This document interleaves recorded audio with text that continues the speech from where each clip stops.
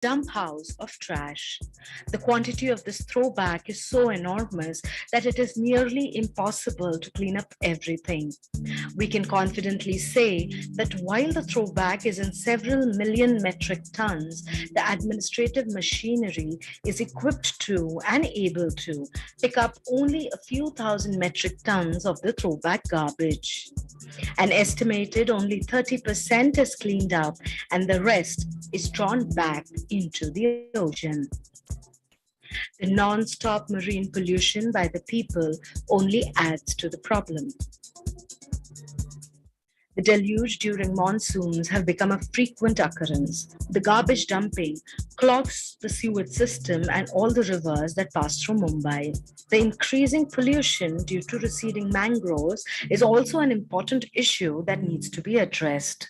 Mumbai metropolitan region consists of local bodies who are responsible for cleaning up of sewage systems, coastlines, river binaries, and creeks. In addition, it is important that the state government and the central government also take up the cleaning of the ocean on priority. Thus, Project Blue has been initiated. The Project Blue believes that the cleaning of the ocean is a two-way process. One is to entirely stop and control any kind of waste from entering not only the ocean but also the rivers, their binaries, and creeks which flow into the ocean. And two is to clean up all the waste that the ocean throws out. This is an enormous task and will require political and social strong will. Thus, we propose that an autonomous government body be formed which will oversee the entire process of cleaning of the ocean and then maintaining the cleanliness. This body should have representation of all the local bodies under the Mumbai metropolitan region, state government, central government, environmentalists, representatives of citizens, and also celebrities and public influencers living in the city. Getting people involved is a very important way to achieve this, and here is a recent case study. During the corona pandemic, when the country was under a complete lockdown, just some days of complete restraint from the people revived the natural balance to some extent. Birds returned to trees and fish returned to the ocean. If people are made responsible and involved in the process of reviving nature, we are confident that we can boast of a blue coastline very soon. Come, let us join hands, clean up, and make our ocean blue again.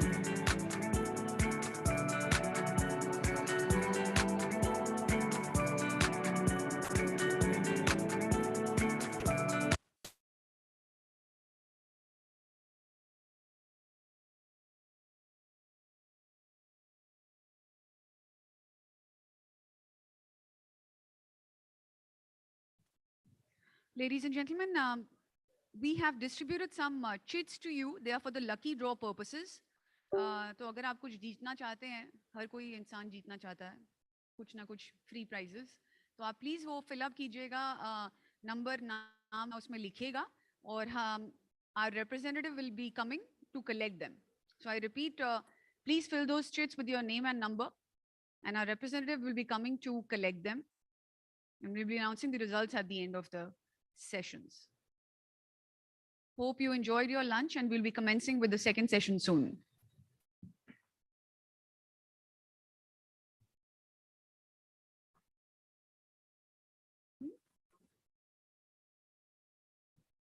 Also, if I may make a request, there are many seats which are empty in the middle. If you guys can come forward and sit with each other, the room would look much more full to us. So I would really appreciate if you guys at the back, if you can come in the forward where you can see the empty seats, it would really give a different view to the room. So can I have all of you occupy the vacant seats in the front? आगे आइए, आगे से देखिए, अच्छा लगेगा आगे से देखना और ज्यादा.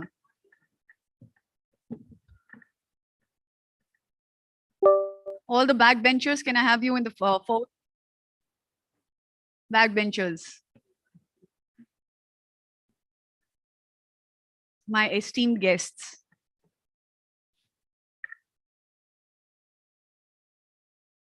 Thank you so much. Thank you so much for your cooperation.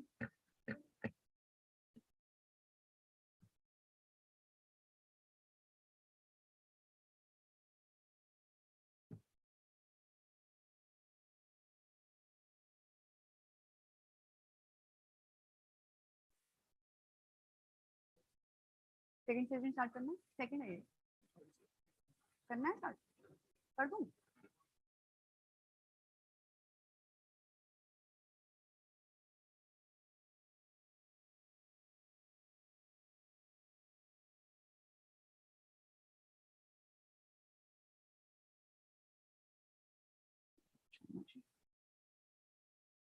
All right, and we will be commencing with the second session.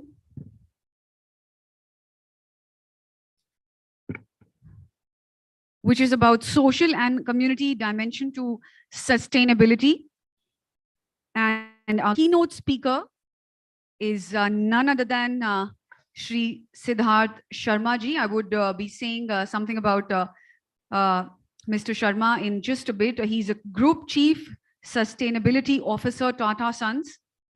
He was appointed as the Group Chief Sustainability Officer at Tata Sons in 2019. Prior to that, he was also a civil servant for more than 2 decades, starting his career with the Government of India. And he has handled many important assignments in key ministries of the GOI, such as the President, Secretariat, Finance, Urban Development, External Affairs. Siddharth Sharma ji possesses a deep insight and knowledge of the Indian financial system, having worked in the Ministry of Finance in different stints. He was a key member of the top management team of the Pension Fund Regulatory and Development Authority of India and the pensions regulator during 2007 to 2009. And in that capacity, oversaw the expansion of the national pension system to the unorganized sector, insurance and banking sectors. He also spearheaded a pilot project for transitioning Government of India from cash to accruals, while in the Ministry of Urban Development, extensively researching the financial systems of the UK and Canada for this purpose. So can I have a huge round of applause for this very, very esteemed keynote speaker. I'd like to call him upon the stage, Mr. Siddharth Sharma ji, Group Chief Sustainability Officer, Tata Sons.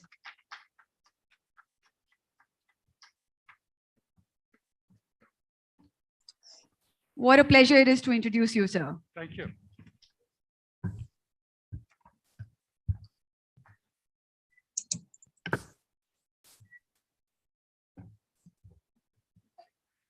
And how can I forget our esteemed moderator, Mr. Raj Shekhar Joshi ji. Can I have a huge, huge round of applause for our very esteemed moderator, Mr. Raj Shekhar Joshi ji.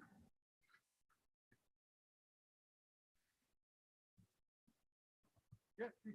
I'll come and sit there. Can I have the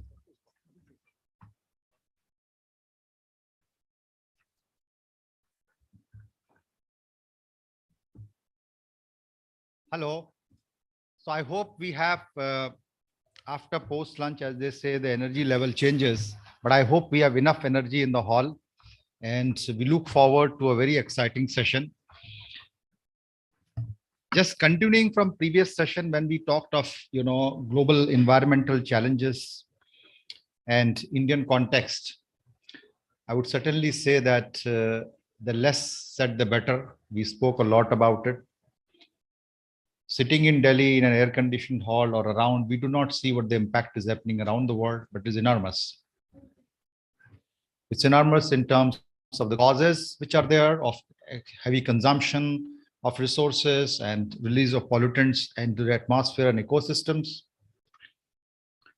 The symptoms which we see, which are there in terms of sea levels rise, in terms of, first time there was rain in Greenland. It never rained in Greenland. Summit sheet, it was there.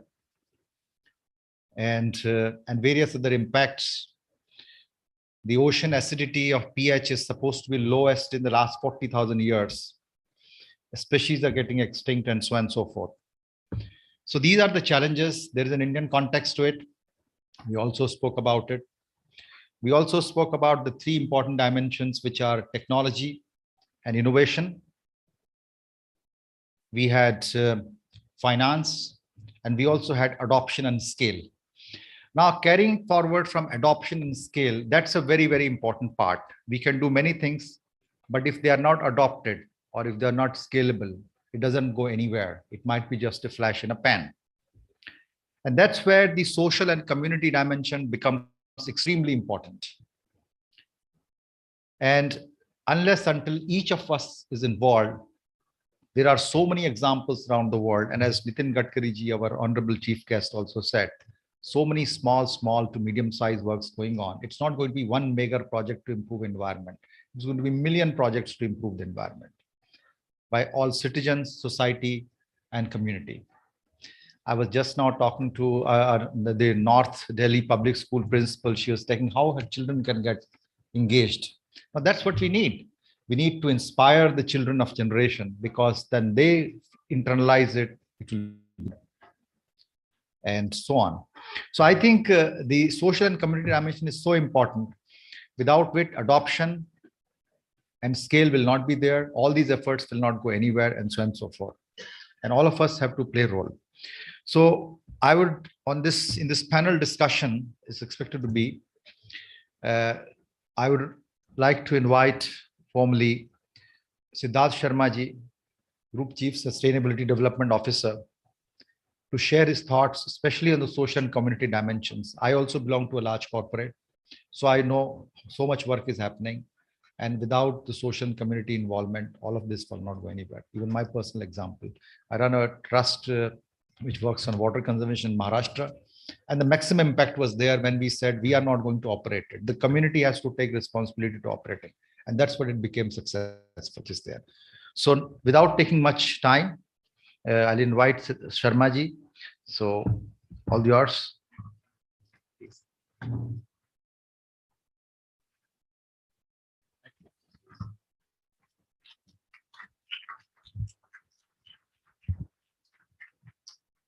Thank you so much for the very kind introduction. So I can see that the hall is filling in. It's been lunch, and traditionally after lunch, I've always seen that attendance and enthusiasm both seem to flag. But this is a very, very important topic that I'm going to discuss. And I'm, of course, representing India's largest corporate house, which I have been a civil servant in the past. And I always say that the Tatas are nothing less than Government of India itself in terms of the scale and the scope and the expanse of activities, what we cover in the economy as a whole. There is not a single area of economic activity. You would be very hard pressed to find an area of economic or social activity that the Tatas are not present in, either in the form of our group companies or in the form of the intervention of the Tata Trusts. So in many ways, I always say that we serve as the bellwether of the Indian economy and Indian society. And therefore, if I take you to, just to give you a context, the Tata Group is, of course, a global enterprise, which is present in 10 sectors, operates in 100 countries, and has revenues in excess of $103 billion. It has a market capitalization as on 31st March of this year in excess of $240 billion US dollars. We are, after Government of India, the largest employer. We employ more than 800,000 people on our rolls. We are also India's most valuable and trusted brand, being consistently ranked as #1 in brand finance. So there's a lot of trust that people all across India and the world place in the Tata name. Now, my question is, and what I'm saying is that this trust is never built in a day. It has taken the Tata Group 150 years of not only economic development, but also of working alongside our communities.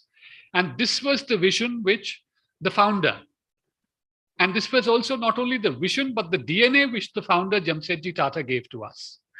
And it has been the privilege of the Tatas to have had very, very enlightened chairman after Jamsetji Tata, who one after the other, through their foresight, built up what this group is all about today. And I think the first thing I say, it's all right, we can talk about hundreds of billions of dollars in market capitalization in terms of revenues. But I think for me, the most important thing, and this is when I'm speaking to colleagues abroad, some of the biggest global names, that this is the only group where you will see that there's a very unique ownership structure. And this is where I say, please, this is typically the model of trusteeship, where you have a distributed model of wealth rather than an accumulative model of wealth. The Tata Sons, which is the group corporate center, which I am representing today when I am speaking to you, more than 2/3 of that group corporate center of Tata Sons is held by the Tata Trusts. And the Tata Trusts are philanthropic organizations. They have been into philanthropy from the point of time more than 100 years ago when they were incepted. And the Tata Sons is the majority owner or the primary stakeholder in all our group companies. There are about 100 companies, of which 29 are listed companies. And these are top of the line companies across the Indian spectrum, as I said, whether it is Tata Services, whether it is Tata Steel, whether it is Tata Motors, whether it is Tata Chemicals, whether it is Indian Hotels. You just go and you see. Now, the better that the companies do, the more that the profits that the companies earn, the greater is the dividend that is passed on from Tata Sons to the Tata Trusts. So the more you are earning, the more your engines of economic growth are working well, the greater is the money which is going into philanthropic causes. So therefore, if you see that this is a kind of a direct transfer which is happening, and this is why I say it's a very unique organizational structure, because at the helm of the structure, nowhere in the world will you have a corporate structure where money is actually being, the better you are doing, the more are you contributing to society and to economy.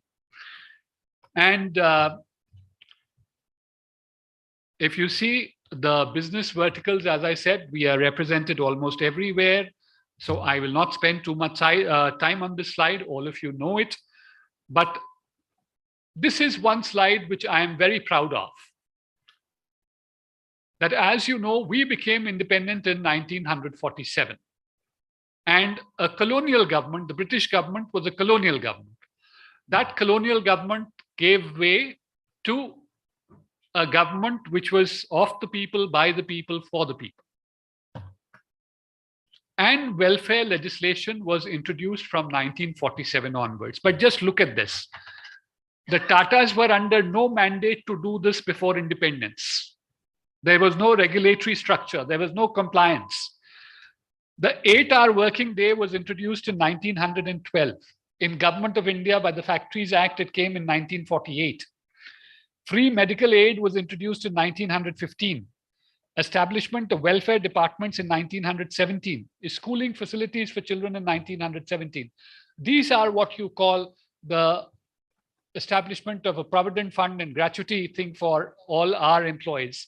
Much before the PF and Gratuity Act came, this is all what you call is the social dimension. This is where you are caring for your ecosystem, and a large part of that ecosystem is your communities, is your employees, is the stakeholders that you work with. We've also been builders of institutions, top class institutions, whether it was the Indian Institute of Science, whether it is the Tata Institute of Social Sciences, whether it is the Tata Memorial Hospital, the Tata Institute of Fundamental Research, the NCPA, etc. And so, as I say, that when people come to me today and talk about sustainability and ask how the Tatas have done so well, I take them back to what the founder Jamsetji Tata had said, that in a free enterprise, community is not just another stakeholder in business, but is in fact the very purpose of its existence. So You cannot, as I always say, I have been a government officer for the longest years and I love to mentor young people. When young people come to me and ask me, how do we prepare for the IS interview? You cannot prepare for the IS interview in 2 weeks or 3 weeks or 1 month. It takes 10, 15 years of solid hard work, understanding how the world is evolving, how India is evolving.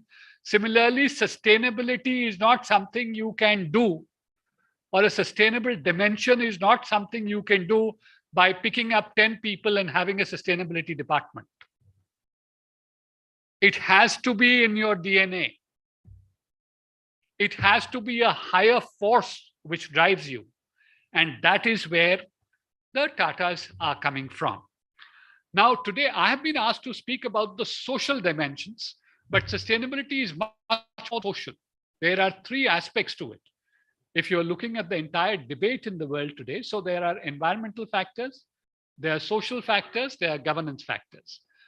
Because I've been asked to speak about the social aspects, I will only speak on that. But the Tatas have been very, very proactive in addressing all these, whether it's environmental, whether it's social, or whether it's governance structures. So if you look at corporate social responsibility in the Tatas, the CSR part of it. Now, insofar as Government of India is concerned, it was mandated with effect from 1st April 2014. And all companies which met a certain threshold had to contribute 2% of their profits over the last 3 years, average profits over the last 3 years, to community spending projects which were identified in Schedule 7 of the CSR Act, Companies Act. In our case, it was always happening. It did not require a mandate. If I tell you today, TCS spends something like 600 crores annually on CSR. Tata Steel spends something like 400, 450 crores annually on CSR. This is much more than the mandated 2%. It does not, if I remember correctly, Tata Steel is spending something like 5 to 6% every year on CSR. And much before this mandatory compliance came in, much before this regulation came in. So we account for almost 1,100 to 1,200 crores a year across our 29 listed companies for CSR. And now you look at the Tata Trusts, because they are trusts, they are not corporates. And therefore, they do not fall under the ambit of CSR. But the Tata Trusts are also spending another 1,000 to 1,200 crores a year on the same set of social impact activities, on the same set of philanthropy, on the same set of water, rural and urban employment, livelihoods, medical care facilities. So it's an exercise. We are partnering the government and our citizens in nation building. If you look at the quantum of expenditure on this, it's almost 2,000 to 2,300 crores a year, which is probably the highest that any corporate group in India does. And then if you look at COVID, when COVID came in, I am talking about this is regular expenditure. When COVID came in between the Tata Trusts and Tata Sons and our companies, we said 1,500 crores earmarked just for COVID and counting. It was not a cap.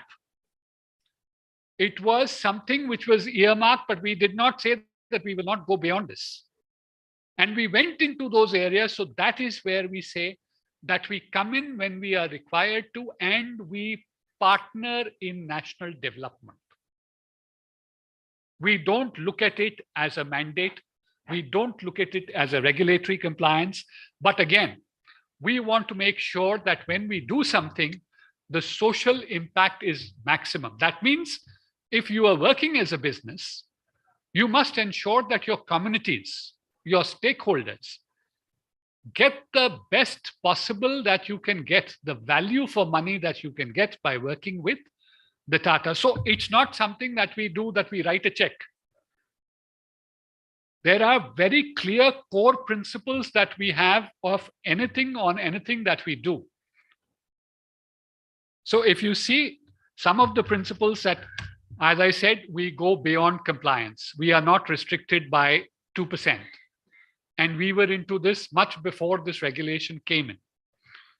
We are impactful. So what impact does it create on the ground? Does it help the people? Does the project help the people for whom it is intended? Any project, as all of you know, I think Raj had just mentioned here, you need to have collaboration. You need to have community participation. If you look at the Jal Jeevan mission, and we have partnered on the Jal Jeevan mission also, how is it that you cannot have a program working unless it is the people who are most impacted who come forward and take charge? We are also linked to business. We follow sustainable development principles. We are participative and bottom up. So these are core principles. When we appraise projects, our companies appraise projects, we look at it from a multifaceted prism. It is not, as I said, and I will repeat again, not a simple exercise of writing a check or collaborating with one or two people. We look at what are the long-term dimensions on our communities, on social sustainability when we get into it. And there are many, many terrific programs that the Tatas have done. This is various initiatives by our companies. Tata Steel, Tata Chemicals. There's this Okhai where a group of rural women,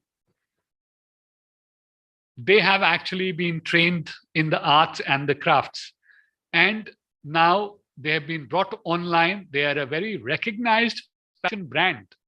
These people, these ladies in the rural communities are earning money by putting in the best fabrics and the best garments online and getting just rewards, which they would otherwise not have got. TCS has a program which is focused on digital innovation and design thinking. Basically, a problem-solving framework for children, especially children who come in from disadvantaged communities. Similarly, Tata Communications and Tata Steel, there's a program called Mansi, which focuses on mothers and newborns. And how do you ensure that the benefits of interventions? How do you reduce maternal and neonatal mortality? And if I move away from companies and I talk about Tata Trusts, a lot of you would know that the Tata Trusts are partnering government in the National Cancer Grid, which is setting up top-class hospitals in each state capital for diagnosis and treatment of cancer.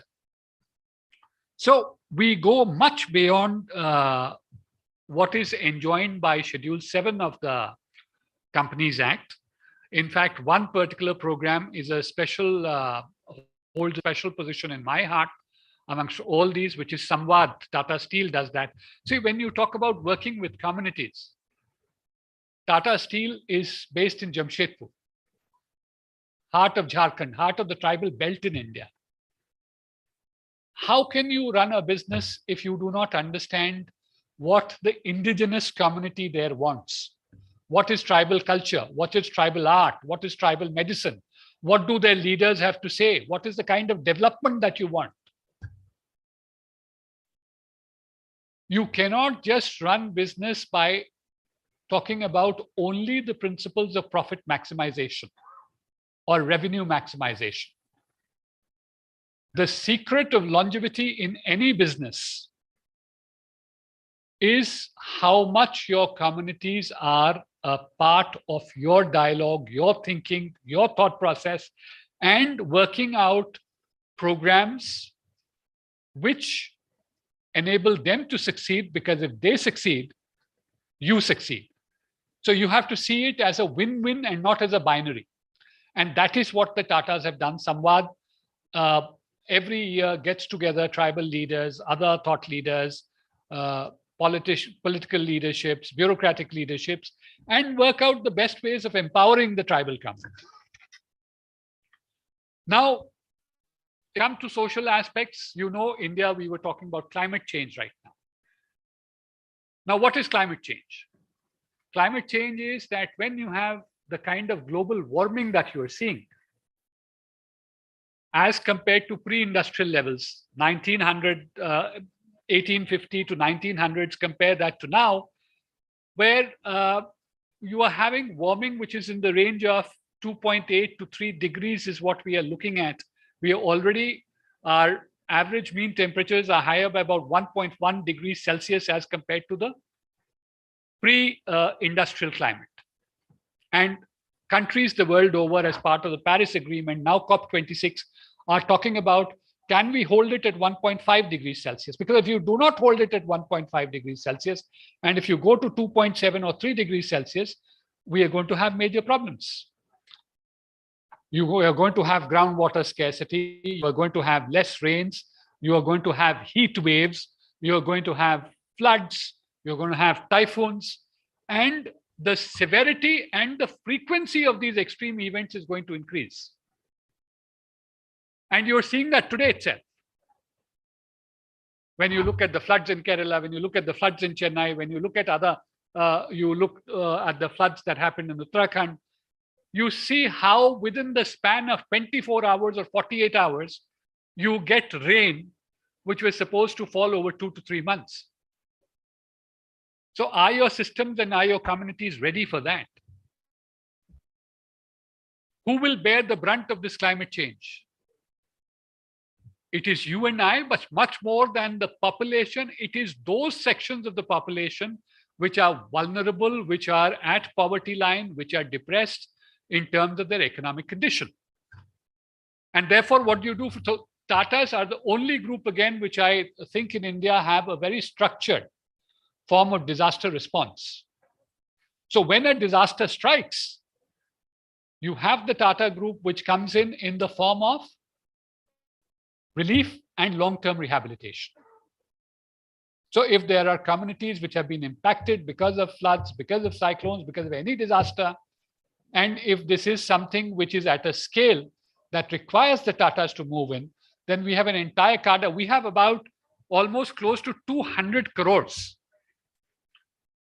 which is vested in disaster response. And we have a very trained cadre of disaster management professionals and procurement officers and project officers who actually go to these areas and who work on long-term relief and rehabilitation. And again, as I said, we do it as per, not that this is a knee-jerk reaction that a disaster has happened, let's send 10 people here, or let us put 20 crores into it and let's see what happens. It is a set of values which guides us. And I will take you to those values. You can have a look at it yourself. What are the values that we look at in terms of disaster response? We want to do good. We will be responsible in our use of resources. We will be accountable for our activities. For people in the back rows, those who are interested in speaking on their mobiles, etc., I would advise you to leave. If you want to talk, I don't have the time here to stand here and talk to you about social dimensions. You are most welcome to leave.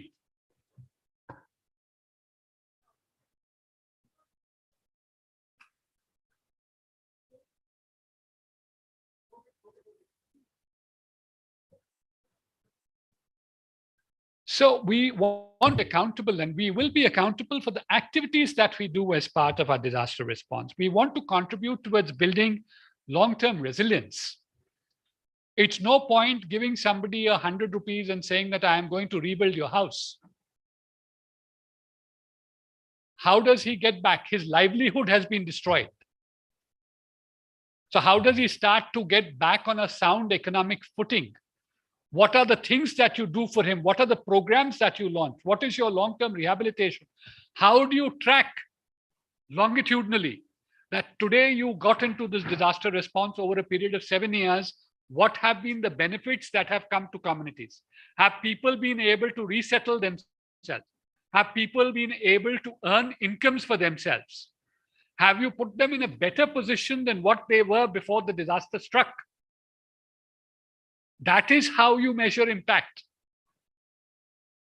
It is not, as I say, whether it is CSR, whether it is disaster response, it is not writing checks and getting people onto the field. it is looking at it through a much broader lens, a much broader prism.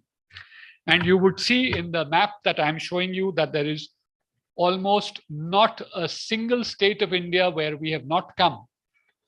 We have almost more than 10 to 12 responses launched at different times and covering almost an investment of 200 crores. And this continues till date. And as and when something happens, we get in and we ensure that we take care of our communities. And I again focus on community because, as I said, it is the poor. When climate change happens, when extreme events happen, it is the poor who will bear the brunt of it. It is they who will lose their livelihood. It is they who will lose their homes. It is they who will lose their habitats. And therefore, you have, or we have, a responsibility to protect them and to make sure that we take actions, all actions which are sustainable and which are geared towards a social purpose. We also look at integrating disaster risk reduction in CSR. So how is it when you are conceptualizing and implementing a CSR program, which is meant for a community? How is it that you put in, because disasters are arising because of a causal factor. There's a causality. What is the causality? And if you can recognize the causality and if you can take that into structuring your program, you're automatically enhancing the impact of your CSR program. So we are trying to integrate a disaster risk reduction in our CSR programs now. That is the latest thing that we are doing. Again, all our employees, and this is not because there is a company mandate. I said we have 8 lakh employees. We are the second largest employer after Government of India. All our employees go into volunteering. There's no mandate here. It means going out on a Saturday, Sunday. It means working with your communities, whether you are teaching them, whether you are cleaning up a beach, whether you are taking any activity which is socially relevant, and spending time, whether you are mentoring children, whether you are mentoring younger people. And we are one of the world's largest corporate global volunteering programs. We are amongst the top 10 globally. And since 2015, we have clocked more than 1.5 million hours annually, 15 lakh hours of volunteering.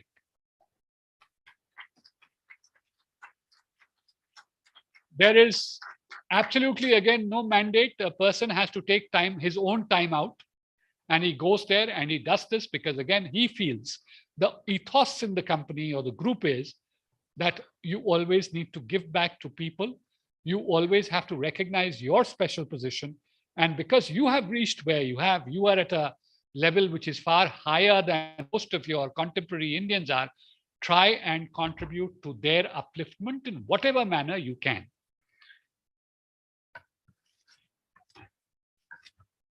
And similarly, we have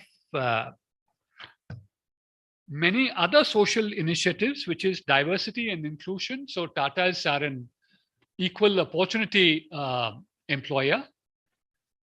And today, the representation of women across the Tata Group stands at 28%.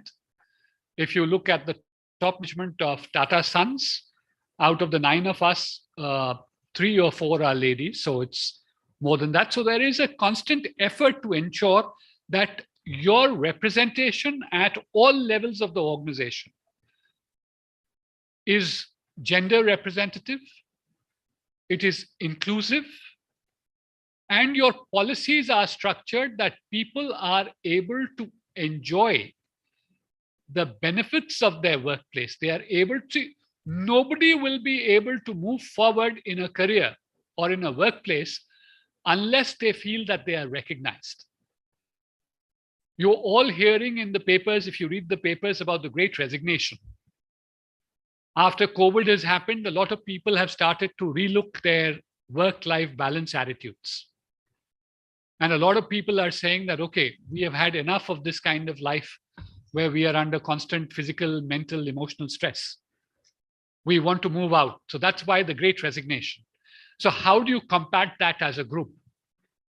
How do you make sure that people stay with you, are happy, and are ideologically wedded to what you're doing? It is by making sure that your policies across all spheres take care of all sections of your employees. So diversity and inclusion is a major area for us. Business and human rights. Now, anywhere there is a corporation, there is a company. Whenever you do business, it is possible that some human rights will get affected. Some people may get displaced. There may be others who are impacted in different ways.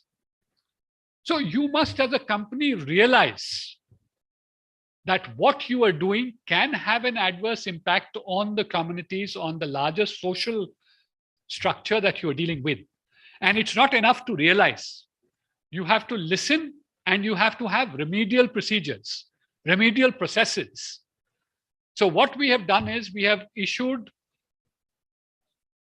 business and human rights guidelines for the whole group. And based on that, individual companies are putting in place policies which relate to protection of business and human rights. So Tata Steel yesterday, one of the oldest Tata companies, the oldest Tata company, and one which has a huge workforce which is employed in manufacturing, shop floor operations, etc., has adopted a business and human rights policy as part of their corporate policies. Similarly, Tata Chemicals has, Rallis has. So all our companies are moving forward to recognizing that there are rights that exist, and those rights of various stakeholders need to be protected. Then we similarly have a Tata Affirmative Action Program, which is to take care of disadvantaged sections of society. You know, Government of India has reservation in jobs. 15% for the scheduled caste, 7.5% for the scheduled tribes, another 27% for the other backward, 50% of reservation in jobs in other areas. We are now also talking about operationalizing in the government promotion, reservation and promotions, and the Supreme Court is hearing that and has given some guidelines. So we run the Tata Affirmative Program, which is to ensure that our disadvantaged people are able to come up. So that was, in a nutshell, an overview of what the Tatas are doing on the social dimension. I said that I have been asked today to speak about the social dimensions, but we have not we've been very, very high on the environmental and the governance part.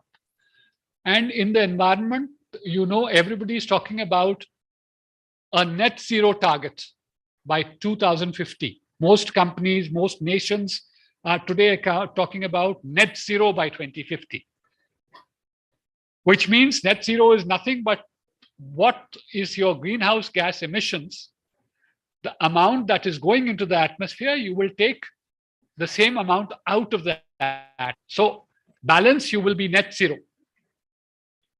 Now, the Tata companies are looking at it very, very carefully. A lot of them have announced their net zero ambition as a very responsible citizen of this nation, as a very responsible corporate citizen of this nation. And we are looking at it from a group point of view. We are looking at it from a company point of view. So if you look at Tata Consultancy Services, that has said already net zero by 2030. Jaguar Land Rover, net zero by 2039. Tata Chemicals has set targets. So we look at all these things as part of a consolidated, holistic whole. So it's not that social is one part, environmental is another part, governance is another, and they don't speak. Because if they don't speak, then you are not going to have change. You have to view them as part of an overall whole. And it is only then that you will be able to deliver the change that is required in your governance, environmental, and social processes. So I will end on that. I think, yes, we've managed to stay true to the time. And thank you for giving me this opportunity.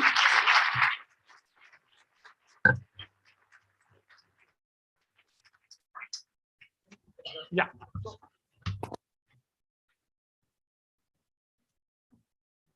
Thank you so much, Siddharth sir. And we would now be felicitating Siddharth Sharma ji. And we request Dr. Rajesh to please do the honors.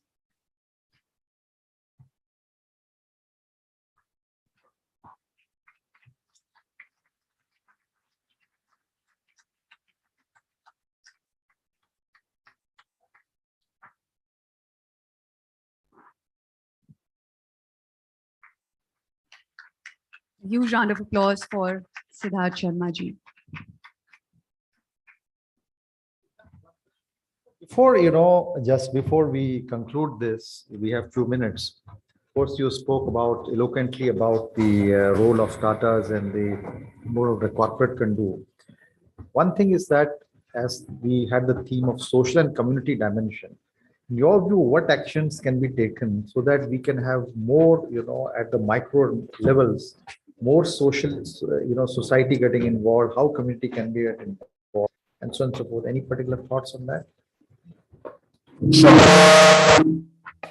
So I think it's very important that you have to whether you talk about social issues or environmental issues, no person, no organization, no country can do anything on its own. We realize that.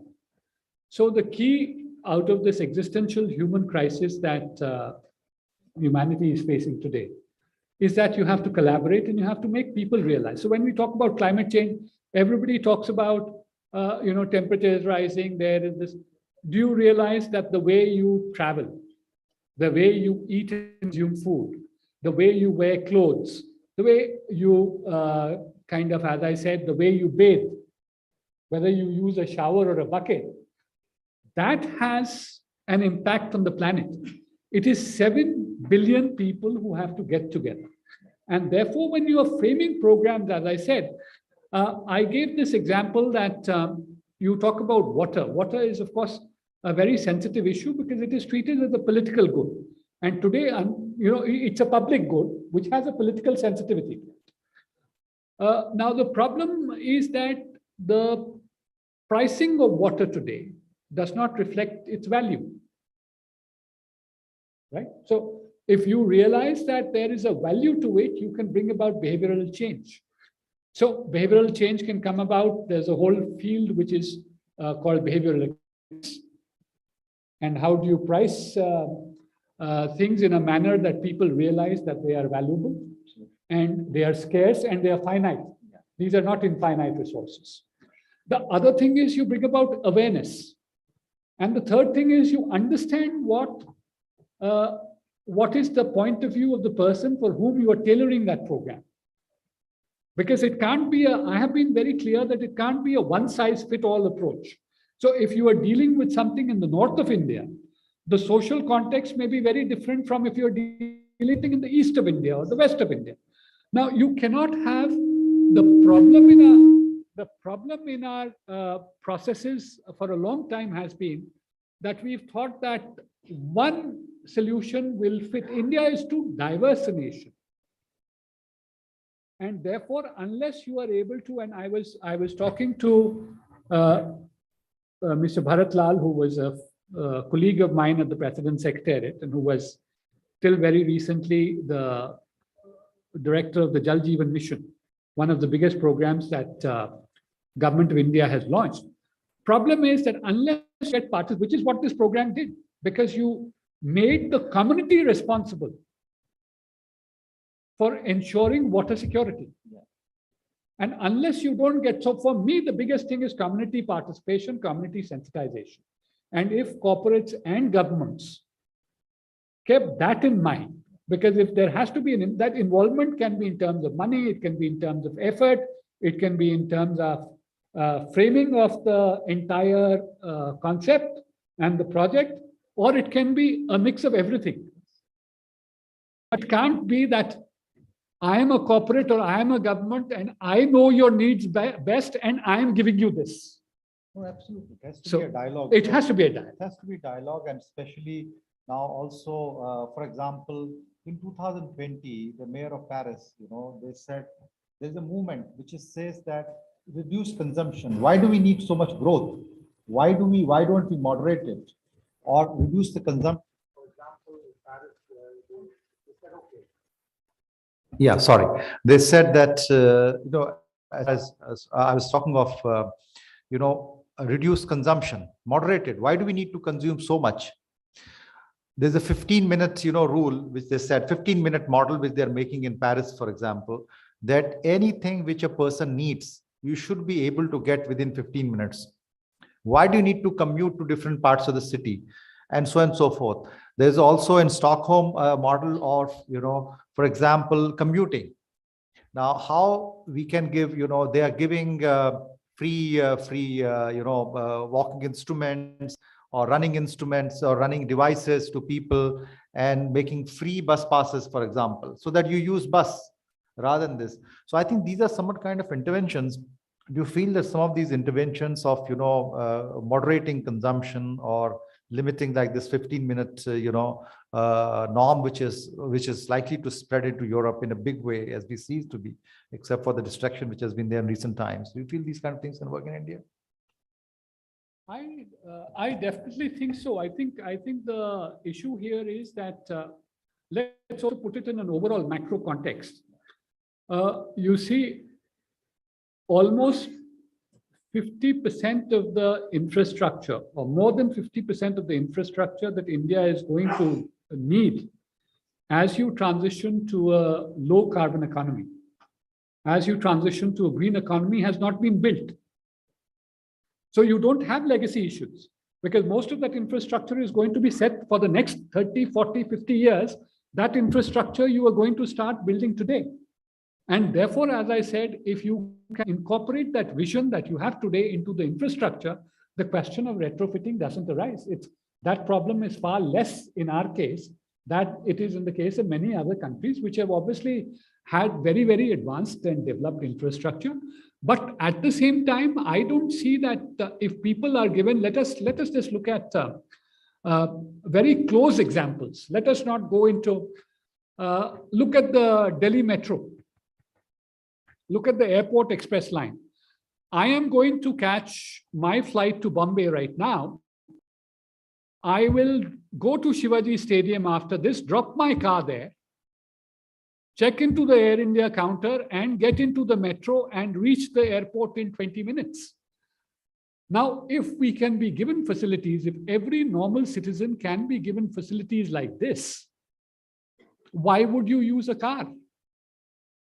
If you have effective public transport, if you have policies, if you look at most of these business districts in some of the top countries of the world, it is such a heavy tax that you pay during peak hours if you use a vehicle. Now, it's only a question of ensuring that you frame policies which kind of work with the masses and you sensitize them and tell them that this is for their benefit. And mostly you will be surprised that the inputs will come from them. They will tell you what works, what does not work. So the entire model of leadership, whether it is in corporate India or governance or in government, has to be one which is collaborative and which kind of caters to the needs of the individual citizen. And once that happens, I have absolutely no doubt in my mind that every citizen will rise to the occasion. And people, it may take time for change processes, but if people see that there is value in what is being done, they start to follow that. I mean, everybody is a rational human being. And if they think that, so I think definitely my thing is that it has to start from being very participative, very bottom up, and very collaborative. Absolutely. So one point which, of course, you said in the towards the end, and which is a very important theme, this is not just a crisis; it's an opportunity of enormous proportions. It's an economic opportunity. The trillions of dollars going to be spent on climate change or other areas are going to be pumped into economy only. And that's the benefit is going to be there. So thank you so much. I think it's been a very wonderful presentation of yours and also this exchange. And thank you so much. Thank you.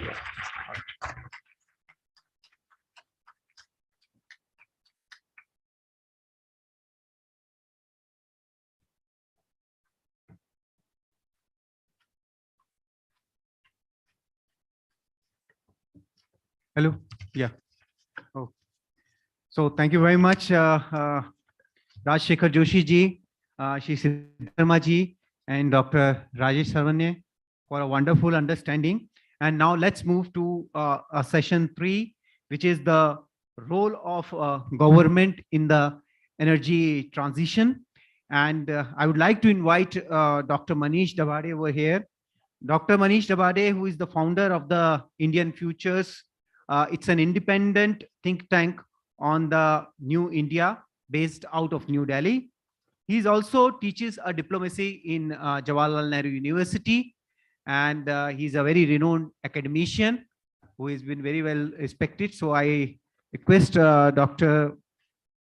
Manish to please moderate the session on the role of government in energy transition. Thank you.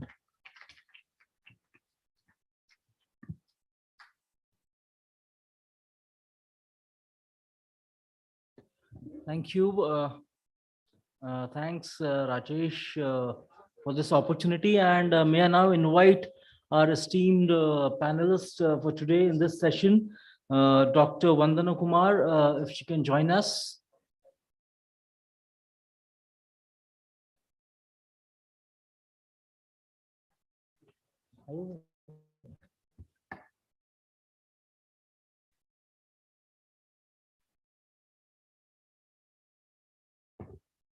Is Dr. Vandana Kumar with us?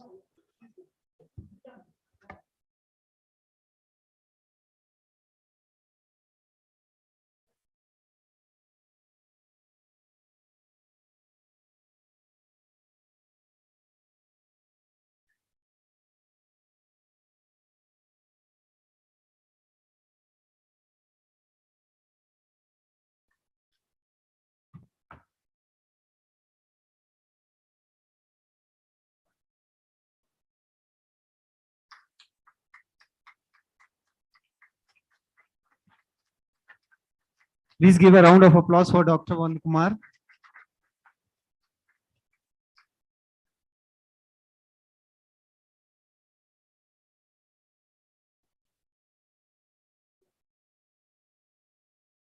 So please.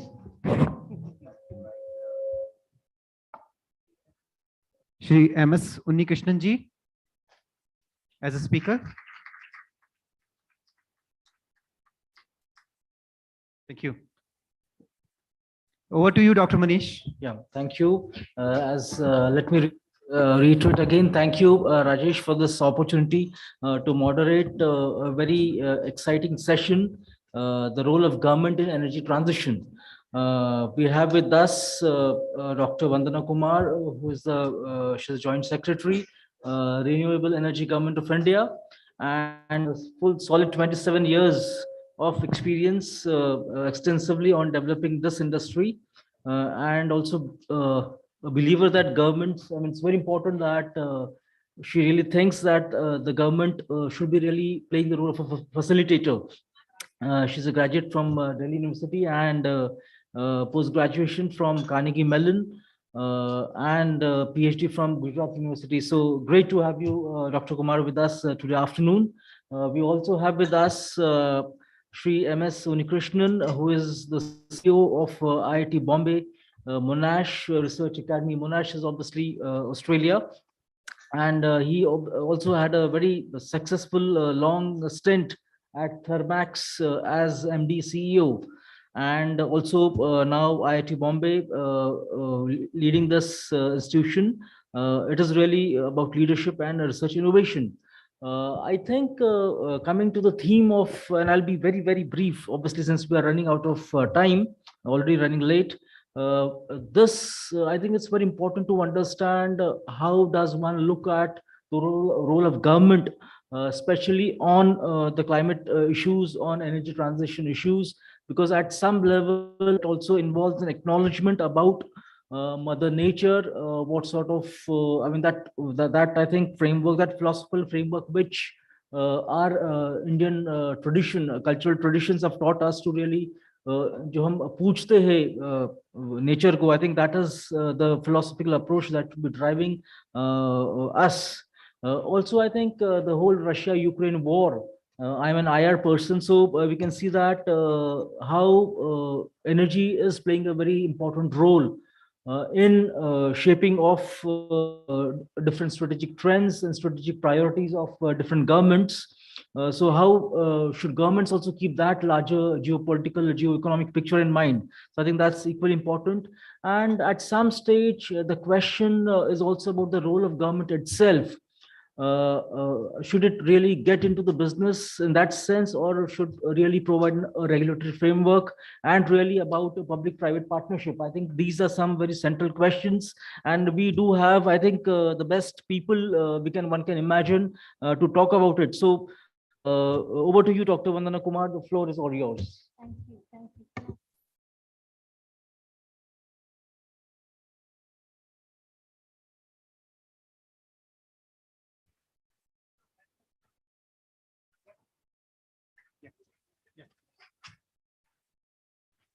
Hardly be visible, I guess.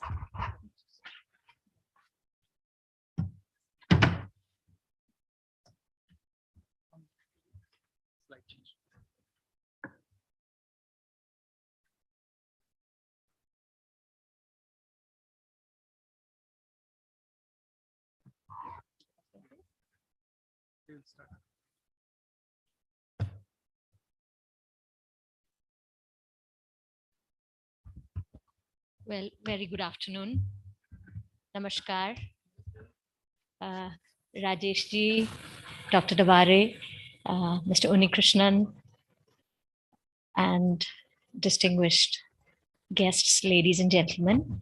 It's my proud privilege to be part of this wonderful event that you've organized, discussing sustainability, celebrating sustainability and the various efforts. And it is a confluence of different stakeholders, people coming from different walks of life. It's wonderful to see our spiritual leaders and the policymakers and people from different walks of life on the same platform. It's really heartening to see that. So my grateful thanks to you for making me part of this, and to be able to share some of the thoughts as to efforts which are being made within the government through our policy work to not just attain sustainability, but to achieve our climate goals, to make very earnest efforts towards energy transition, reducing our dependence on fossil fuels, moving towards greener sources of energy. How we have attained that in the last decade, nearly a decade now, and do we see are the efforts that we can make going forward. And it's a big collaborative effort that we need between the central government, the subnational governments, the state governments, the local governments, citizen-centric approach with community organizations. It is all of these efforts. Industry has a very big role. Regulators have a huge role to play. So I will share some of these thoughts. And what you see, hopefully, are some of the images that you may recognize. Anybody can tell me what is this image on the right side? Which one? Which one? Okay. One more guess. The cricket lovers should know it. It is Chinnaswamy Stadium in Bangalore. And that has a 340 kilowatt rooftop solar. And when this started, it was the first effort of its kind. What you see on the extreme left is one of the larger solar parks in the country, the two big ones. One is Bhadla, the other is Pavagada. So it is one of those, even I'm not sure which one, but these are 2000 megawatts each solar parks. So 2 gigawatts of solar power is what those parks produce. And of course, okay. So if we look at some of the recent announcements and some of the recent work that the government of India has done. Perhaps some of you would recall the Panchamrit, which was announced by the Honorable Prime Minister on the occasion of COP26. There were some of the very significant announcements which have been made by Government of India in its quest to achieve the climate goals.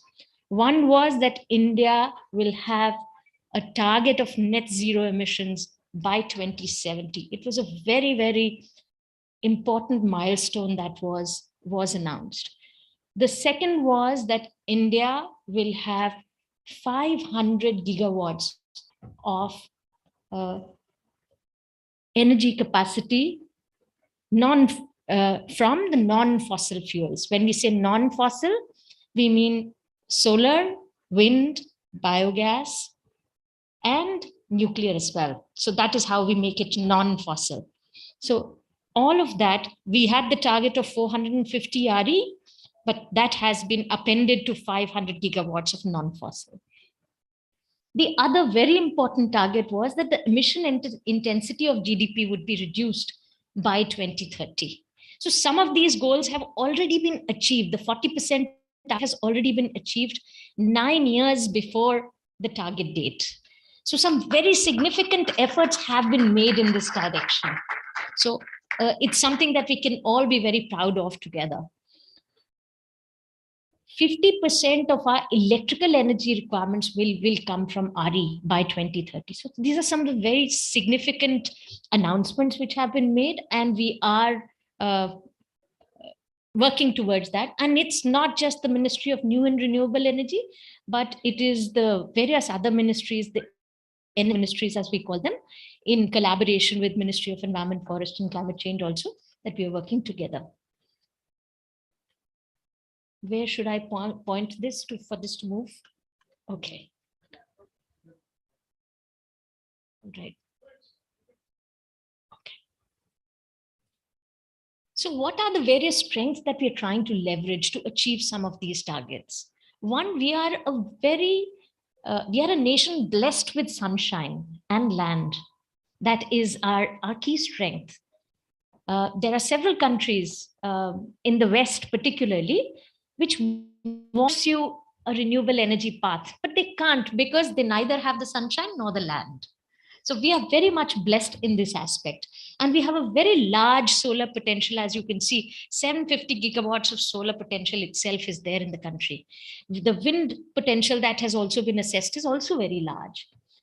Then we have one of the largest grids, the transmission grid. We don't get to know about it sitting in our homes and offices, but the reality is that India has one of the largest and most robust grids in the world. So that's another big strength.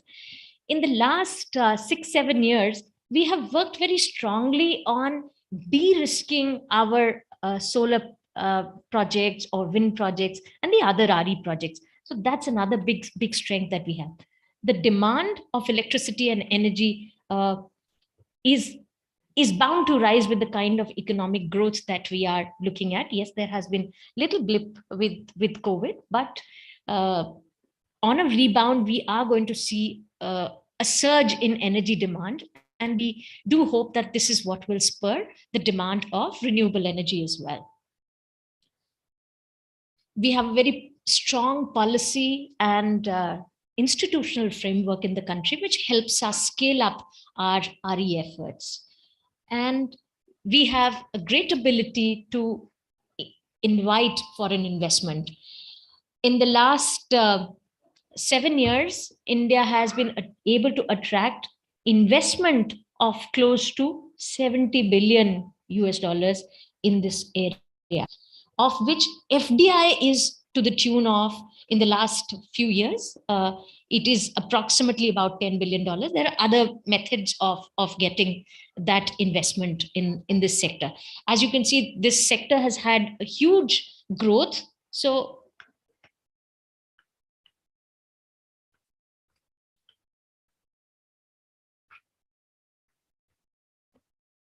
yes. So ये हमने कैसे किया?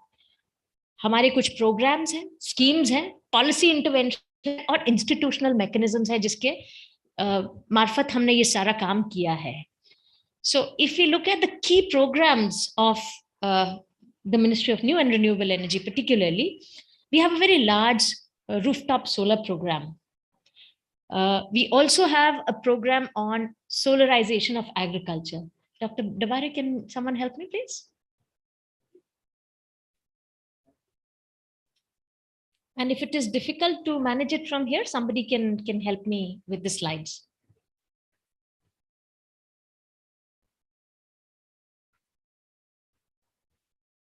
Okay, till such time ये slides वापस आती हैं, I'll continue talking. So हमारे कई programs हैं जिनके द्वारा हम ये सारा अपना scaling up का काम कर रहे हैं. The country has approximately 6 gigawatt of rooftop solar today. Rooftop solar माने घर के ऊपर, छत के ऊपर या commercial establishments के ऊपर, or the one that we saw in case of the Chinnaswamy Stadium. Establishments like all of those put together have approximately 6 gigawatt of solar rooftop.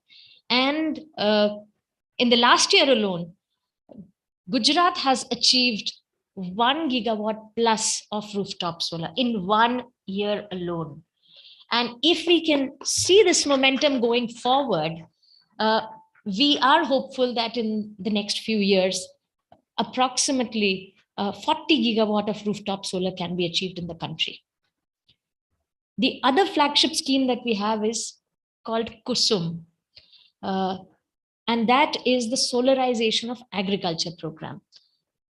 Perhaps you would know that agriculture uses a lot of pumps for irrigation.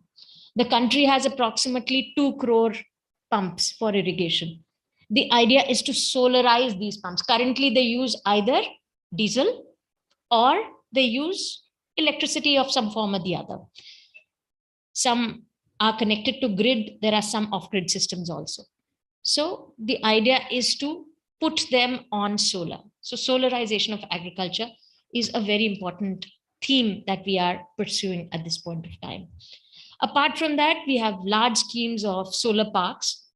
I showed you an example of Agada Solar Park. Some roughly about 50 gigawatt capacity has been sanctioned, and we are pursuing that. Abhi utni install nahi hui hai, lekin that work is in progress. You can see all of these projects require a lot of land. They have a land requirement. So there is a need to pursue those. Apart from these programs that I mentioned, the other very important work is the policy work that we are doing around it. Policy, when we say policy interventions, whether it is in the form of coming out with standard bidding guidelines, this all sounds very unromantic, but this is the key work that the government does. And that is what leads to the results that we see on ground. So whether it is standard bidding guidelines or coming out with authorized lists of manufacturers, recently a basic custom duty of 40% has been brought out on modules. So all of these measures are contributing to the growth of solar.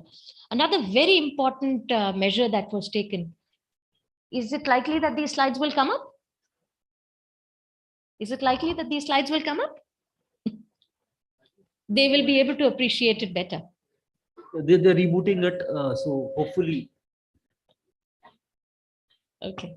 They'll be able to appreciate it better if there's some material up there. Otherwise, khane ke baad, it could get a little tedious.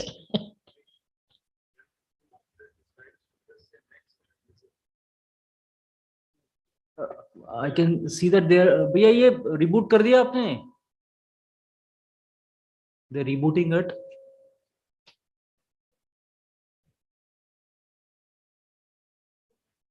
It's all right. It's all right.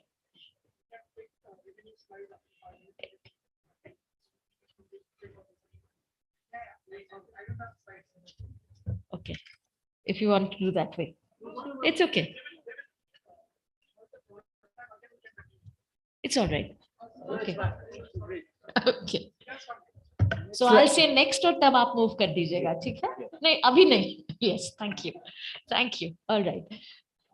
So as you can, yeah, the other very important thing that has been done is the RPO trajectory, the renewal purchase obligations, जिसे कहा जाता है.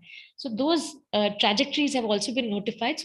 So the state governments, the discoms, the industries have certain targets to achieve in respect of RE. So these are some of the major interventions which have been made.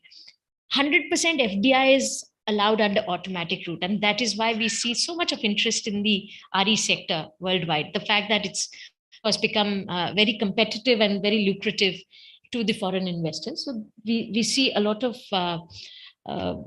development on this side as well, and very strong institutional mechanisms at the state level, at the center level, that we see in terms of Solar Energy Corporation of India. We have R&D institutes working in this area. So over the last 6-7 years, we have been able to build several mechanisms which are assisting the growth of renewable energy in the country. Next, please. Yeah, next slide, please. Thank you. Thank you. It works. Right. So what we have been able to do, it's something all of us can be very, very proud of. 155 gigawatt of solar. We have made, I'll show you some of the slides, 3 times progress in the last 7 years alone. What used to be, and please mark my words, 2.6 gigawatt of solar in the year 2014 is today 55 gigawatts, roughly 50 plus gigawatts. We have made an 18-time jump in solar capacity, which has been installed in the country. 1 billion tons of emissions have been averted over time. Today, renewable energy in terms of installed capacity is about 38% of the total electricity capacity which is installed in the country. And in terms of generation, क्योंकि solar तो सिर्फ दिन में होता है, so उसका as जैसे CUF जो होता है लगभग 25% होता है. So in terms of generation, it's about 10%, but in terms of installed capacity, it's nearly 40%. Looking at the investments, looking at the growth of this sector, the investments which have come are over 5 lakh crore. So a very significant, again, contribution there. And another major thing that has happened is the renewable energy tariffs have come down very, very significantly over the last 7 years. Next, please. I'll show you some more graphs and charts which will show you the kind of progress that we have made. 36 gigawatt was our total RE capacity in 2014. That has gone up to 109 if we exclude the large hydro. Large hydro मतलब जो आपके जो hydro power projects होते हैं, पहले वो categorized नहीं होते थे as RE. वो पिछले साल से होने लगे. With the result that we now are at 155. But if it's pure play RE, which means solar and wind, it is 109 gigawatts. Even then, these are very, very significant numbers. और अगर आप tariff देखें, so in 2010-11, they used to be about 12 rupees per kilowatt hour.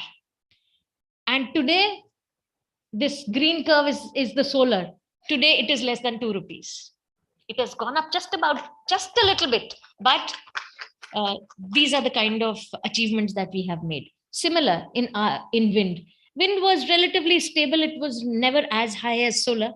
But even then, these are very, very remarkable achievements which have been made. And they also give us hope that we will be able to scale up much further. And there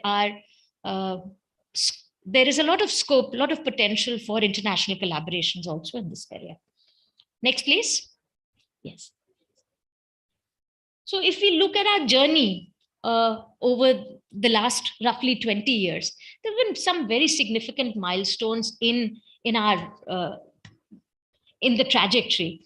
And it started with enactment of the Electricity Act. I think the other major intervention was the RPO trajectory, which was notified in 2018. So, Dr. Dabare, this kind of points to what I'm trying to show here is the various government initiatives which have contributed to the growth of RE in the country and the kind of efforts which are being made for energy transition.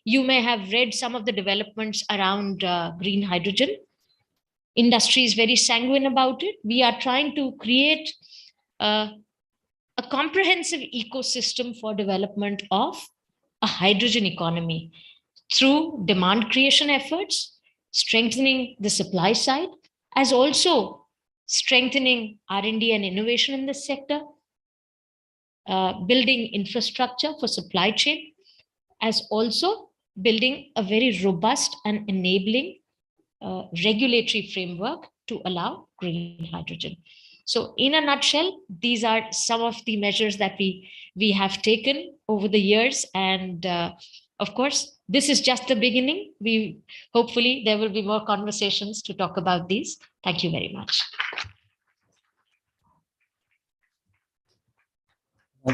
Thank you, Dr. Kumar. I think you really brilliantly mapped, and in fact, good we got the slides back. This made the presentation much more richer and very concrete. And obviously, this was, you took us through, in fact, the larger aim, which you rightly pointed out, was to achieve energy independence by 2047. That seems to be target, and how, I mean, other than the policy interventions, which not many realize, many of us realize do actually lead to concrete progress. And we can see that graph in terms of output, in terms of pricing of renewable energy sources. So I think I think that's a very important part which you talked about. Also, how, and in fact, I think one of the very important observations which you flagged for us was about key sectoral strengths.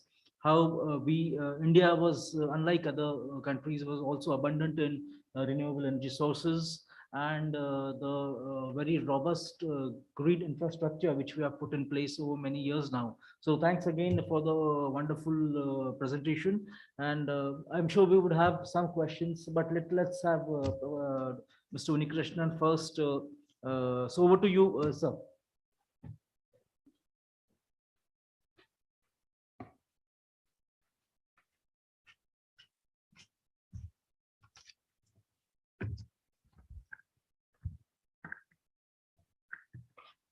Is it? Yeah, it's working. So Dr. Rajesh, Vandana, and Dr. Manish, thanks a lot for inviting me to be partaking in this particular session. Personally, I've spent almost 37 years in the industry, running an energy environment company, taking it to $1 billion size. Thermax is the name of the company. We were very closely associated with the ministry very much. And somewhere I felt there is something lacking in related to your area only, energy. And I felt that's an area of research and technology. So I gave up my executive job, and currently I work in IIT Bombay, running a research academy only meant for PhD students. And a good part of them are related to circular economy, climate change mitigation programs. So somebody who realized that what's that we are lacking. So whatever I'm going to tell, some of them may be contradictory to whatever you would have presented over here. So with apologies and anticipatory bail taken for that, let me start in. In my opinion, what we have done and achieved in the last 15 years, commendable, the best in the world. So I don't have any, or maybe I'm not ashamed to tell that way. We're the best in the world as far as renewable energy and the way we've done is concerned. But the challenges that we face as a country are not exactly that is faced by the rest of the world who already moved far ahead, who possibly created the Paris Agreement. It's something like, I mean, somebody who's currently having a per capita carbon dioxide emission of maybe 20 metric tons per capita. America came down. G7 countries on an average, maybe in double digit, 10 to 12 tons per person. And Middle East is the case because they got too much of oil wealth available, so they can afford to be spending there about 20. And your poor country, when she mentioned about when we started the renewable for our country was only 1.02 tons. And with all the great things that we've done now, per capita is going up to 1.8. So will we go in a trajectory which will compete with the Western world, developed world, or will we have our old thinking related to energy saving? Equivalent, we need to be thinking. And why the challenges which I'm talking about that is, I'll start on with that one. I don't believe that we have got sufficient land available. 17.5% of the entire world population live in this particular country. When you mentioned about we'll be leading the world in population, yes, I'm very confident standing here to say that we'll be the largest population of the world by 2045. We'll have maybe a 1.5 billion population. And that means 1 out of 5 of any human being alive on the earth is going to be an Indian. So 17 to 18% of the global population is living in this country. But unfortunately, madam, you only got 2.3% of the global land available to us. So whatever is the luxury that is available in Australia, it's got a population almost equal to Bombay city. And the country is maybe 1.4 times bigger than your country.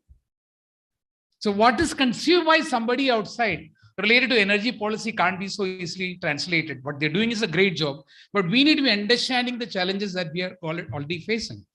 A good part of the solar panels that you're putting on the roof of this country, anywhere in the world, on an average gives an efficiency of maybe 12 to 13%. And the best solar PV currently available in the world is going to be manufactured by Panasonic, giving you 21% efficiency, 22% efficiency. God gives you free photons. What you need to do is only convert that into electricity, electrons that way. That is a photovoltaic action.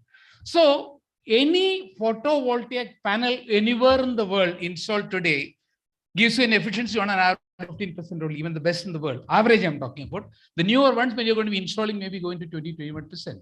So we cannot be affording to be copying the technology that is given to us from somewhere outside. So we need to be researching and working on technologies which can give you 30%, 38%, 40%, 50, 55%, and one day maybe even more than that. And are we working on that? I am currently sitting in the #1 technology institute of this country, IIT Bombay. It's the #1 in terms of technology, in terms of rating in the globe. QS rating #1 in the country, but 175th in the world. And I can vouch that we are not working on what we need to be having. Maybe we'll create a technology 15 years down the line. It's insufficient for it. And any and every renewable energy, barring maybe biomass, which is maybe 8 to 9,000 or 10,000 megawatt equivalent that we're creating out of that, is not an infirm power. It's not a firm power, as you mentioned about. See, most of the Western world, when they've gone into that, the grid is maybe equivalent to China's grid is almost generating 14 lakh megawatt of power today. And in that, if they were to go to 25, 30% renewable, it is okay because grid stability is not a problem at all. But imagine in India, if we were to be having only solar and wind, how will you stabilize the grid? You need to have some other things. So hydrogen has got to come up. You're absolutely right in that one. And we may have to think about this. My belief, I mean, having worked in the industry, manufacturing equipment to captive power generation, power plant equipment we used to be making, supercritical boilers. Are you with me? So we need to be having the clarity how we as a country are going to be managing the energy transition. The energy transition is managed by the developed world can't be thought through for India. We need to continue increasing. It's going to continue 400 gigawatt. You have to do that.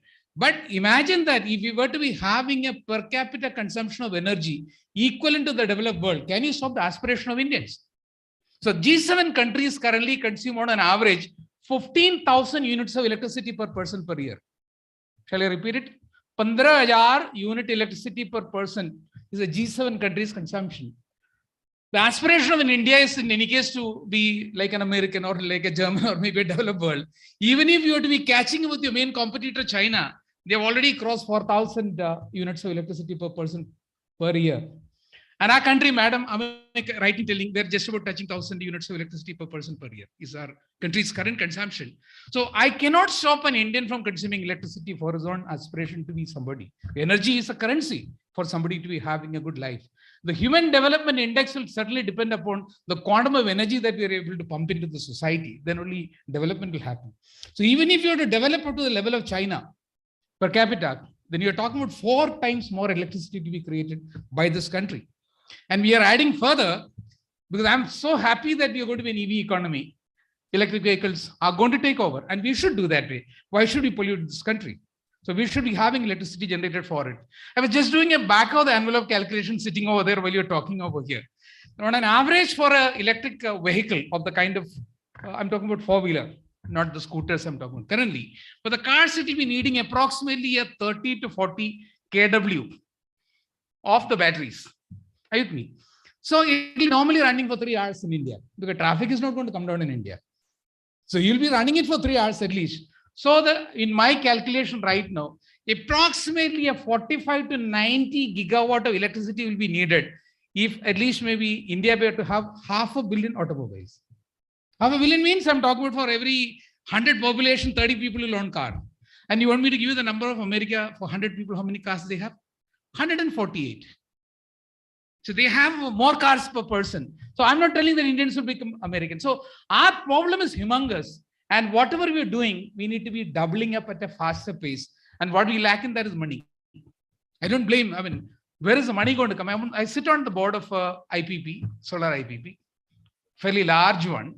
And I do know how difficult it is to generate, capital for setting up larger capacities of the kind that we're needing. Because if you're going to be fulfilling the requirement that you put it across over here, 500 giga to be created, to convert the informed power into firm power, madam, we need to be having battery storage created. Currently, the storage battery cost is almost that of 3 times that of generation, because that's something which you just started. I'm very happy that we started the firm power requirement. So we're talking about almost near to $1 trillion to $1.5 trillion needed for our ambition to be taken care of. So we need to be growing at a faster pace. Our economy has to grow so fast. Our savings rate have to go so high that there is enough and more capital generation available, capital formation available to fulfill the ambition. Because if I am talking about that is, we have habits in this country which were not adopted by the Western world. We are giving up our culture of saving, okay, recycling, which is the way we grew up. At home, I remember when my grandmother expired, I'm talking about maybe 20 years back, she was 90 plus years. And that's the first time possibly I opened a cupboard. And opening the cupboard, I could find any and every packet which reached home, whether it's plastic or maybe paper, it's still preserved over there. It's reused, reutilized. And when we talk about what is being done in Paris or what is being done in some other country, they have splurged in the world in any case. Whereas we grew in a culture which is always saving. We only consume that much water that is necessary for you. So we need to also simultaneously have systems in this country for anything that there's a waste to convert, preservation. I would rather believe the principle of ESG, which the Tata, Dr. Sharma, Ms. Sharma put across over here, that we need to have corporate culture created, not copying from the Western world, which I was a part of for 38 years. I'm not very proud that I had been part of that. Because the way we are currently copying is possibly the kind of that extravagance of a society, which we can't afford. We have limited land available, limited resource available. Just to give you the name, even coal also for that matter, for 17.5% of the global population, you only have about 7 to 8% of the coal of the world available, even if you were to burn coal tomorrow. And if gas and oil were to be thought through, because energy has to be transited, overnight everything won't become renewable. So in the transition period, we have got only less than 1% of the global oil and gas available to this country. Please remember, unless we decide to conquer some of the countries who got so much of oil and petroleum wealth available, it's not the culture of our country. So we need to be very, very clear. The energy transition policy that we need to be adopting as a country is the most important thing, as much as we're generating all of this. And in that, I would say that India is very, very backward in technology development, which compels somebody like me to be moving out of the corporate industry to move into this. We had been copying and utilizing technologies handed out to somebody by somebody. In those climates, please remember, in the Western world, I don't know, this is some answer I never got. Why is that the developed world is always cold and the developing world is hot? Somebody can do a PhD on that, maybe. Yeah, seriously, I'm telling you that way. And most of their thinking related to technologies, their average temperature, if you really know about science, the normal temperature and pressure, normal temperature is 25 degrees centigrade for every design that I've learned in my engineering or 38 years of life is 25 degrees centigrade, average temperature. In India, is it 25? You go out right now to see for yourself when you get it that way. And you design machines which are meant for that particular temperature. I've never learned an Uni equation or maybe Vandana equation when I did my engineering. We are very poor in science. And technology comes only from science. And the academy of this country are the ones who are going to rescue this country. We need to be creating better technologies. Adoption is a necessity for some time for transition. So the energy transition program of the country should be possibly continuing with what is available to you. But the younger lot of people sitting in front of me at the backbench over here, I hope, I am possibly requesting each of you The future of your country depends upon you, not on us. We splurge, we only know what is technology of splurging. But you need to be creating technologies for your country where you can create the same energy as you mentioned about. Today, your electricity prices from solar could be coming down to 1.99 thanks to China, whom we don't like. They invested more than $130 billion in creating solar capacity. And they, splurged the entire world, proliferated with panels. And the moment when she mentioned about 40% taxes installed, the prices are going to jump now. Now we are getting into PLI. So what we need is PLI. Ensuring that technology is created over here. And from creation of science to technology to convert that into commerce, normally in 21st century, it will be around 10 years. Whereas in 19th and 20th century, it was 20-25 years. So we don't have time available. So if somebody were to see that the quantum of money that we are spending on technology development is $10 billion, I would say India is on the path to possibly reach over there. So my request over here to the policymaker, I'm now a part of that because I'm working for IIT, it's a part of the government of India, that we need to be spending a lot on technology development and a transition path to be created. And I'm sure India will reach there. I'm very confident we'll make it happen.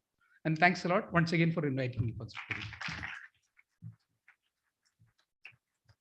Thank you, Unikrishnan-ji. In fact, taking the conversation ahead from where Dr. Vandana Kumar left, actually, to really identifying the challenges of this entire energy transition business, and obviously flagging for all of us, very importantly, the role of technology, technological development, how we still have to catch up, and also very importantly, financing. Where are we going to get the money from? But I think that is how, we'll just have just one single query and maybe wrap up the session, is that especially, obviously there is a view from the government, there is a view from the industry also. So how do you really square that circle in terms of, PLI obviously is a very important scheme, I think which the government is really trying to promote, for example, the solar panel production. So what sort of, what has been your experience when dealing with the industry? Do they really, many would say that, worried, scared of competition, like he said, from China. Is the Indian industry up to the task in that sense, despite government commitments nationally and internationally? Yeah, thank you. Thanks, Manish, and Mr. Unikrishnan as well. First, if you permit, I will respond to a couple of things that Mr. Unikrishnan said. He mentioned a lot that is wrong, but I would really like him to emphasize on what needs to be done. And you did mention that we must spend more on technology development, and yes, there are undoubtedly challenges. India is not West, West is not India. We have different cultures, we have different requirements, we have different challenges. All of that said, but it is absolutely essential to continue making efforts towards a better tomorrow.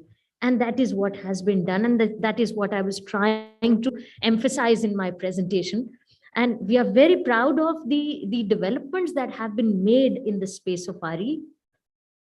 That doesn't take away the fact that we still have miles to go, whether it is scaling up those developments, or whether it is manufacturing within the country, becoming globally competitive.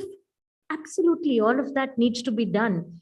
And the efforts that, let's say, China has made over 25 plus years in the space of RE, and if we have started, well, let's say in the last, a lot of earnest efforts have been made. Our solar mission was launched in 2010, 9-10, and the earnest efforts began thereafter. So it's the journey of the last 12 years, and there is a learning curve to it.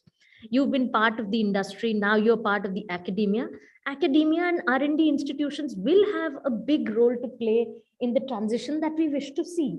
And we do hope that the apex institutions, premier institutions like IIT Bombay will make very significant contributions to the development of this area. Yes, finance remains a very important paradigm, land is a very important challenge that we need to contend with, which is why it's important that we bring out technologies which have higher efficiencies.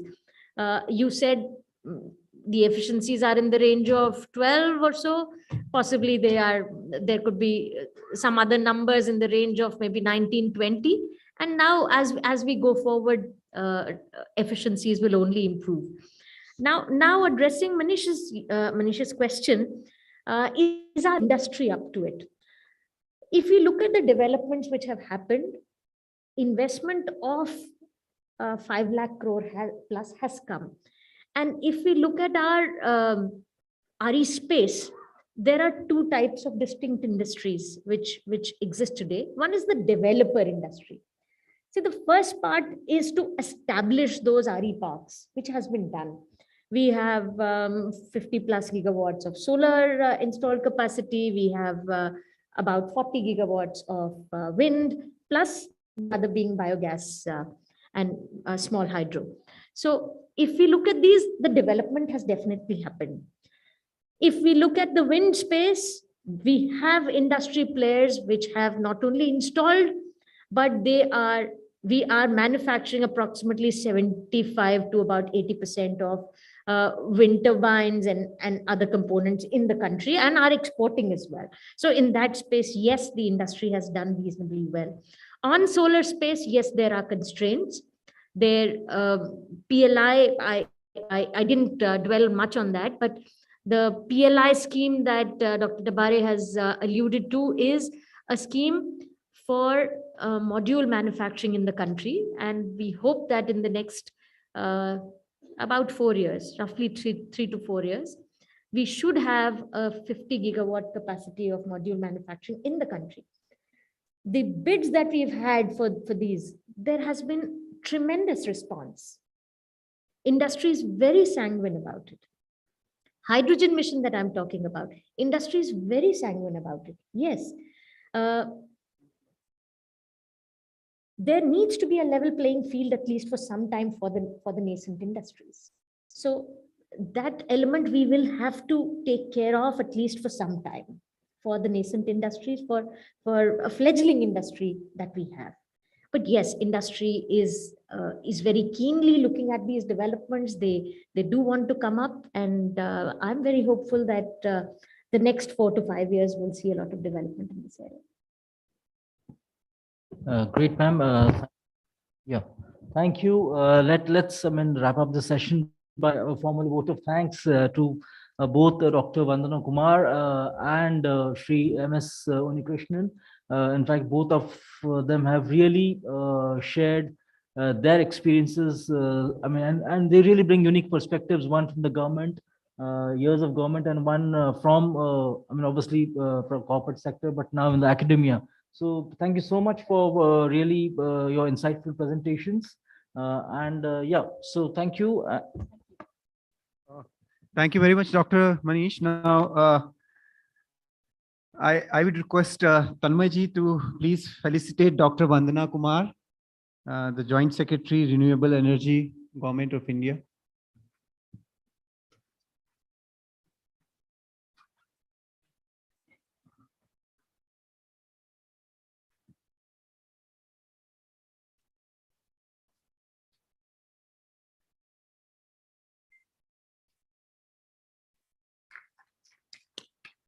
Quite an insightful presentation by Dr. Vandana Kumar. And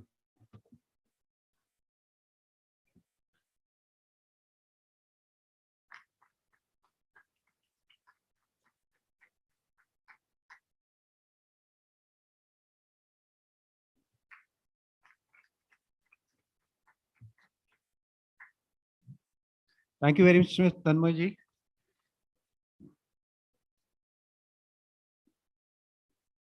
Now I would like to invite Rajshekhar Joshi ji. Okay, Tanmay ji, we require your more presence for felicitating Shri M.S. Unikrishnan ji.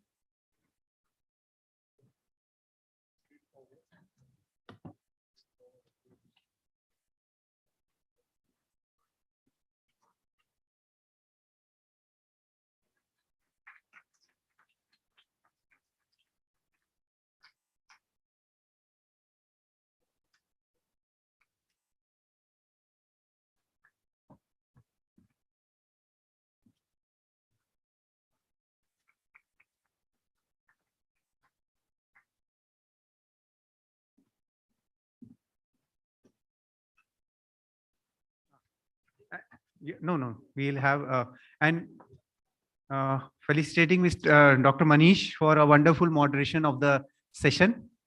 So request. Tanmay ji sir. Sir आप जाइए मत, आपको यहाँ पे presence चाहिए आपकी. Yes, it's so wonderful moderation and concluding all the points.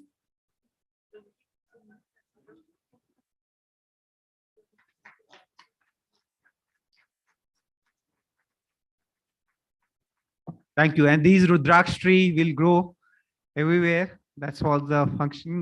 Now I invite my co-host Raj Lakshmi ji for taking ahead the next session. Thank you.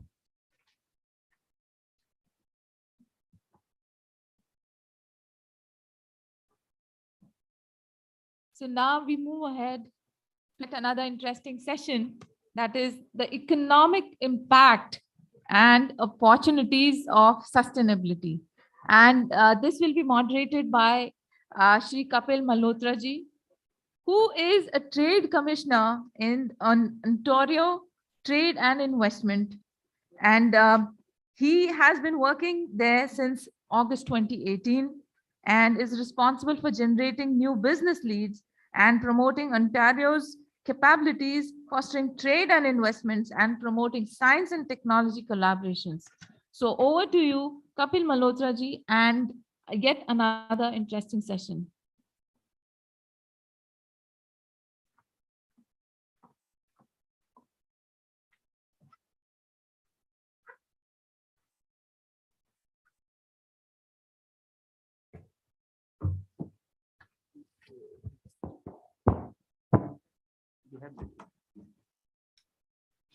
Thank you. Thank you for that introduction. I would once again like to thank all of you for your time today and for proceeding on to the next session, economic impact and opportunities of sustainability. I'm quite sure the next 45 minutes are going to be quite interesting when we're talking about economic impact on the from the sustainability side of it. And in order to discuss the same, I have three eminent personalities, speakers with me. I am pleased to invite Dr. Nagesh Kumar, Dr. Soumya Kanti Ghosh, and Mr. Karl Kakaria on stage for the session.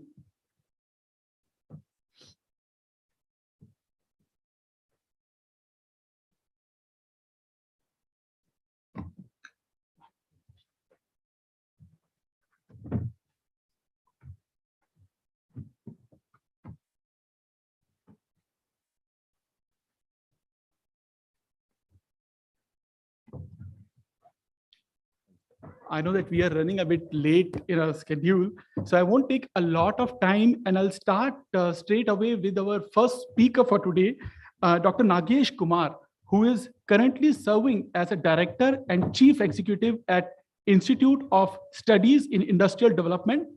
And in his previous roles, he has served as director at United Nations Economic and Social Commission for Asia and Pacific, Director General at Research and Information System for Developing Countries. Just to let you know that Dr. Kumar took an early retirement from his United Nations assignment with a dream in mind to make ISID a leading think tank of the nation. Dr. Kumar has written extensively on development cooperation, development impact of FDI, industrial and technology development policy, the challenge of new technology on development, resulting into 18 books and over 120 research papers. With that, please welcome Dr. Nagesh Kumar with a thunderous round of applause. Thank you.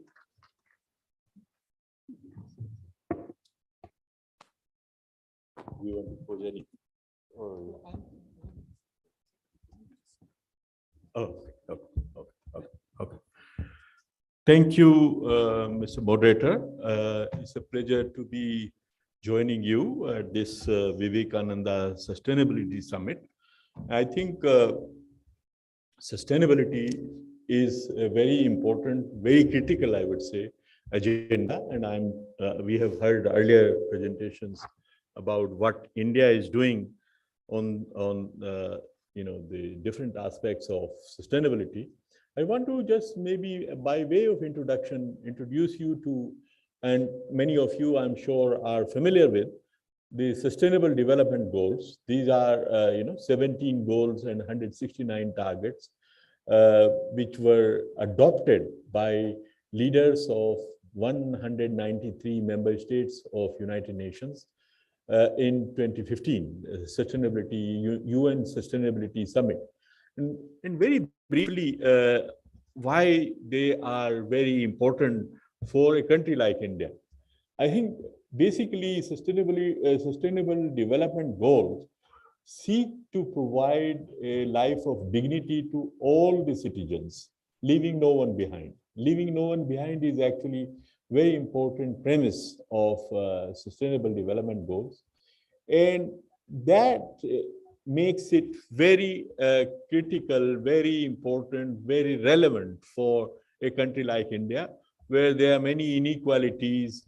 You go from rural to urban and urban to rural, boy to girl, and rich to poor. There are many persisting inequalities of opportunity.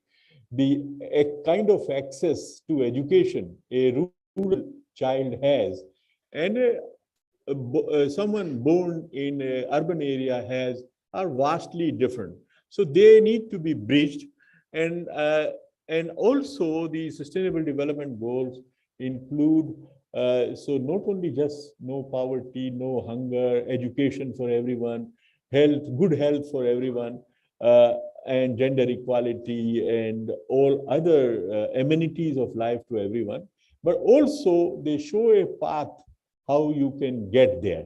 And so, for instance, industry, employment creation, infrastructure, and then also sustainability related goals, sustainable consumption, sustainable production, and and also the global partnership. So I think this is a very wholesome kind of agenda that leaders have adopted for everyone in the world. And I think India is moving very rapidly to achieve them. And this is a good sign, because India means 20% of global population. So if India achieves these sustainable development goals, 1/5 of the humanity will have a life of dignity, leaving no one behind. I stop here with this initial comment. Well, thank you, Dr. Nagesh, for reflecting upon sustainable development goals and how important it is for India to stay sustainable as it contributes to 20% of global population. Well, moving on to our next speaker for today, I would like to call upon Dr. Soumyakanti Ghosh, who is currently Group Chief Economic Advisor at State Bank of India. Previously, he has worked with organizations like Tata AIA, American Express, ICRA, among others. Dr. Ghosh has been a co-author in a pioneering work to capture payroll data in India for the first time, both formal and informal, and designing PM Kisan scheme for farmers and the ECLG scheme for the MSME borrowers. That have been very successful during the time, especially during the time of pandemic. For 4 successive years ending 2021, thank you, Dr. Ghosh has been ranked as one of the best individuals in research in India by the Asset magazine. With that, please help me welcome Dr. Ghosh with a huge round of applause. Thank you. Please.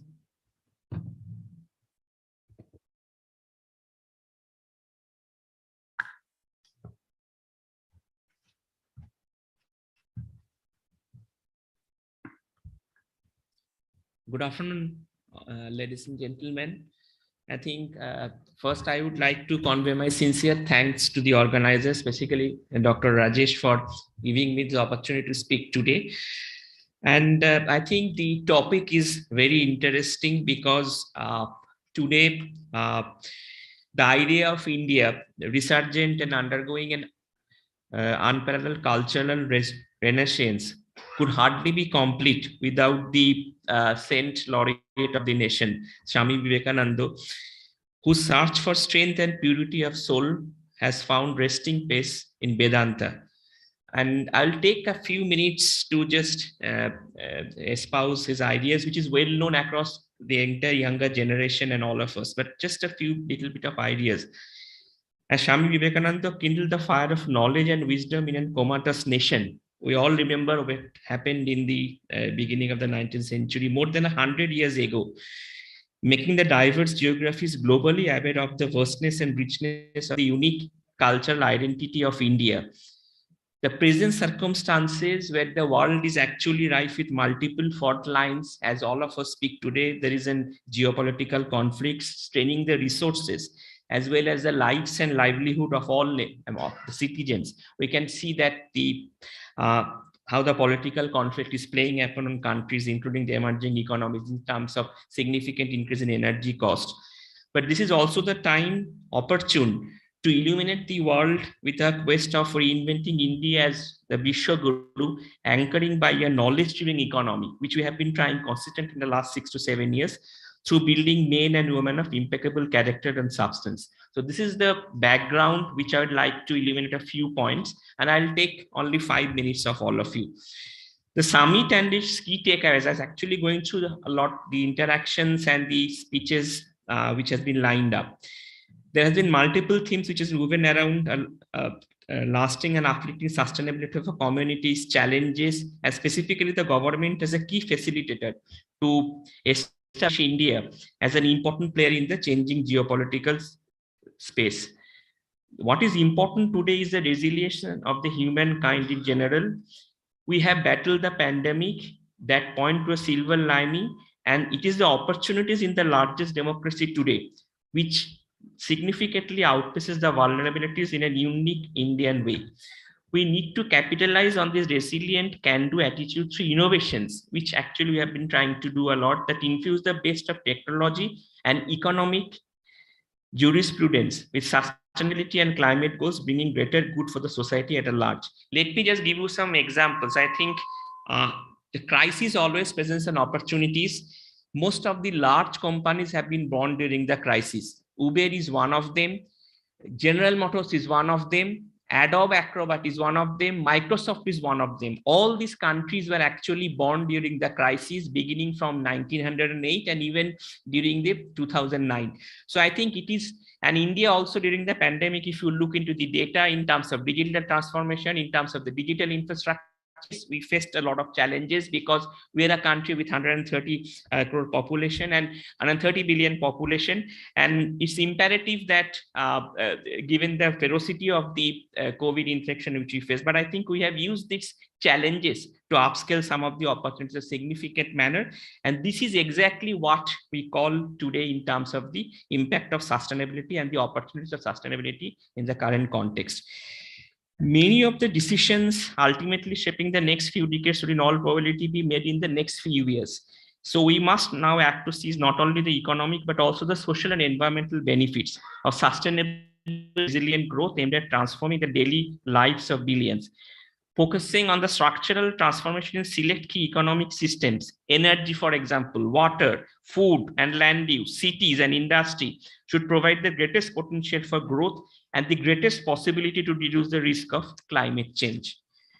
The first thing is that the clean and efficient energy systems with greater tilt towards unconventional sources, as all of you were discussing just in this panel just before us, that has cost efficiency inbuilt, smarter urban development that promises uncluttered living experiences, improving the quality of life, using the land use sustainably, and to bring prosperity to the local areas and communities through an integrated cluster approach.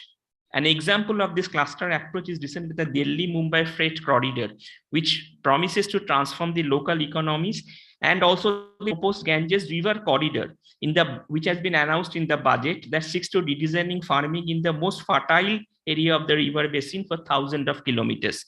These initiatives ushered in prudent water management. There has also been far-reaching initiatives like interlinking of rivers, intercorporating economic corridors along water bodies, and making cities with deficient water levels self-sufficient through developing robust water conservation infrastructure. And these are the essential pieces to the jigsaw towards attaining the desired goal-based outcome. All of us know by 2030, I think ambitious action across those systems could generate millions of new low-carbon jobs, avoid thousands of early losses of lives from deteriorating climate condition, raise billions in carbon price revenues and fossil fuel subsidy, and a substantial savings could be channeled towards reinvesting in public priorities. This actually could enhance employment, increase labor participation, and lead to significant increase in the GDP growth along multiple hinges. Now, I would point 3 points over here. The questions, which is basically beyond the obvious and apparent, is how we can achieve this mountainous goal. I mean, there cannot be a single bullet or a panacea, but the seemingly impossible goal for an rewarding, sustainable oriented policy. So there could be a 3 points I would like to highlight over here, which could actually help us in achieving these goals. The first is we need to invest and accelerate investment in sustainable infrastructure anchored by clearly spelled national and subnational strategies and goals. We have been doing that. The national infrastructure pipeline, which the government has announced over the last 4 to 5 years, is an example. The Gati Shakti initiative the government has launched, which wants to integrate the entire transportation infrastructure of the country, is another initiative. And this has been the central driver of the pragmatic growth approach in an economy like us with broader environmental changes. It will integrate climate action, sustainability, investment strategies, and institutional edifices to channel the flow of private finance towards a common and shared goal. I think there are a lot of incentives and to do this thing, because the first is that the youth should lead to better utilization of land, including unutilized parcels of land, water bodies, forest, financial intermediaries from sovereign funds to pension funds to development financial institutions. Please note that a DFI has been set up in this budget for exactly this initiative, and multiple development banks are being encouraged to participate as an integral player in this value chain, which can build Indian investment in sustainable infrastructure over the next 5 to 10 years. The second point is that, and we have been discussing it for a significant point, is bring the private sector to the front, promoting innovation and including better advanced supply chain algorithms. I mean, for example, and if I just give an example over here, I mean, laws and regulations that obstruct the shift to a climate-friendly, incrementally circular, inclusive economy must be reformed at the earliest, including rationalizing populist measures through subsidies and tax cuts, while promoting need-based parks to eligible population by Prime Minister Kishan or free gains distribution that has gone a long way in supporting lives and livelihoods. We must make a distinction between what is a need-based park and what is a freebie, because at the end of the day, ultimately, I mean, economy or the fiscal situation cannot be sustainable at such time. We just continue splurging on things which are mostly parks in nature, and there should be a clear distinction, because free gains distribution, Prime Minister Kishan initiatives, all these actually are need-based parks for social upliftment of the people. And what they mention, for example, over here, which is also important for the people and which was not basically a, freebie, is that moratorium scheme of the ECLGS that have thrown lifelines to crores of workers across the country. We actually estimated in a study from our bank is that around 13.5 lakhs SME units were saved from going into NPA. Around 1.5 crore jobs were saved because these units didn't go into the NPA. And the banks, actually, the NPA of the banks could have actually been 12% instead of the current level, which it should have been if the scheme was not given. So I think these are some of the initiatives which actually should foster innovation. And there should be like-minded global partnerships, better price financial partnerships. And there has been some wonderful experimentation select geographies which are bringing transformational changes. And I hope that these things continue. Finally, we should propagate a community-centric approach, ensuring equitable and almost equal sharing of gains with just transition. For an example, communities as the pillar of local economies need to be brought forth through measures that encourage say and representation in designing and distributing the economic diversification. There is a global race now going on to adhere to clean and green measures, with many developed economies taking the pole position in ensuring a lesser polluting ecosystem. There is no one-way carbon trading as envisaged earlier from developing to developed economics, as different jurisdictions, financial, budgetal, and commitment should dictate the terms of environmental trade going forward. India has promised, as we just discussed, to cut its emission to net zero by 2070, labeled as missing a key goal of the COP26 summit by certain countries. Our own goals are tied to 2050 or before in a phased manner. So I think these three are the primary initiatives which we need to do. I'll just end by saying a few words. Accelerating action will require certain key underlying, the most critical being decisive leadership, which we have no doubt of as evidence in the last few years, to taking and formulating uniquely Indian strategies. That is, and we can discuss it in the question answer, that has pitched us as a country looked up by conventional source of power, forcing robust collaboration and seeking enhanced flow of finance with decisive ability to channel national savings into building a sustainable tomorrow. We have the animal spirit, and shown by a researching and study amidst global turmoil.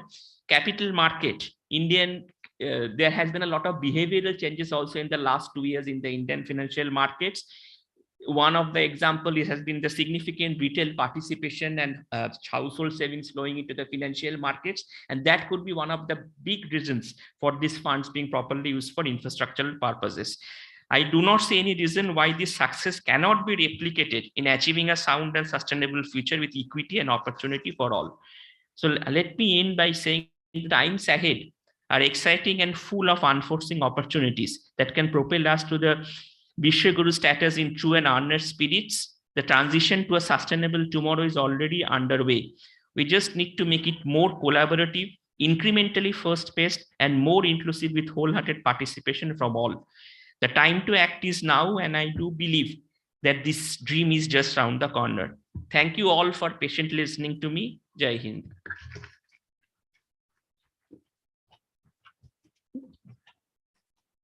Well, thank you, Dr. Ghosh, for your remarks. You touched upon the geopolitical issues, converting crisis into opportunities, three-way approach to achieving the huge task in front of us and making sustainability sustainable.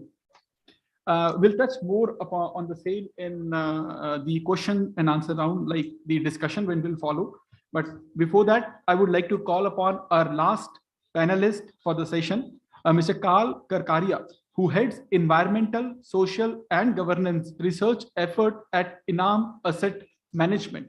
Prior to Inam, he has worked at Quantum Advisors as head ESG research and at Adventity Global Services as a research analyst.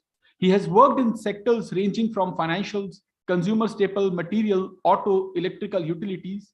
He was part of Task Force on Sustainable Finance, which was set up by the Department of Economic Affairs, Ministry of Finance, Government of India.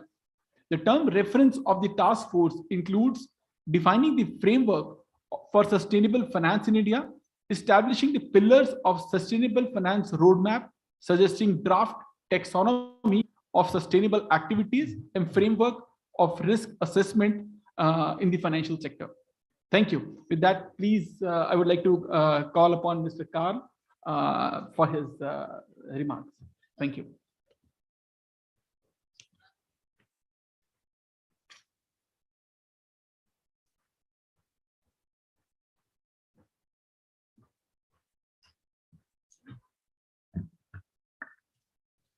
Thanks, Kapil, for the introduction, and very good evening to all of you. So I just like to focus my talk on 4 key things. One is what are the key drivers as to why is sustainability becoming more and more important in recent times. Second is what are some of the challenges that we face in the Indian context. And the third is what are the possible sectors which I feel would require a lot of capital in order to transition to a net zero carbon economy. So moving on to the first point, I mean, as to what are the key drivers of why sustainable investing has gathered steam in recent times. Now, over the last decade, I've realized that sustainability is very high on the global agenda. It's high on the agenda of most governments, most regulators, corporates, and to the larger society as well. Now, there are a few key reasons for this. One is if you look at the global level, I mean, you have the development of what is known as the United Nations Principles for Responsible Investment. Now, this was started by a former Secretary General Kofi Annan. So sometime during just after the global financial crisis, which happened in 2008, 2009, there was a bit of introspection and soul searching in the financial industry. This whole thesis of, should a business simply exist to focus on shareholder wealth maximization, or does the business also have certain other responsibilities? So the whole shift has happened, probably accelerated in the last decade, from a shareholder based model to a stakeholder centric model, where you look at the needs of not just the shareholder of the company, but employees, the workers, the governments, the regulators, and so on. So this whole movement, which initially started in 2008-9, it has now ballooned, and you have close to 3,000 signatories who have pledged to invest their capital responsibly, and the total AUM is almost about 100 trillion. Then there are other developments which have happened on the global level. It has to do with a lot of regulators now asking some of the larger listed companies to disclose on their environmental and social metrics. So 10, 15 years back, you wouldn't have asked a cement company or a steel company, what would be your carbon emissions? But nowadays, these are things which have to be disclosed as part of the financial reports. So as investors also, it's up to us now. The data is out there. We need to process it. We need to analyze it and take a call as to which companies are sustainable, which are not, and which are likely to survive the transition. Then another key driver of sustainable investing also has been the millennial generation. Now, according to some reports, millennials are expected to inherit nearly 30 trillion of wealth during the next decade. Now, they think differently. They have a different set of values. They are a lot more environmentally conscious. They consider how a company is treating its workers. They consider the sustainability characteristics of the products that they are buying. So if these are going to get increasing, if their decisions are going to get increasingly important, then it makes sense for businesses also to adopt a sustainability strategy. Now, in terms of what are the sectors, when I look at the Indian markets, what are some of the sectors which are expected to do well, or which for whom sustainability becomes extremely material? So when you look at some of the mega trends which are expected to prevail over the next decade or so, I mean, there are two which I have identified. One is, and it's pretty obvious, decarbonization. The second one has to do with resource efficiency, which is closely linked to the sustainable development goal of responsible production and consumption.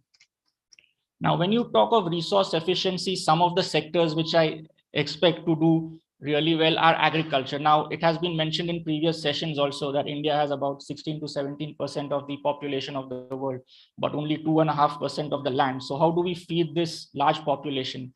And it's not just a population of humans, but we also have the largest cattle population. Agriculture also has a very large footprint. So a lot of innovation is required in order to transition agriculture itself to a very low carbon economy. Then in terms of the decarbonization theme, you have some industries which are classified as hard to abate, the typical ones being the likes of steel, cement, aluminium. Now they are known as hard to abate because to a certain extent, it's the process itself which generates emissions. I mean, it's very difficult to substitute limestone with another raw material in the manufacturing of cement. So the chances are that existing technology is not suitable enough to decarbonize these sectors. And what's required is a lot more innovation, research, and development in terms of carbon capture and storage, in terms of hydrogen, moving on to cleaner sources of fuel, and so on. Then as an investor, what are some of the challenges that I face when it comes to evaluating the sustainability practices of companies? So as I began, I mean, very few companies used to really disclose information in a timely manner, which was also meaningful, where we could, take a call on whether a company is good or not. So when the regulations were initially introduced in our country sometime in 2011, you had the Ministry of Corporate Affairs along with SEBI, who came out with the National Voluntary Guidelines. Now, this was a principle-based approach. They would simply ask a company whether you have certain policies or processes in place to respect the human rights of the employees, or in terms of what would be your environmental policy. But now there has been a change. So in May 2021, SEBI came out with a revised framework known as the Business Responsibility and Sustainability Reporting Guidelines. So companies are now supposed to disclose specific quantifiable metrics, things such as their carbon emissions, things such as their water consumption, the accidents and fatalities that have happened, what all employee benefits are you offering, and so on. So with a lot more information, it is going to become a lot easier also to process how the large listed corporates are doing on their sustainability practices. The other challenge also is that as companies are disclosing more and more information, you have a lot of these credit rating agencies, the likes of MSCI, Sustainalytics. And because this whole sustainability concept is not a perfect science, there could be very wide divergences in the ratings provided by one rating agency versus another. Then it becomes a bit difficult to know who is right and who is wrong, which is why it's important to develop your own framework as well. Now, lastly, in terms of the main challenges that we face when we transition to the level of a much cleaner and a greener growth model, one is to do with attracting capital. I mean, by certain estimates, India requires almost $2.6 trillion of financing to meet its sustainable development goals over the next 15 years. So that's about $170 billion that we need to attract. Even a few funds which have launched, which are ESG funds. Now you look at the entire mutual fund industry, the size of it is about 36 trillion rupees. But of that, funds which have a specific sustainability or ESG mandate is hardly 12,000 crores or so. So there is a lot of scope for mutual funds, for other investors to offer products with certain sustainability characteristics and to educate the capital markets in order to channelize capital to sectors where it is needed the most. So I'll conclude by saying that there are many opportunities, there are many challenges also. I mean, we are just on the cusp of a transition to a much greener economy, and I'm sure there are exciting times ahead as well. Thank you. Thank you for reflecting on the sectors of focus, regulatory issues, and most debated topic, what is green? We'll discuss more in detail during our panel discussion. And moving on to the second part, the panel discussion, I would like to request Dr. Nagesh for his views on the green industrialization, why it is important according to you, and what are the opportunities in green industrialization?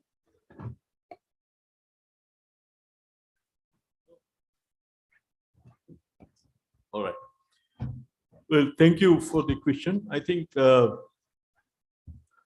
why industrialization, and in particular green industrialization? I think India as an economy or as a country is passing through a youth bulge phase in its demographic transition. When I say youth bulge, meaning that the larger part of our population is in the working age group. And this is the situation which will prevail for next 2 decades or so. So we have a lot of people available for workforce. It is an opportunity for India, but it is also a challenge to find productive and decent jobs for 12 million people who join the workforce every year.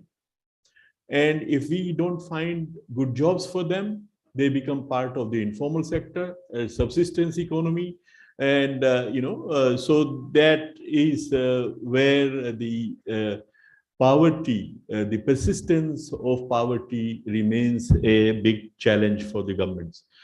Now, why we have not been able to create adequate jobs in India is the fact that we have failed to exploit the full potential of industrialization. We moved from agriculture to services economy, bypassing the industry.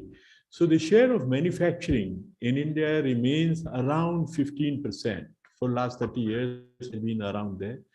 In East Asian economies, whether it is Thailand, South Korea, or Malaysia, or China, or Vietnam, the share of manufacturing in GDP is around 30 to 35%. So we need to get there. And in that context, Prime Minister's initiative of Make in India finally recognizes that we have to industrialize India. Without that, we can't create as many jobs as we need for our youthful population. Now, the question and the challenge is, can we, when we begin to industrialize and catch up with the our eastern neighbors and other industrialized countries in raising the share of manufacturing in GDP. And so we accelerate the progress towards industrialization. The challenge is, can we do it in a manner that is also decarbonizing the economy, as my friend Carl was talking about? So, because we have also a commitment, made at this COP in November last year, that we will get the net zero by 2070. But that is a final goal. But before that, there are many subsidiary or sub goals that need to be achieved. So we need to decarbonize Indian economy.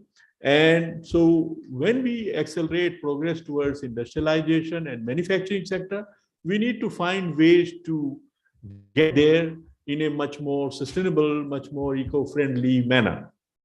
And so, but there are also many opportunities that are waiting to be tapped for this green industrialization. The circular economy, concept is very well developed. Waste to wealth or waste to energy. A lot of opportunities and new technologies are coming up. Earlier session, there was a discussion about green hydrogen, renewable energy, and electric mobility. Then the new developments are happening in the storage solutions, solar panels making, so wind turbines making, waste recycling, semiconductors. So there are hundreds of new industries that are waiting for India to tap their potential. And then retrofitting some of the existing industries, whether it is fertilizer or steel making or transportation, with green hydrogen applications. So there are, I think, plenty of opportunities. And my feeling is that the Indian economy size today is of $3 trillion, roughly. And in the next 4 to 5 years, this green industrialization could be of the size of $1 trillion. So 1/3 of additional economy coming from green industrialization and then replicating and scaling it up. So there are many opportunities. I stop here. Thank you. Well, thank you. Thank you, Dr. Nagesh, for reflecting on green industrialization. You talked about 12 million jobs. So what do you think? How can we make these jobs more sustainable for the economy as a whole?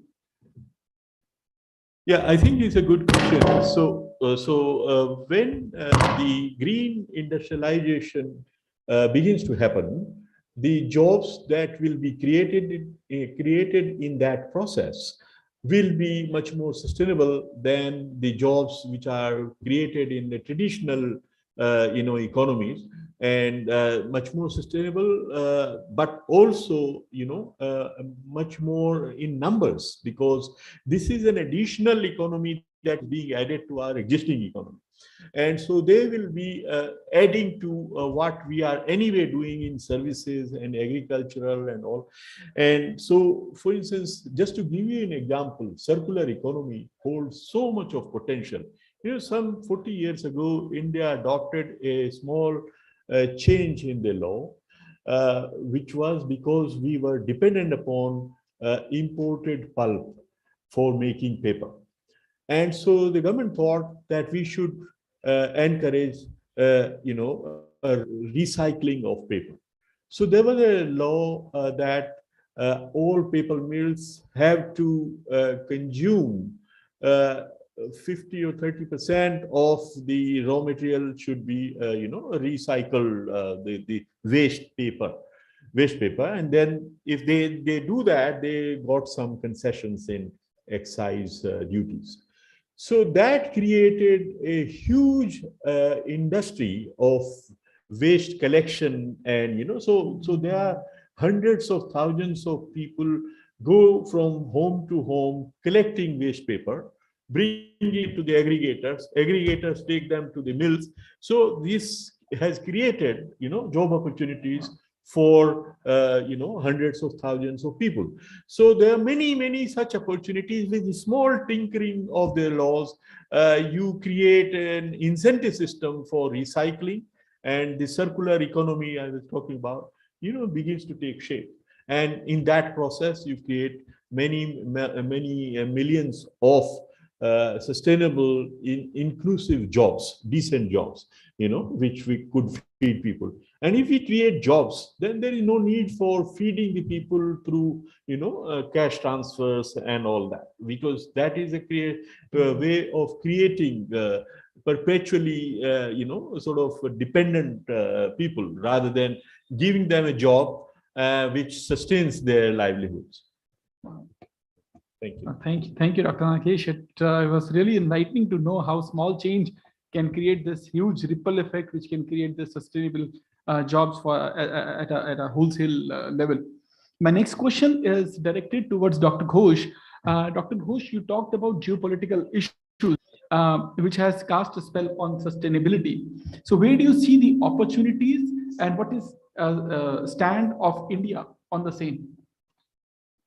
Thank you. I think, as I mentioned during this speech, every challenge and as an opportunity, and I think India's positioning in this conflict has been exactly the way India had wanted. And I think the important point to note today is that, and we can talk to this, we can answer it, is that I mean, as all of you know, that if from an economics perspective, we import around 80% of our crude, or more than 80% of our requirements of crude is imported from abroad.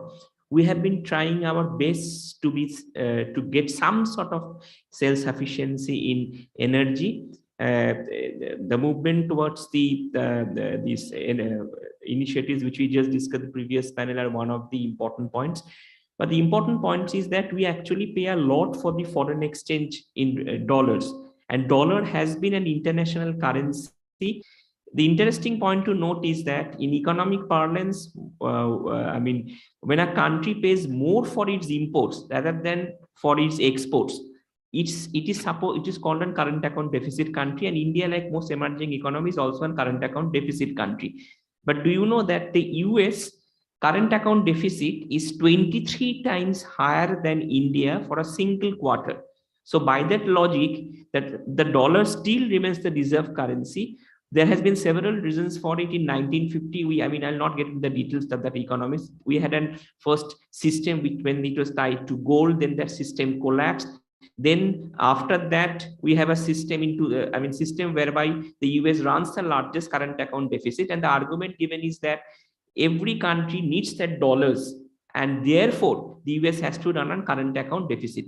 I don't want to get into the economics of the argument. I mean, there is a lot of criticism, but my single point is that if India can use this opportunity to push rupee as some sort of an internationalization of the rupee, it's a difficult proposition, but if it is done, I think that could be a wonderful opportunity of us. We have been doing a lot of things. We have been importing oil for Russia. We should continue to do it, because if somebody is paying us in cheap, why not we take that opportunity and use this opportunity to have a bilateral extended option.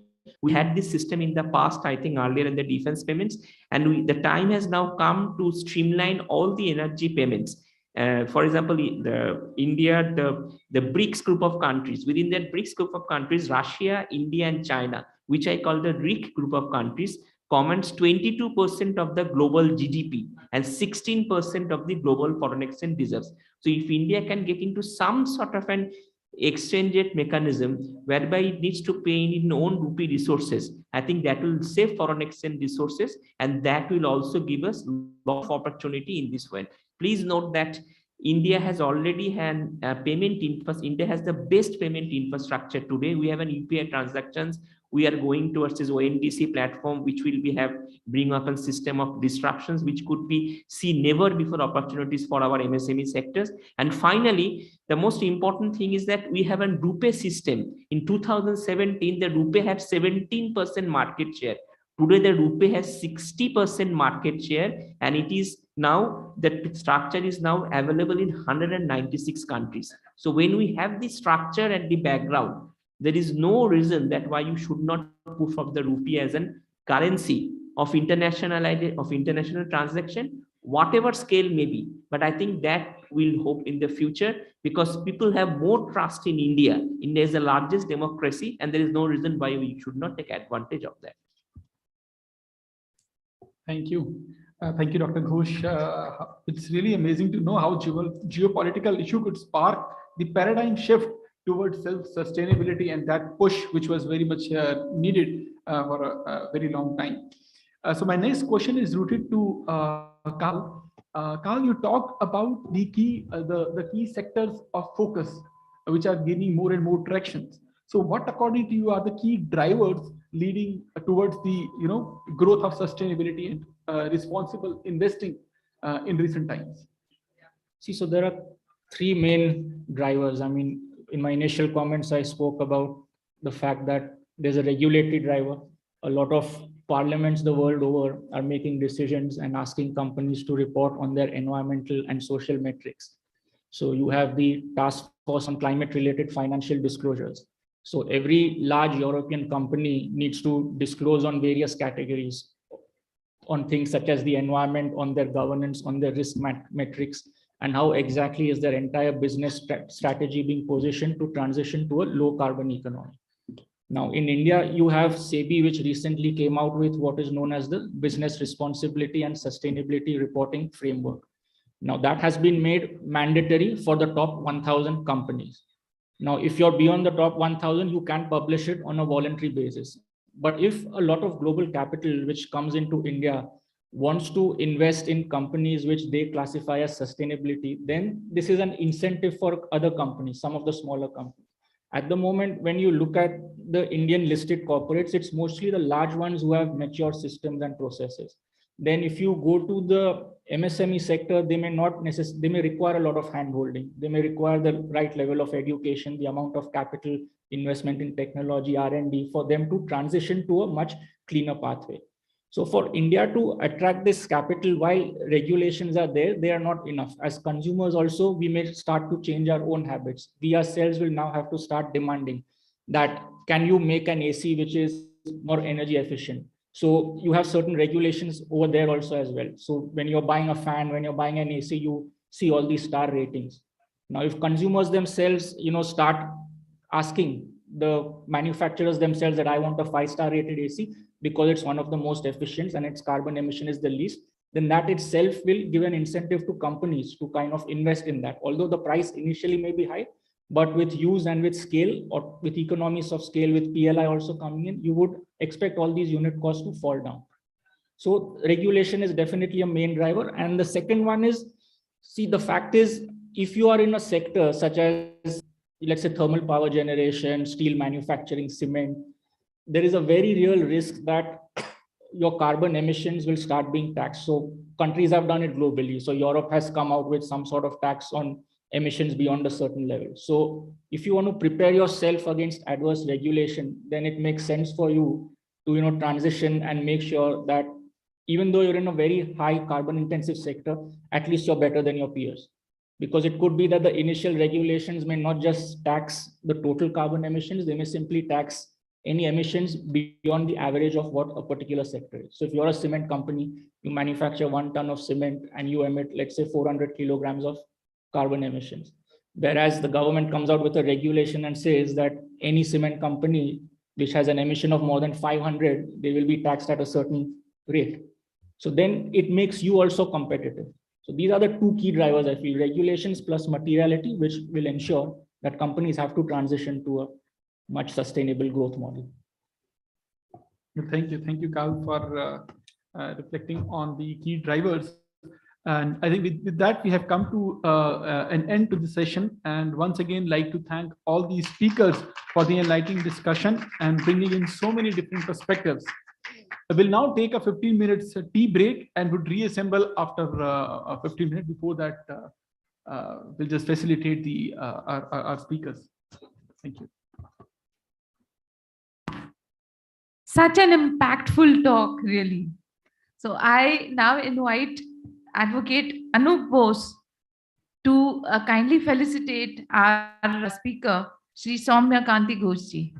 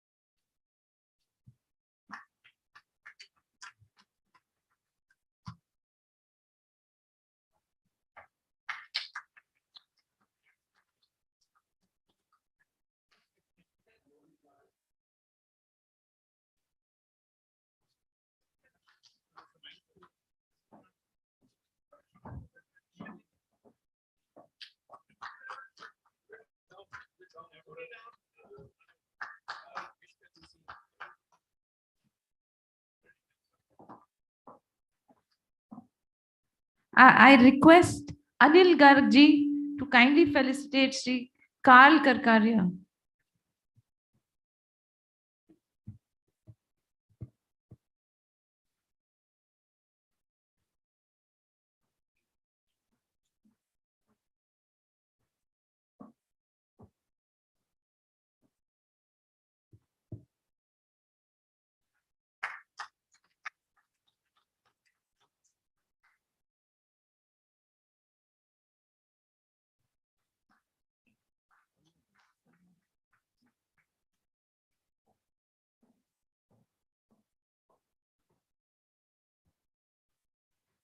Advocate Anup Bose-ji, please kindly felicitate Dr. Nagesh Kumar-ji.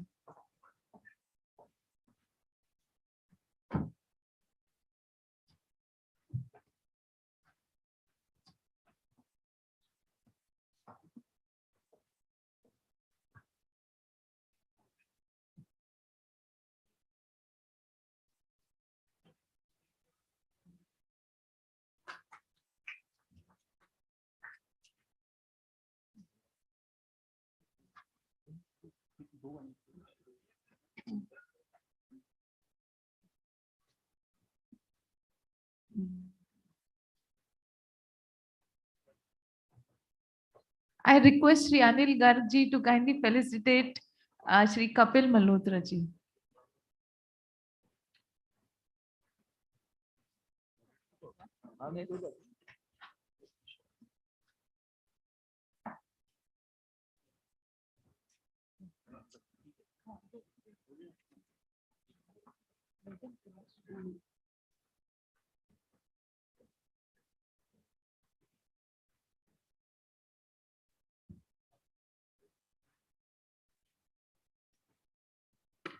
Thank you so much, sir.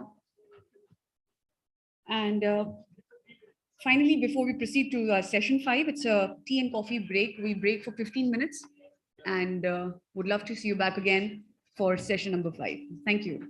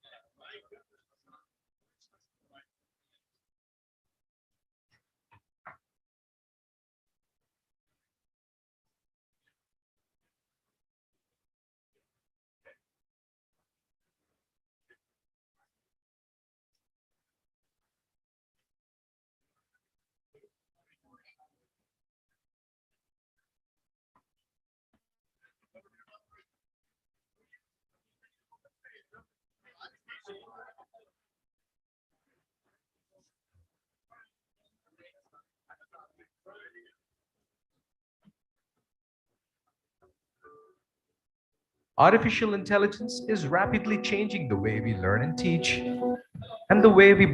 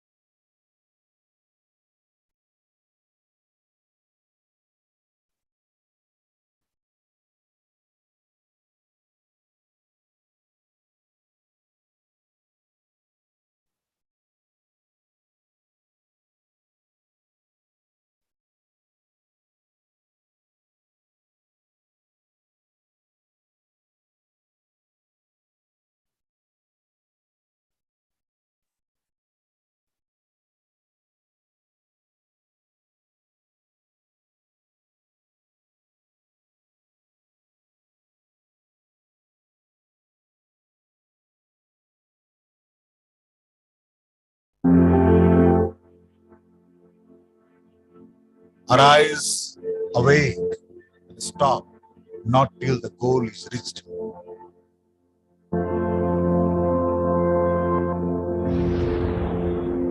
Today, our youth don't have any source of inspiration, any role model, any hero in their life. They are full of energy, full of hopes. There is a need for youth power to be used in a proper channel, in the right direction, in a positive direction.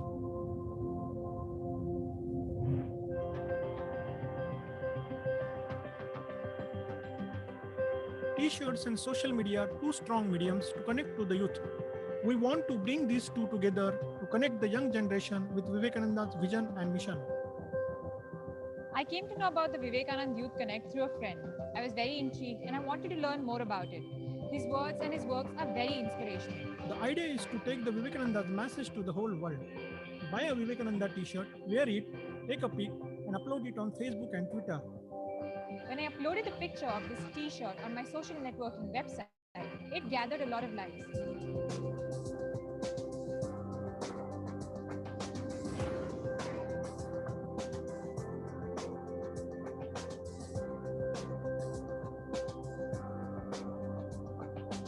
Youth is that wonderful time in life when energy is limitless. Human creativity is at its best. We can achieve a strength in our efforts, peace of mind, and decisiveness if we follow what Vivekananda has said. If we all join hands, we can reach 7 billion people all over the world. Let's join Vivekananda Youth Connect and empower the youth.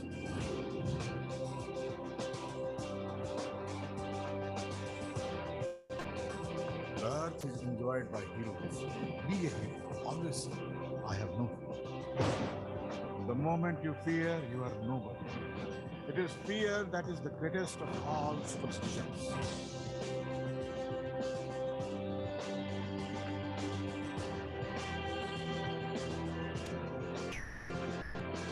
Take up one idea, make that one idea your life, think of it, dream of it, dream on that.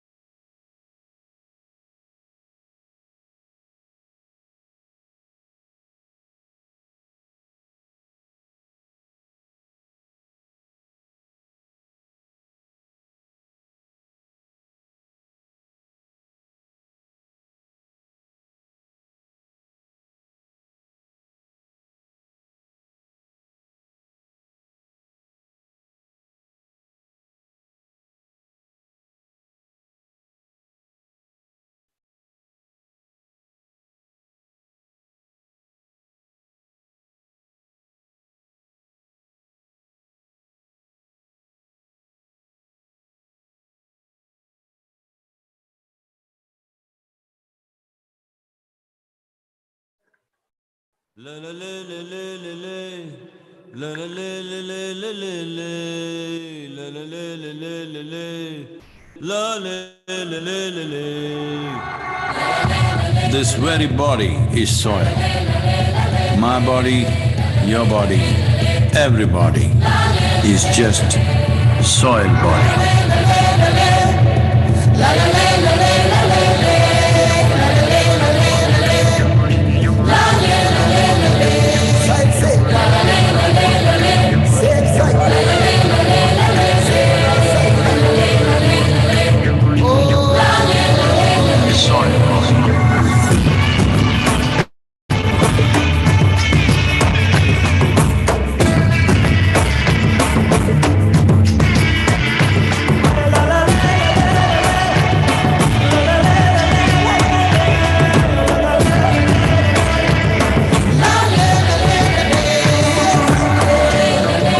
magic of soil is it turns death into life.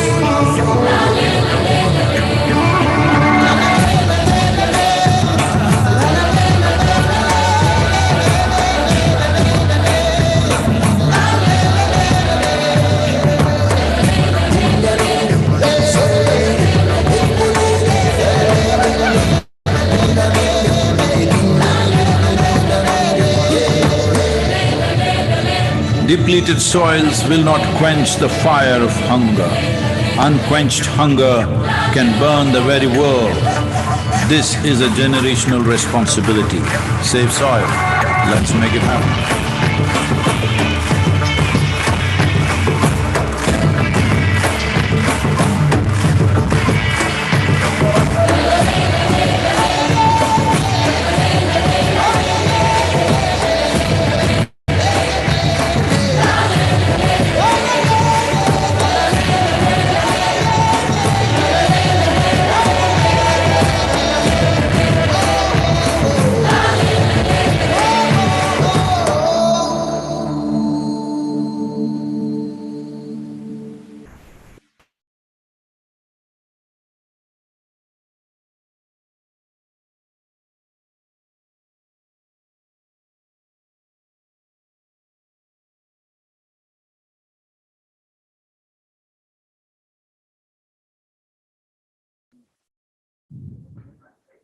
Thank you so much, ladies and gentlemen, and thank you so much for your patience. Thank you for being with us and staying with us till now. We really appreciate it on behalf of Vivekanand Sustainability Summit.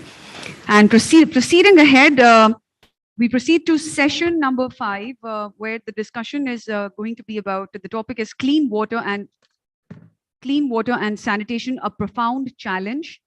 And for that, I would request Mr. Tanmoy Chakraborty,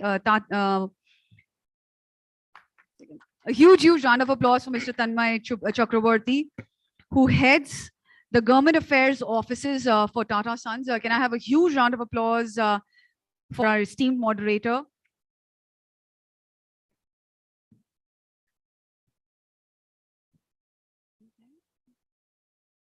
Great.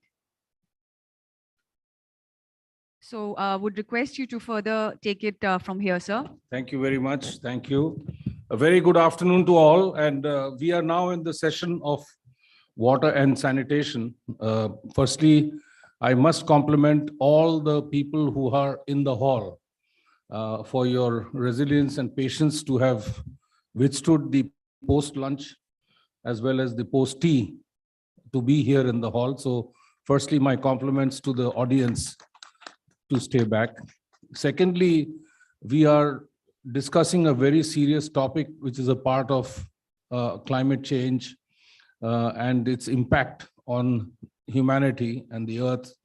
And indeed, it is my proud privilege to introduce the most active ambassador in all of Delhi amongst the various countries, the Danish ambassador, Right Honorable Freddie Swain, on my left, and so my dear colleague from Tata Consultancy Services, Savita, who's there also in the podium. And we are going to be discussing about the issues relating to water. Just a couple of opening words. It is a very, the saying is that the next world war is going to be fought on the basis of water or the lack of it. That's how serious water as a topic can potentially be for us as humanity. There is different facets of water. We have cleaning up of rivers, cleaning up of oceans, the issue of plastic. We have sewage systems that need to ensure that we are able to reuse the water, which have to go into sewage treatment plants. They have to be rechanneled back into the main channels, as well as augment the water tables, which are fast depleting because there is only a one-way consumption orientation of humanity. There is no replenishment commitments of humanity. And that is why these resources are depleting And, there is the issue of rising ocean levels. Some islands are threatening to be going underwater. In fact, one of the countries recently had a cabinet meeting underwater just to highlight the fact that in the next few years, that entire island nation is actually going to go underwater. That's how drastic and, worrisome some of these trends are. And then we have the disease relating to water. 76% of disease in India is caused by people having questionable quality of water. Is there a way in which we can solve that problem to be able to ensure that healthcare costs and the overall health of people do not get affected? If you see common diarrhea, etc., these are all waterborne diseases, and people suffer from it because they have absolutely questionable quality of water. So potable water is another challenge. The whole issue of sanitation and the whole campaign of the government of, the public toilets, the private toilets attached to homes under the guaranteed home schemes for the homeless and the below the poverty line, Awas Yojana schemes. The whole issue of public sanitation is another issue that is going to be discussed today in this afternoon session. So without further ado, I will request His Honorable, Right Honorable Freddie Swain, the Ambassador of Denmark to India, to give us his opening remarks. We will follow the format of a few minutes of opening remarks by both the speakers, and then we will have maybe a few Q&A session rounds from the audience if you would like to ask some questions to make it interactive with the audience to our panelists, and then we will have the closing remarks and end the session. That will be the format of this panel. So, Your Excellency, over to you. The floor is yours. Thank you very much indeed. I'm audible? Yeah? Do you want to hear what I'm going to say? Nobody against? Okay, so I think we can proceed. Yes. Thank you very much, Tanmoy. Thank you very much for the very nice introduction. I'm the Danish ambassador. I take a strong interest in securing that India is developing. I'm not here to teach or preach. It's really something that we are very clear about from the Danish side. Denmark is a small country, but luckily we have been here for more than 400 years. We did not come to India to exploit you. We were traders. So that is really, really important. You can laugh, but it's really true. We never exploited you. We never forced you to anything. We did not divide. We did not rule anywhere. So keep that in mind. Recently, the Indo-Danish relations have really improved. We have a Green Strategic Partnership, and the Green Strategic Partnership is ruled by 5 S's. And I mention it because it's very important also to the subject of today. Scale of India, skills of Denmark. We also add that India has a lot of skills, of course.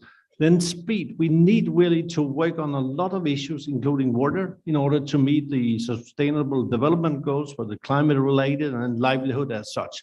Then scope, what Denmark and India, what we are doing, it's not just for the Denmark and India, it's beyond that. So the scope of what we are trying to do jointly is very, very important. And then last time when our Prime Minister was here in October last year, your Honorable Prime Minister added the 5th S, sustainability.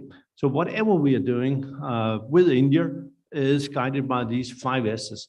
Water is one major track of our Green Strategic Partnership.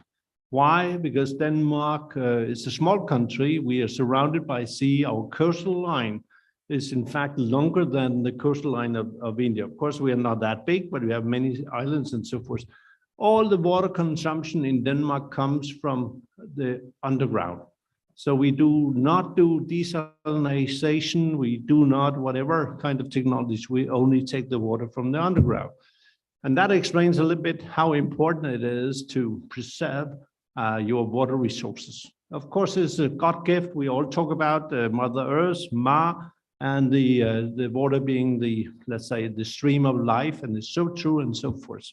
When I came to India first time back in 2010, one of the first things I did was to go to Gujarat to see how the water consumption, how the water system worked up there, and it was quite remarkable.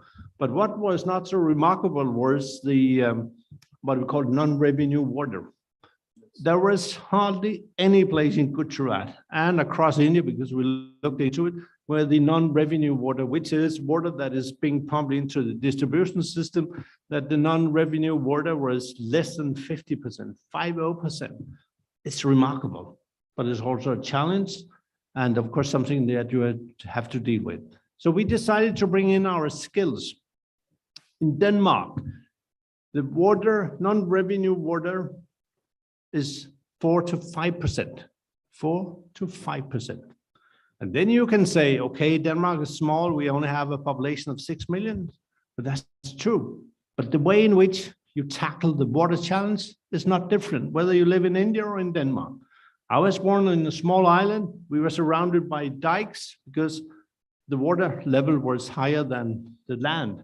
So I was really living very close to the sea, and we saw all the consequences of climate changes and how strong and powerful and destroyable that water can be. The other most important part of our skills is the following.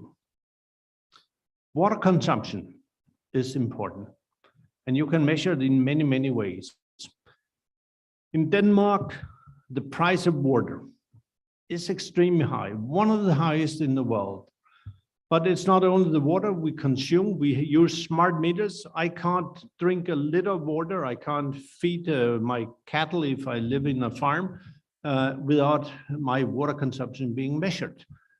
The same when we discharge, the same amount that we take in will be taxed at an extremely high level. Why? Because we want to preserve our water resources. We also want to change the behavior of people.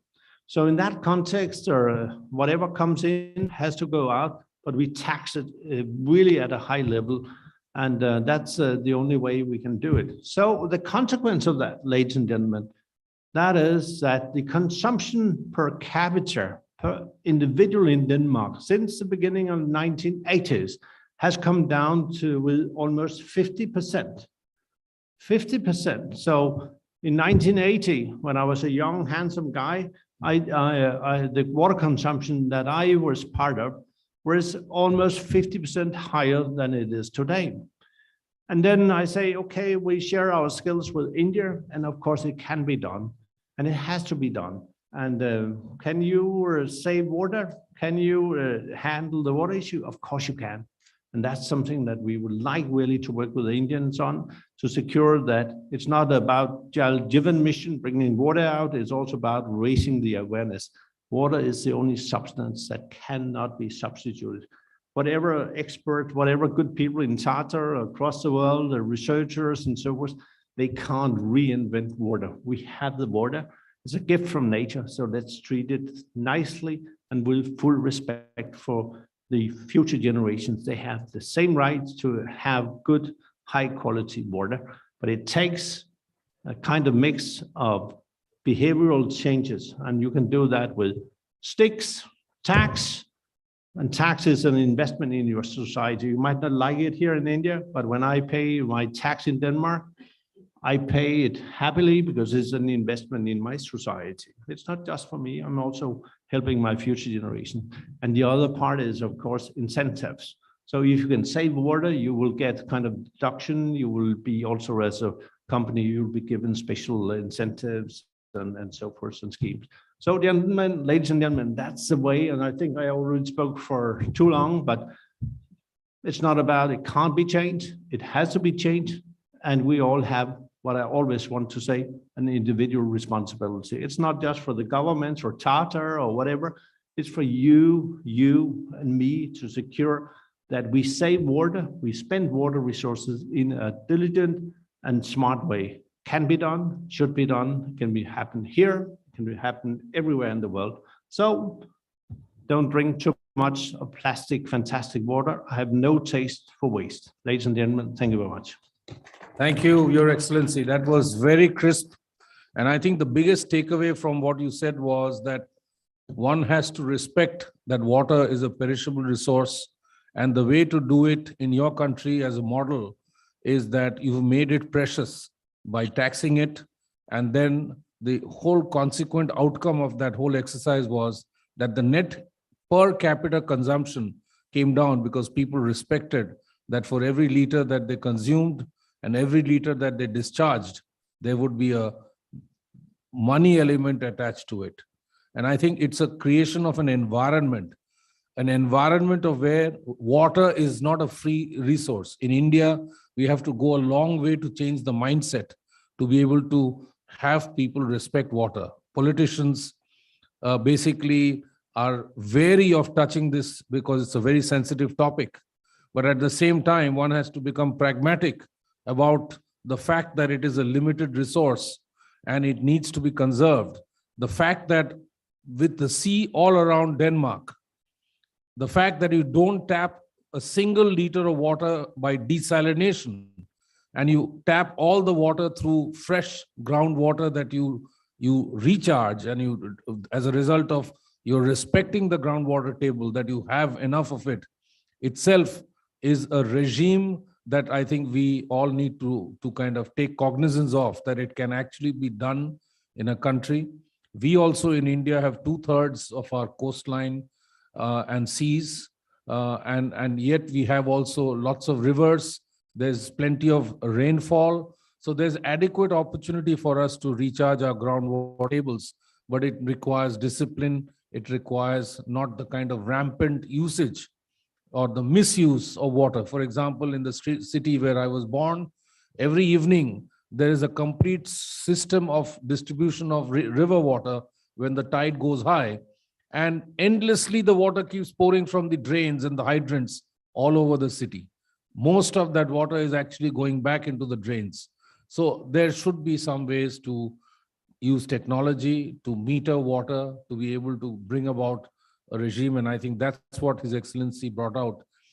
I also must mention that, to his point about the Danish coming here to trade, recently through the initiatives of His Excellency's government, they have been restoring some of the churches and some of the special buildings that they have built in their trade post, which is called Serampur in West Bengal, where the Danes used to trade, and they used to use that port next to the river to trade goods. They, as a part of that section or portion of history of years, had lots of Danish people staying in Serampur, and therefore they had built churches, the government, their old office buildings, as well as several other buildings, all of which now they are painstakingly restoring to that original architectural marvel that it used to be. And I must commend His Excellency to taking the leadership initiative to be able to do that. So thank you very much, Your Excellency. Now to Savita. Savita is more technology. She represents Tata Consultancy Services. She deals with technology solutions, enabling an outcome that we all need as humanity. So I leave the floor to Savita to share her views on this topic. Savita. Thank you, Tanmay. Thank you so much. Thank you, Rajesh, also for helping me, be part of this session and hear various perspectives about sustainability. Today, actually, I want to use a deck to explain what the kind of case study that we have and the way we are using AI and innovations and how it's giving a deep impact. So I would like to use that.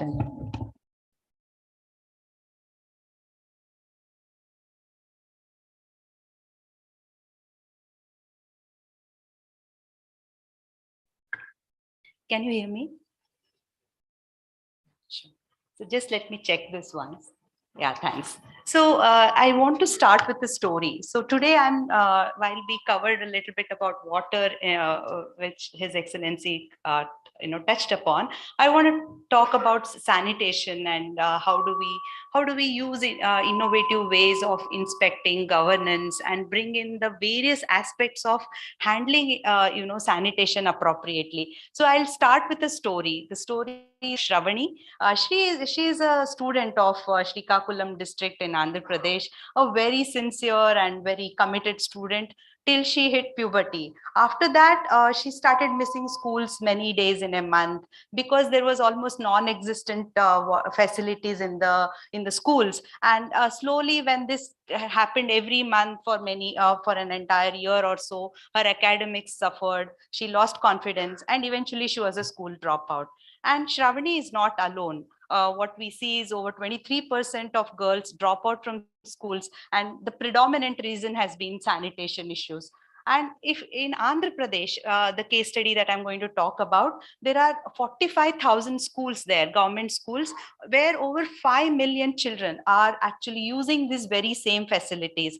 And if we talk about India as a whole, we have 29 states and union territories. So we are talking about a huge number of students who would be possibly going through the same kind of issues. And worldwide, this is a very huge economic loss also. Over 47 countries are struggling to meet sanitation goals. And actually all of this is linked to the UN's sustainability development goals of well-being, clean water and sanitation, good education, reduced inequalities, and so on.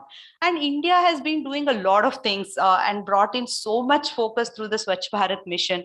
So we are seeing that there is tremendous focus in even building the facilities and ensuring that open defecation free and toilets in every facility. And if we talk about specifically schools, they are also doing a lot. Like the education departments in schools are striving to see that there is compliance to sanitation. It's not just about building the toilets, but about ensuring that they're clean and they are usable as well. And what are the schools doing about that?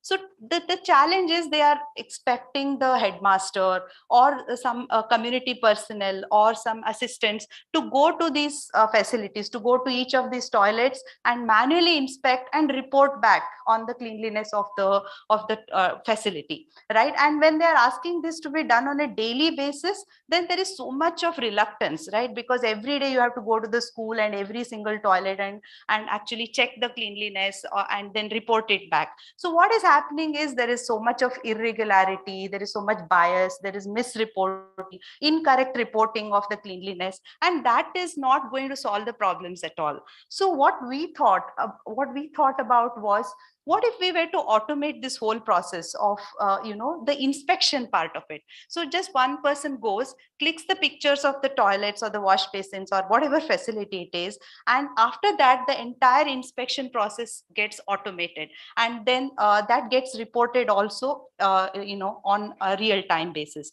What happens if we do that?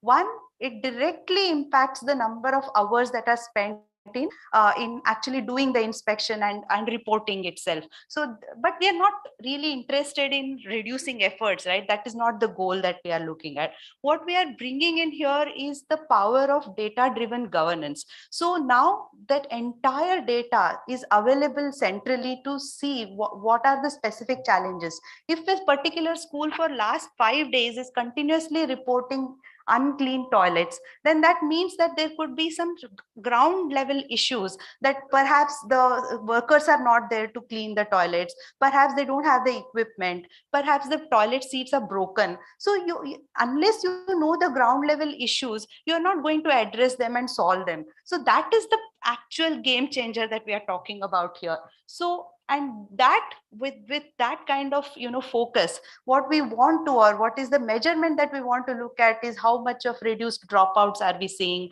how is it improving the literacy level, and how it is going to change the overall literacy and accordingly the economic growth as well. And here it is not the beneficiary, is not the government, beneficiary is not the education department also, it is the children who are going to use these facilities. It's also the workers, because now whatever they are seeing with their own eyes, even the chief minister is going to see the same thing. So the issues are going to be so transparently addressed, and that is the specific benefit that the workers will get, so that they are able to impart. And the third thing, which from morning I've been hearing, that whatever we do, it can be sustainable only if the community also gets involved. So here we are talking about involving the citizens and empowering them also to be part of this overall sanitation inspection program. So This was how we started focusing on, and what kind of heavy lifting we had to do here. See, we're talking about 45,000 schools, each school having some boys toilets, some girls, some wash basins. So we are talking about over 5 lakh images coming on a daily basis in less than 2 hours. As soon as the school opens in the morning, everyone clicks the pictures and puts it on for inspection. So we are talking about huge amount of data and the processing that is needed.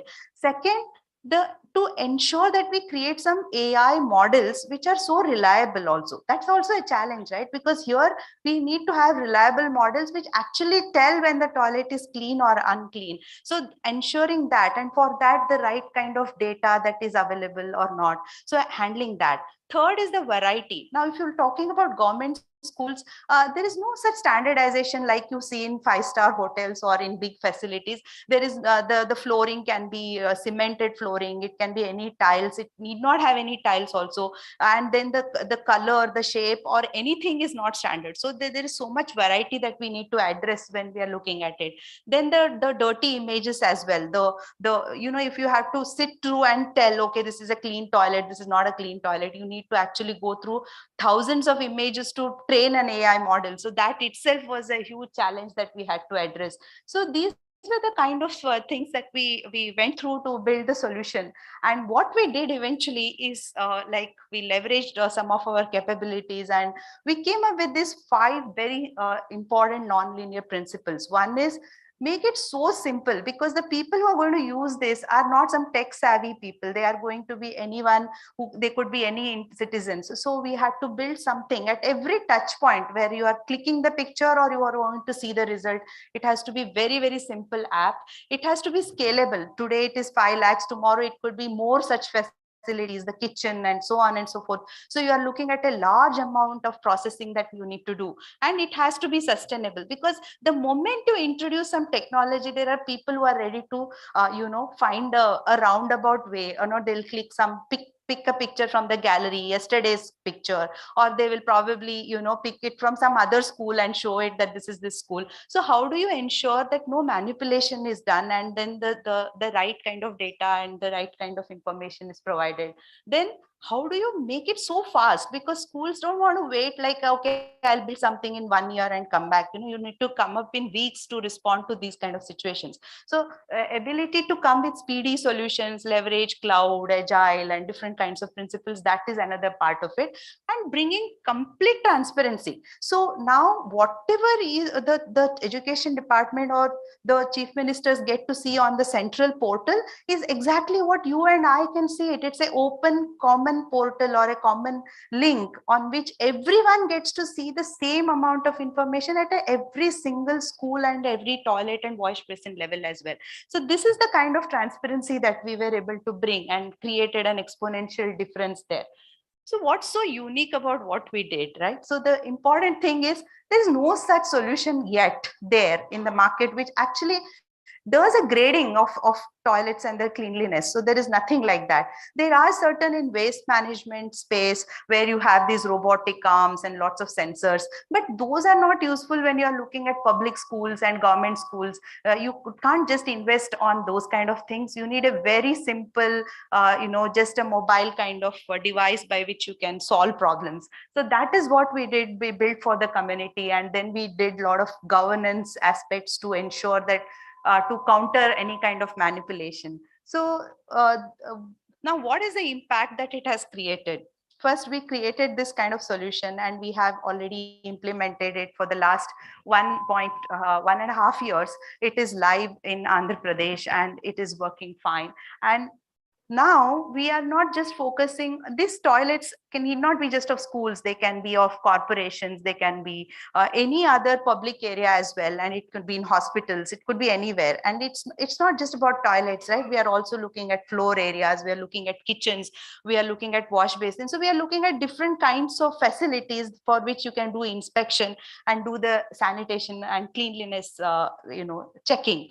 And second is, now the schools with which we were working have asked is to start doing the grading of midday meals also. So now whether the midday meal, whether the rice is cooked properly, whether the eggs are of good quality or not, whether the chicken. So while that's not sanitation, but it's also related to food that the children are actually eating. So that is another aspect. So the scope of this is increasing beyond just, the washrooms and facilities like that. And we have now, what if we keep on bombarding the school that yes, your toilets are not clean, your wash basin? What next? I mean, are we also solving their problems? Are we looking at making it more sustainable? Every day, if you keep telling them, look, you are not compliant, you are not clean, does that solve? So what the schools have done there is they have brought in a very holistic, sustainable process. There is a toilet maintenance fund that got created after we created this program, where parents are given some amount, like in Andhra Pradesh, 15,000 rupees is given to every parent who sends their children to government schools. Now what the government is doing is taking back 1,000 rupees from them and putting it as toilet maintenance fund. So the parents are now questioning, if the toilets are not clean, they have lost 1,000 rupees from the government just for this purpose. So now they are able to question back and ask. The headmaster has been given an app now by which the headmaster can just procure and say, I need so many brushes, I need so many chemicals, I need this. He doesn't go and buy. There is no malpractice. It's all a central procurement system from which all these equipment are purchased and the material is given to the schools. So that way we have brought in all the community people also to be part of the program. And so that is how the change is sustainable, and it is continuing to help us measure. Second, we started measuring whether the are actually seeing a reduced dropout. So in the last 1.5 years, we have seen 85,000 girls are less dropout than the previous year itself. So that's the first measurement. We have just gone live 1.5 years back, but it's already there. There is a 6 lakh extended enrollment over, which was not seen in the previous years. So we see 6 lakh more enrollments in these schools. While this is not necessarily purely for this reason, but yes, there is a positive impact. Third impact, which the teachers are observing, is that the girls are going and drinking water now, which earlier they never drank water in the schools because there was no facility for them to use. So through the entire duration of school hours, they never drank water. So now they are drinking. So they're measuring the water consumption of the girls who are using these schools as well. And that is also another measure on which they're checking the impact of these changes that they have brought as part of the modernization program under the schools. So we are now working with multiple other institutes to see how we can extend this and make sanitation and attach it to drinking water areas, waste areas, and check on the sanitation, not just in schools, but in all the open public areas as well. And as the scale of expansion and the scope is tremendous. So we do see that this is huge opportunity to leverage technology and make it happen. And just a quick glimpse of the different types of screen. I mean, this is just a glimpse of the app, the simplicity of it. Just you capture the image and you upload it. The geo coordinates of the toilets are captured automatically from the app itself, so that there is no manipulation. So you get exactly that toilet's geo coordinates recorded, and all this information is available. And then it's giving complete view of the toilets at the central level. So today, so many pictures were captured, so many schools did not have clean toilets, so many had. So this gives a complete dashboard to the chief minister, as well as all the people, all of us can also see this.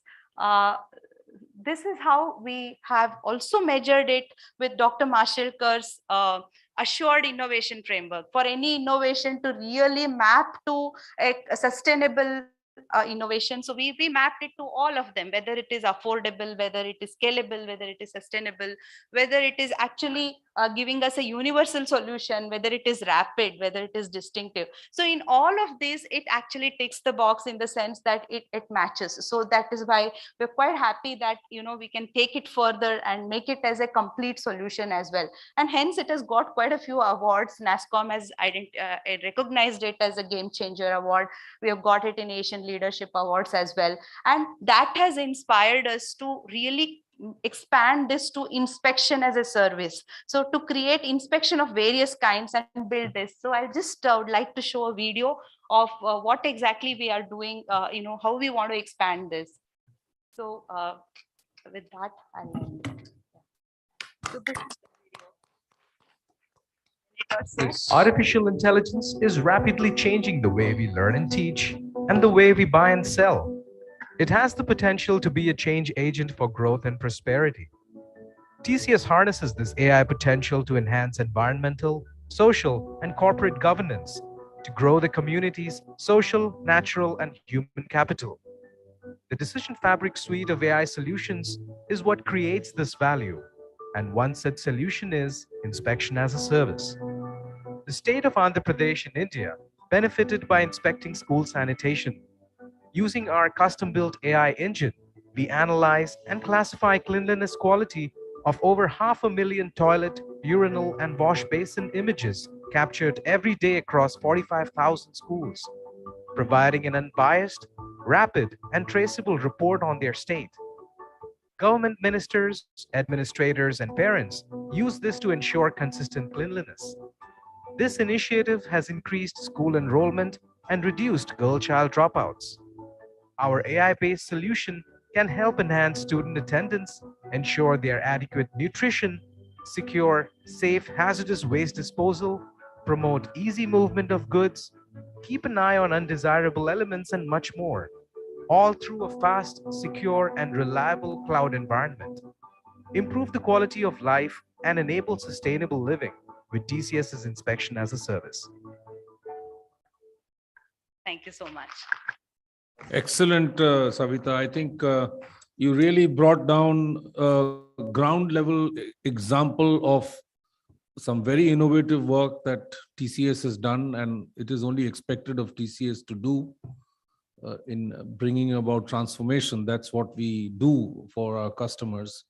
And this simple technological solution of capturing an image of a toilet with a simple mobile phone and putting it onto a internet-based application, and then aggregating this across 45,000 schools and getting 500,000 images on a daily basis, and then getting your AI engine to analyze, to grade the toilets into red, amber, green, and therefore putting pressure on the system of school administration to keep ensuring that the toilets are clean, and naming and shaming the schools who do well consistently and those who don't do well consistently, all out there transparently for people to see, with the 1,000 rupee innovative refund of the grant being given to the parents, going back to the schools to clean the toilets,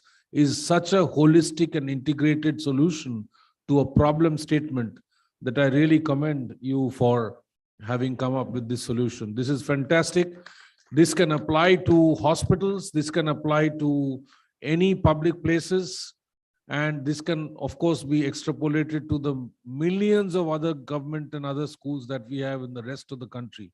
And you have taken only one state, Andhra Pradesh, as the pioneering and pilot implementation state. So really commendable. I'm so proud that I was a part of TCS for 14 years of my life. This is what TCS differentiates itself in making a difference to the humanity for tomorrow. So really well done to you and your team. I think we are kind of coming towards the end. If there are any questions from the audience to any of our two panelists, I see a hand raised here. Please, if you can introduce yourself and ask the question, and who are you addressing the question to, then we will take that question from you. Please go ahead, sir.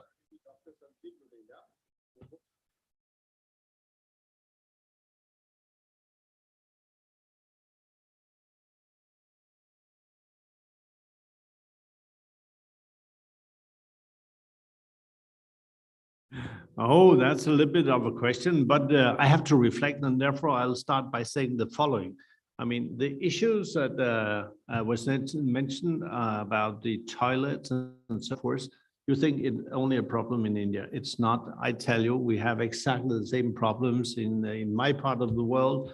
All the parents and students are complaining about the cleanliness and the standards of the substandards of our toilets in our schools. We are a welfare-based society, so I see huge opportunities when it comes to that. About the World War and whether water will be the reason for a new World War, I think it's a little bit too much to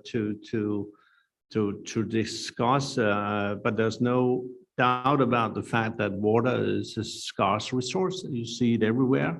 And if you were short of water and the climate changes, of course, will impact it, then of course water can potentially be the reason why you will enter into war. But hopefully by peaceful means and by peaceful use of technologies that would secure that we, after all, will reduce the consumption, and individual responsibility is important here.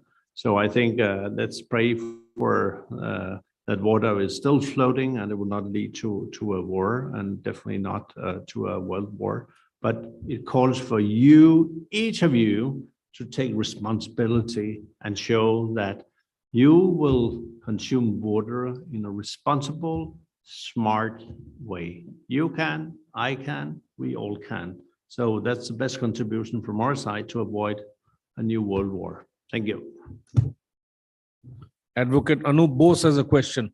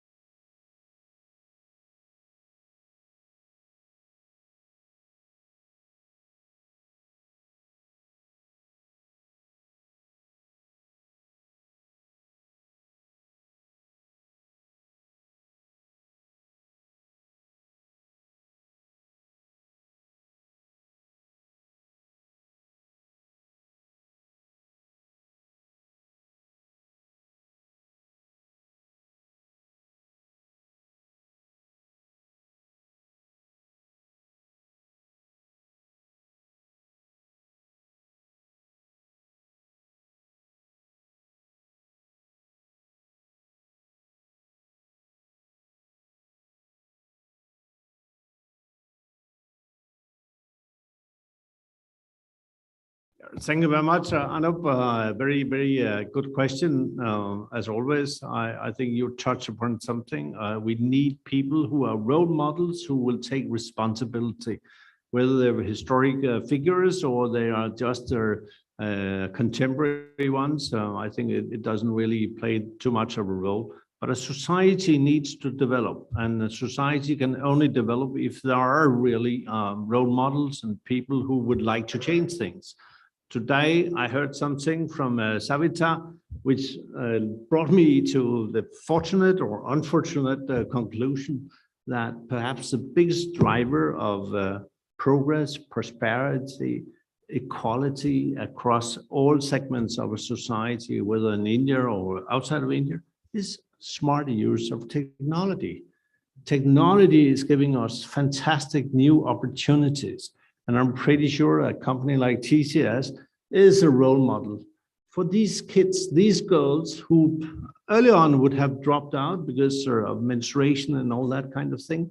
And now they're given a far better point of departure for their future life. And each and every human being has to be counted, has to be accounted for, and has to be given a role for the future shaping of a great society. So Savita is the queen of technology, at least as expressed today.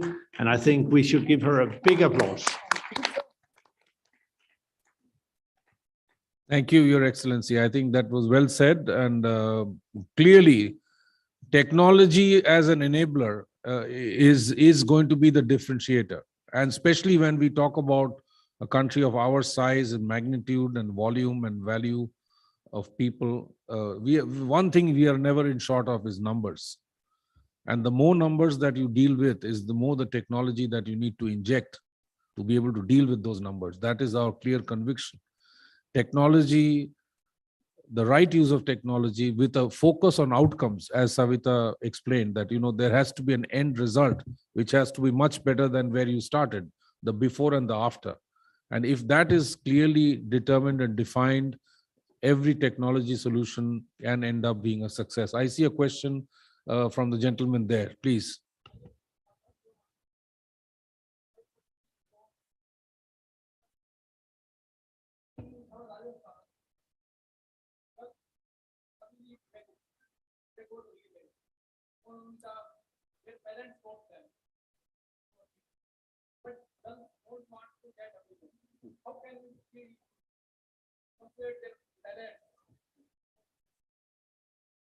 That's a tough one, Savita, non-technical tough question. I think again, it's the education which makes the difference because even parents are educated, they will realize that the power of education can take their children so way ahead than what they have achieved so far. So it may not happen in just like less than a generation, but over generations, this is definitely going to change, I think. Beti ko padhaiye. Education is the nirvana to the solution to your problem that you have stated.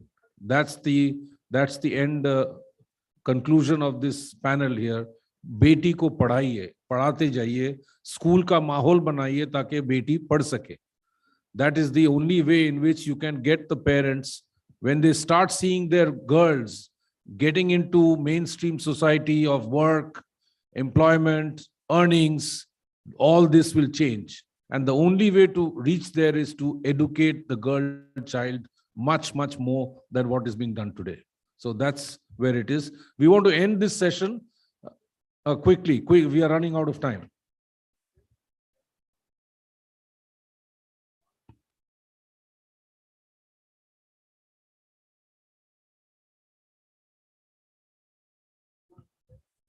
Yeah, so yeah, very quickly, Anup has raised the point that 3,000 people are working today on constructing the new Indian Parliament building. Many of you may be aware, the Indian Parliament is being built for the first time by an Indian company. The first Parliament was built in 1921 by a British company. Nevertheless, they did use Tata Steel girders in the old Parliament building because Tata Steel was existing then. We started in 1906. So we are very proud as Tatas to be building the new Parliament building. It will be delivered by October this year.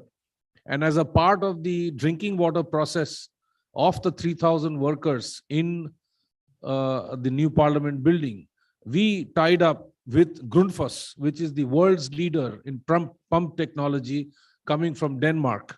And in a 20-feet container, they set up a water treatment ATM plant, which is basically providing clean drinking water to our 3,000 workers who are working in 2 shifts tirelessly across these many months.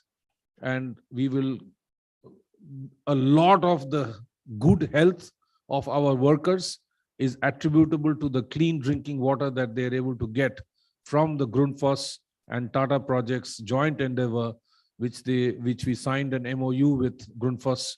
It is the world's leader in pump technology and water treatment technology in the world. And it is a Danish company. And through the good offices of His Excellency, the Ambassador of Denmark to India, we were able to stitch this partnership. And within a few weeks, in a 20-feet shipping container, they were able to configure a water ATM, and that provides the drinking water to our workers there. So it's indeed a proud association that we have with Grundfos. So I hope that the building will be ready not in October, but in August then. Well, that is the ask of the government as well. But we are building this through COVID. We are building this through very difficult times, and it is an extremely challenging task. I want to end by thanking the inspiration that Rajesh Sarvadnya, please stand up. He is the one who's behind this summit. And Rajesh inspires us all with his single-minded focus on the blue ocean, which is an endeavor that he is following in Mumbai. He wants to change the black ocean, the Bay of the Arabian Sea in Bombay, which is black in color, where he walks every morning in Juhu. He wants to change that to blue. So there's a ocean blue, mission blue that he is embarked upon. And then he came upon the thought of the Sustainability Expo conference, which is what is happening today. So it's a very inspiring, focused, motivated, very dedicated task that he has taken on himself. And a lot of the format, a lot of the work, I would say 90% of the work of this conference has been done by him single-handedly. And we have somehow just kind of been inspired by him and supported him in some small way. So I want to acknowledge Rajesh Sarvadnia's complete dedicated focus on this mission, which starts with the conference but continues as a movement, is the way we believe it is going to happen. So we have the conference today. We had a fantastic inaugural by the minister, and tomorrow there is going to be more panels as well as the awards recognizing some people who are doing very good work in the area of sustainability. So thank you once again. I hope you had a good session in the afternoon, and I congratulate all of you to have stayed back. I didn't see a single person leave, and which I think is a reflection of the quality of our panelists as to what they had to say. So I want to thank each one and every one of you in the audience for having stayed through this session. And I hope that you took away something useful from this session. Thank you once again.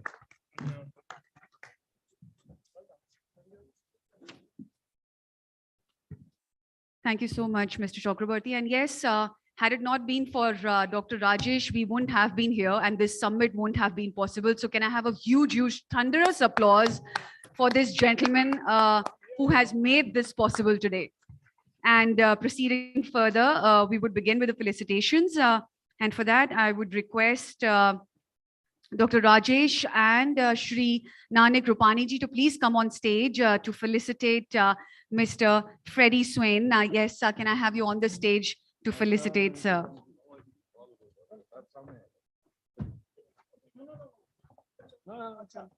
Acha. You're looking very handsome today, Freddie, sir. Can I have a huge round of applause? He's the ambassador at the Royal Danish Embassy, India. And what an honor it has been for us to have him here with us in this summit.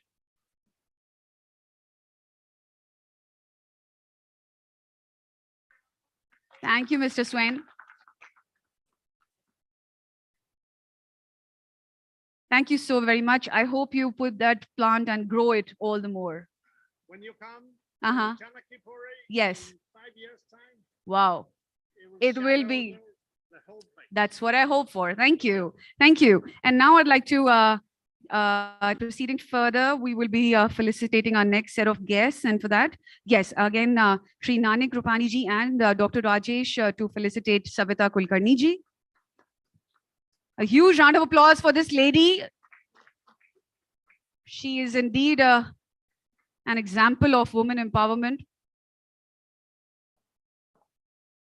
Thank you so much, ma'am. Thank you so much for taking your precious time out and making it possible.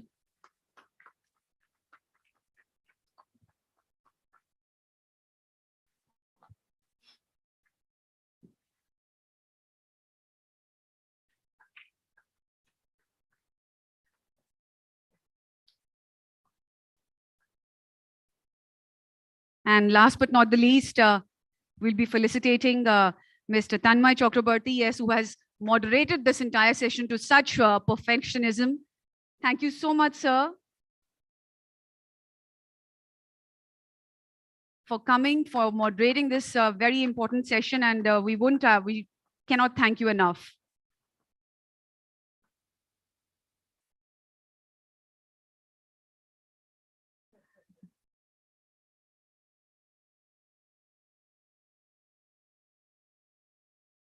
Okay, there we go.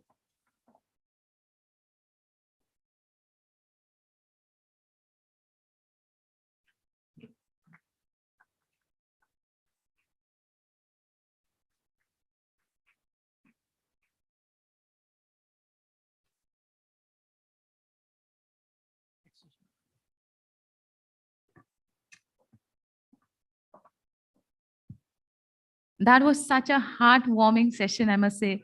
And I can't help sharing something personal, that this issue of the toilets, as simple as it sounds, that has been taken up by Savita Kulkarni ji, that is something that actually inspired me and motivated me to become a part of Beti Bachao, Beti Padhao. And I think that is such a fabulous job that she's doing. So we now move ahead to yet another very significant session, which is called a key session for sustainability, which is for single-use plastics. You must have all heard Modi ji speak about single-use plastics recently. And the moderator will be Sonali Dutt Banerjee. And Dr. Sonali Datta Banerjee is an international coach, mentor, and educationist, and who has been supporting women empowerment. And she has written several books and blogs in the same context.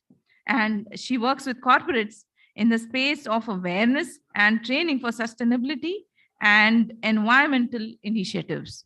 So, Dr. Sonali Datta Banerjee, over to you.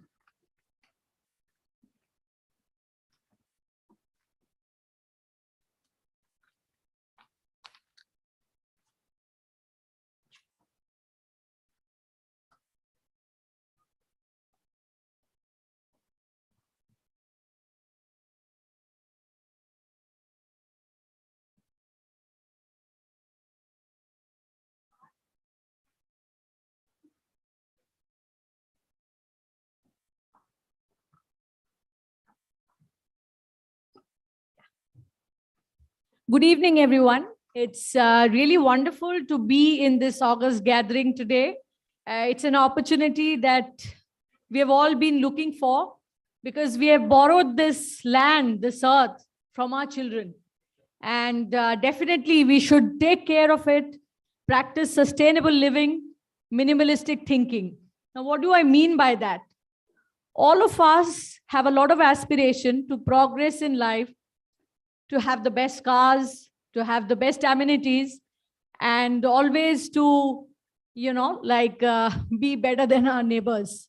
But do we ever think that when we throw a plastic, it can hamper not only our children's lives, but it can bring down the society and the earth we are trying to build? I'm very passionate about this, not just because we need to save the earth. I'm also passionate because every morning since the time my daughter has become 11 and above, she says that, Mom, I want to see the earth breathing. Yeah. And that's one of the reasons that when Mr. Ghosh mentioned that Rajesh is doing this great sustainability event, it was a great opportunity for me to come here and be amongst the best thinkers on our earth who are working towards it. So it's a great privilege, and would just like to mention that here our topic today is single-use plastic reduction. This is something we see every day, and in this topic, the guests that we have today are Shri Sunil Panwar, Symphony Environmental India CEO.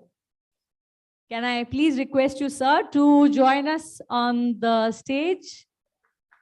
Let's welcome him with a big round of applause, because he's one of those pioneers who's helping us live our oath towards the earth, save the earth from the plastics, which we throw without thinking, and building awareness towards it. Please come. Thank you, sir. Our other panelist is Shri Pratap Chandaniya, IIT Mumbai, UBAC, Vancouver. Can I please request him to join us on stage, please? Let's welcome him with a huge round of applause.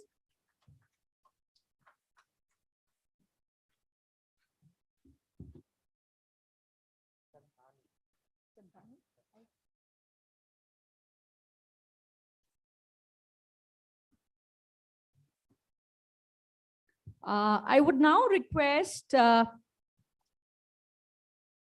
Sri Gopal Arya, in case he is there amongst us, to join us on stage.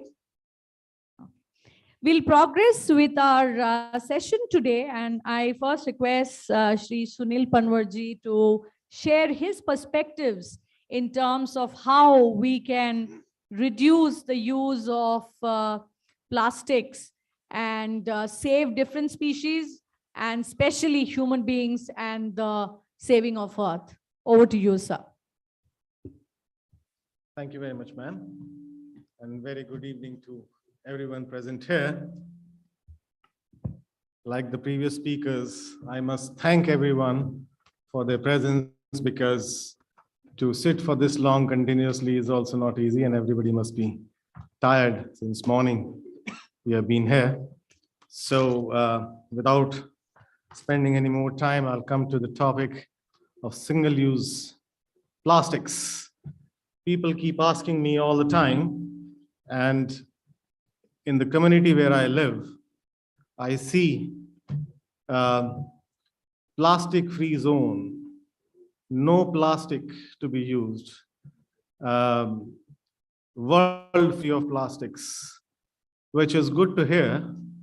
But practically speaking, today, the world where we live in today, is that possible?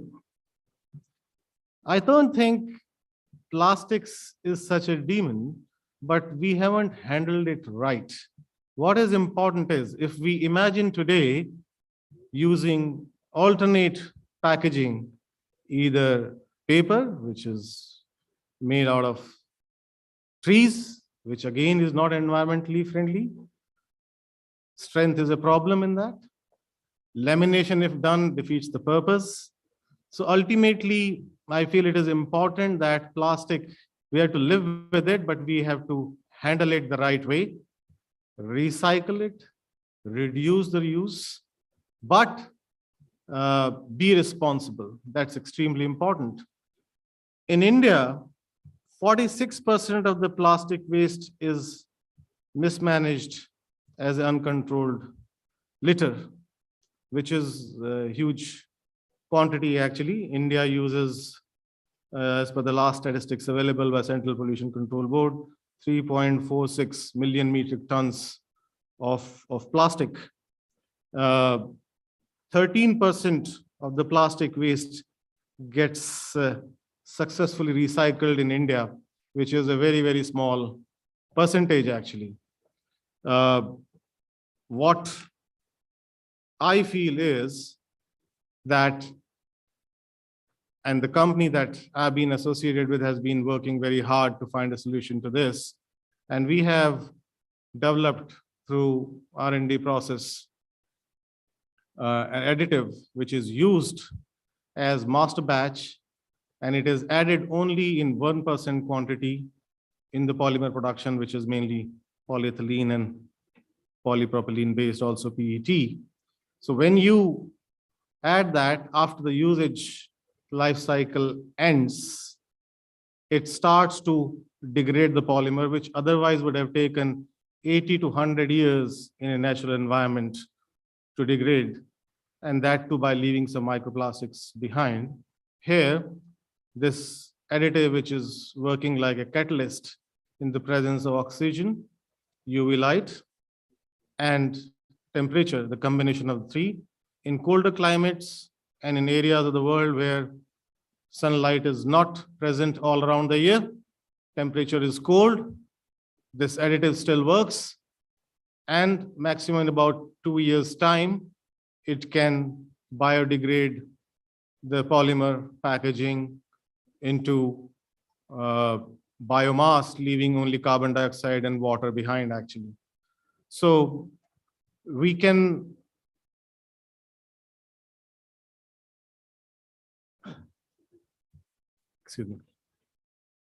we can reduce the usage of plastic by being responsible. And we can't expect the behavior of the people to change suddenly. So therefore, the technology has to work like we saw in the previous session, how TCS using the technology has changed the lives of millions of girls actually, same way by using the technology, which is chemical technology. We here are trying to change the behavior of the polymer by accelerating the biodegradation process where no microplastics and toxins are left behind. So this is our contribution to the single-use plastics problem, which we have recently introduced to India, and we'll be taking this forward and going that. We are working with the government on this. I'll share further our challenges after listening to my next speaker on my left, please. So over to you. Thank you. Thank you. We have our next speaker who's going to be sharing his perspectives with us on reusable plastics and how we can stop it. Yeah, so I put it together as a view, okay, the presentation. And my thing is going to be a cross between the last session. They emphasized a lot on water, okay, and 70% of our body is anyway water. So it becomes all the more important. And in today's definition of environment, you have your body, and anything external to that body is environment, okay? And inside your body, 70% is water. So plastics, of course, you know what they do to your drains and what happens, right? So can you please play this? Start playing. So this is, I call it Ganga's eye candy in NCR, okay? This is to preserve Ganga waters in NCR for sustainability of our national capital region. Thank you.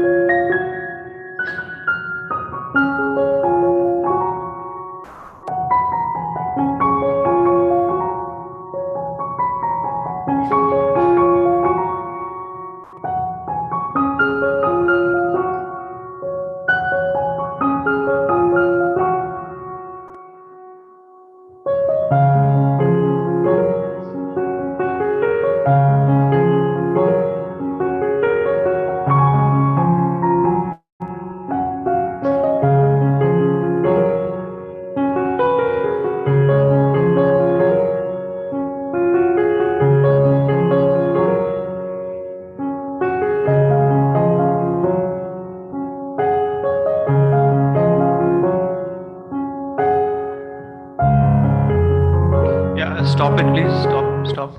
Okay. So this project, it became as a fun exercise during cycling since 2014. And 2019, Government of India, Ministry of Science and Technology asked us to do this first level pilot project in the region. So that part of the project from 2019 was supported by them. Okay. So Ganga, as we define, is a confluence between Alaknanda and Bhagirathi, as it happens. And one of our cyclists went all the way up there, works for the Ministry of Renewable Energy, to see how plastics and pollution happen through this gift of Himalayas as, you know, the Ganga rolls down. Yeah, next, please. Yeah, stop. So this is our NCR, okay? River of life, river of death was a term coined by Victor Mallet, famous British author from Financial Times. So you can see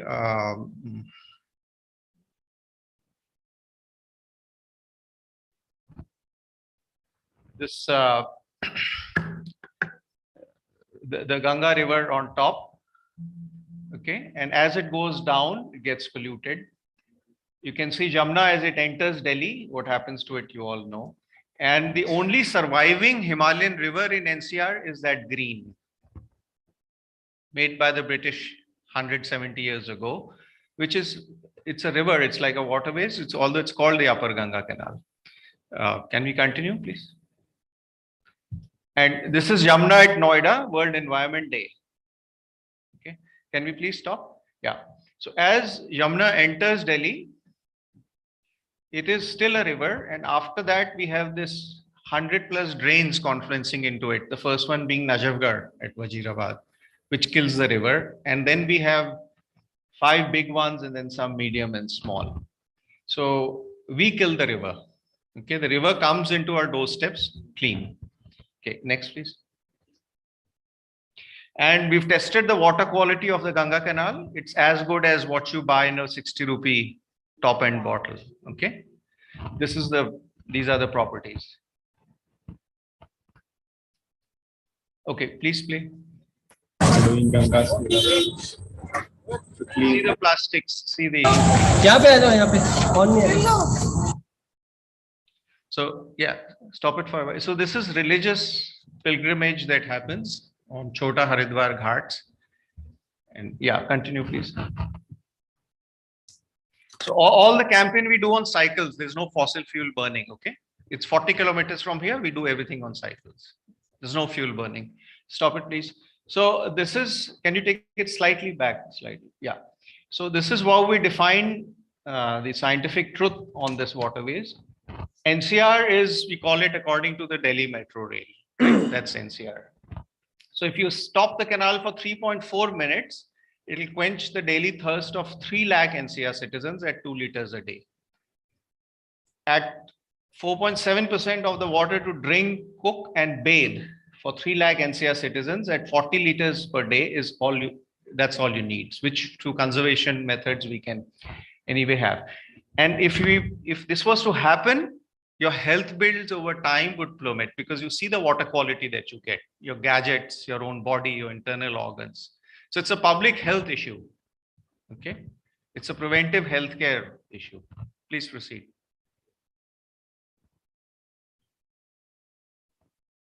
Yeah, that's, so we began by promoting tourism, rural tourism. That's the Ganga waterfall. This is with a high-end technology company. They don't know where their water comes from. So and that's the mango orchard. So if you cycle, you can only hear the creaking sounds of the leaves. That's a top view. And yeah, stop it please. That's a heritage wheel, Koluka bell. So when there were no motors in British time, the bullocks would go round and round, draw the water for this whole Doab region. Yeah, please continue. And that's a water mill based on the fall, which gives you cold flour, cold bill flour, highly nutritious. Okay, so there's a little economy built around it. Okay, this our volunteers children's band composed Ganga Stotam, which we played on the Ganga Ghats to engage people. Okay, so as a musical.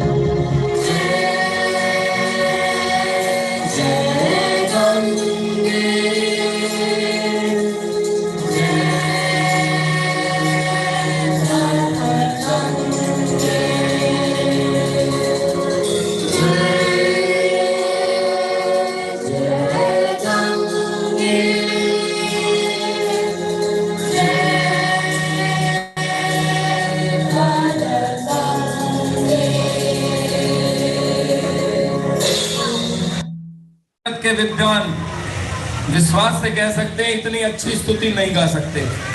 कोई ना कोई त्रुटि छोड़ देंगे जो ये कहता हूं मैं संस्कृत का विद्वान हूं, उसे ले आइए आप यहाँ मंच पर। इस तरह से छोटे छोटे बच्चों ने गंगा के घाट पर गंगा जी की स्तुति शुद्ध संस्कृत में जो गाई है, उन बच्चों के लिए हार्दिक अभिनंदन, चरण वंदन। So, yeah, stop it. So these children got a sustainable jobs with Sanskar TV, incidentally, after this.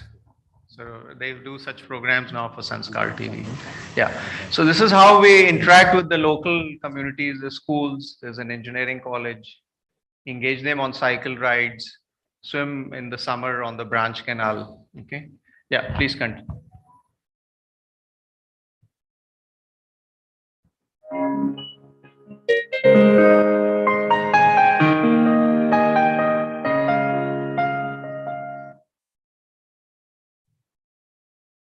I am Rifat of class 9 10th।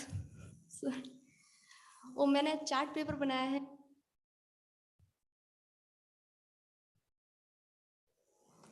हमारे जो पूर्वज थे उन्होंने पानी नदियों में, नहरों में, झीलों में, इन चीजों में देखा था और अब हम कुओं में देखा था और हमें अब बोतल में देखते हैं। आने वाली जनरेशनों के लिए पानी केवल आंखों में देखने के लिए मिलेगा।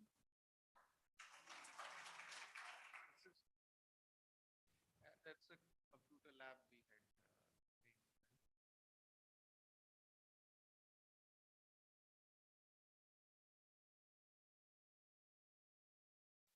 So this is how you control. There are 2 lakh visitors during Ganpati and later during Durga who visit these ghats at Chota Haridwar for immersions.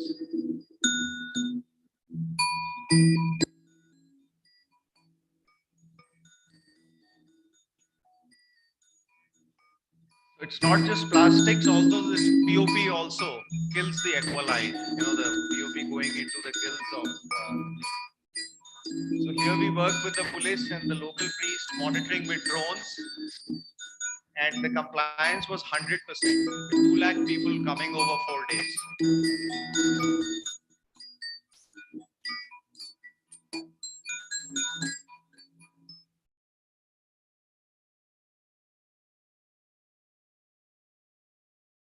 This is at JLN Stadium. There's a Government of India run, Ganga run.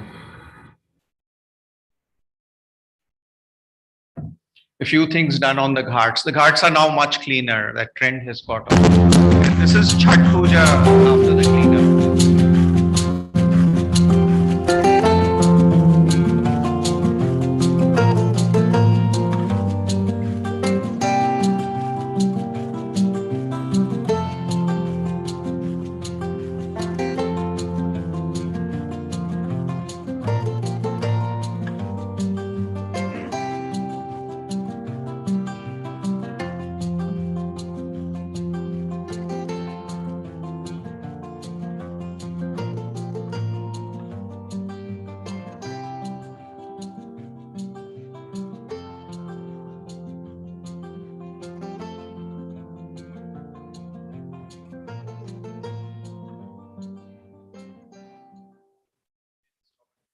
This is the only destination in NCR where you can actually do a clean Chhat Puja without getting skin rashes.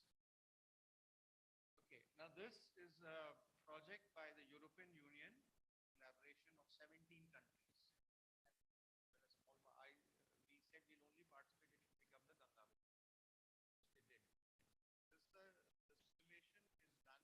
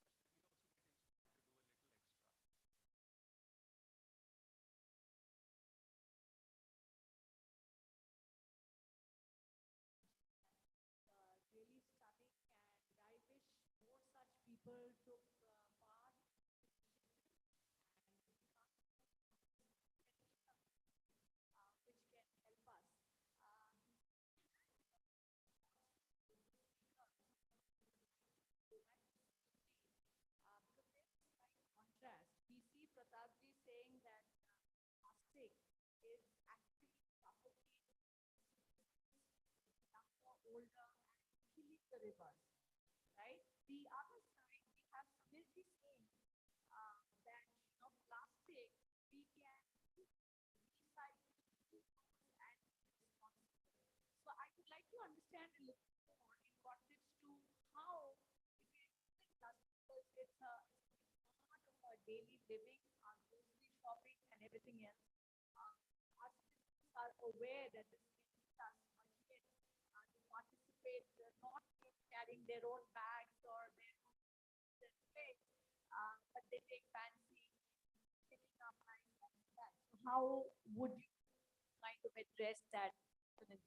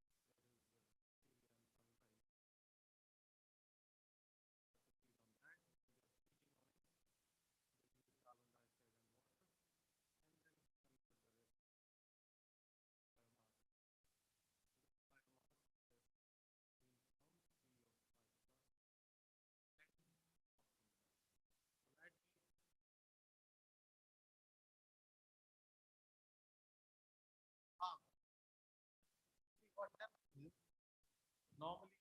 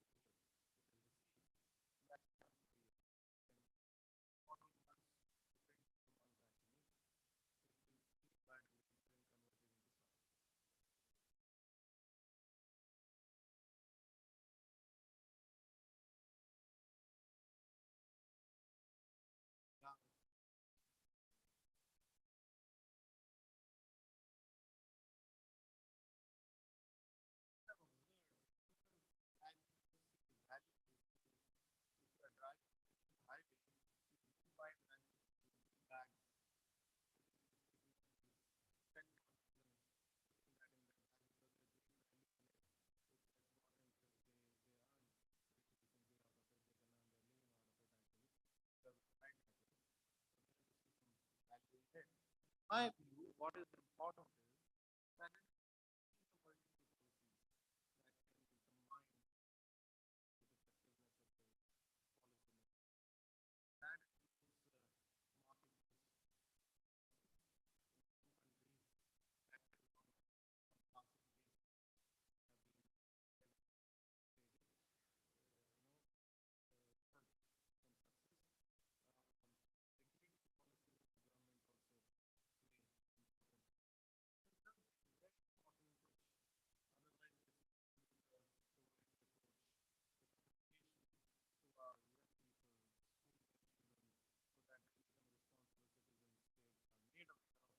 but we can have that discussion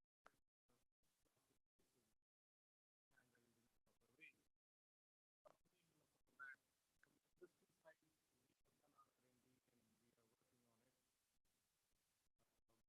head, but my size now, so that is everything has to be optimized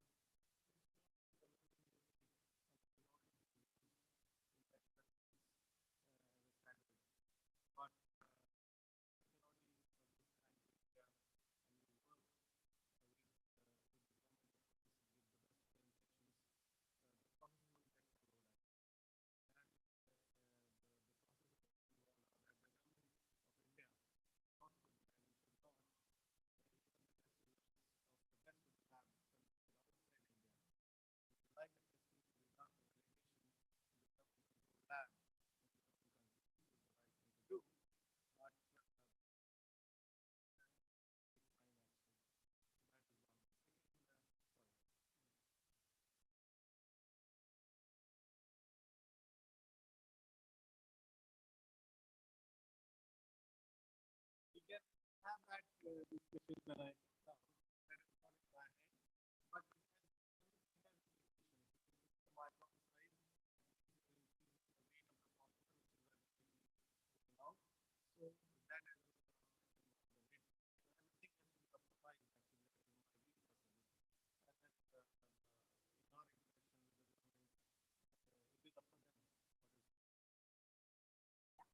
So due to paucity of time, we can actually have this debate go on till eternity. But due to paucity of time, we would like to just quickly summarize. What we understand from Sunilji is that this is a technology which has come from UK, and it's something that we need to use very cognizantly. While we need policymakers like our politicians and government officials to look into it and see that what plastics, what things need to be packed in plastic and what can be without the use of plastic. Like Pratap ji mentioned that this is an initiative they have done and the water has been purified, and in the previous occasion we saw Savita ji come up with this technology of an app while shaming and naming those people who are engaging in like activities which is causing harm and damage to the earth. Let us be responsible. While we teach our children to respect elders, we should also teach our children to respect earth. Mother Earth is what is holding us. If we abuse her, we abuse ourselves. Recently, my daughter went through like medical foundation course, and the first thing that they teach in community medicine is if you like live sustainably and respect your resources, then you will have a better future and better health for your country. So let's expect that in India, we will have more policies where we can kind of define how plastic and how judiciously it can be recycled, reused, and responsibly disposed. And likewise, we can collaborate, like, we have pioneers like Rajesh who are bringing us together and making us understand this initiative, getting it back to our respective cities and states. So thank you, everyone. If there is any question, we have the panelists. They are going to be here. You can always reach out to them and ask them. I am being told that we actually have reached the upper limit of our time. So we'll close with that. Thank you so much. Let's give a huge round of applause to our panelists. Yes, a very huge round of applause, because this is such an important discussion, and unfortunately we are running short of time. So, but I request Shantanu Totade ji to kindly felicitate our speakers and our moderator too.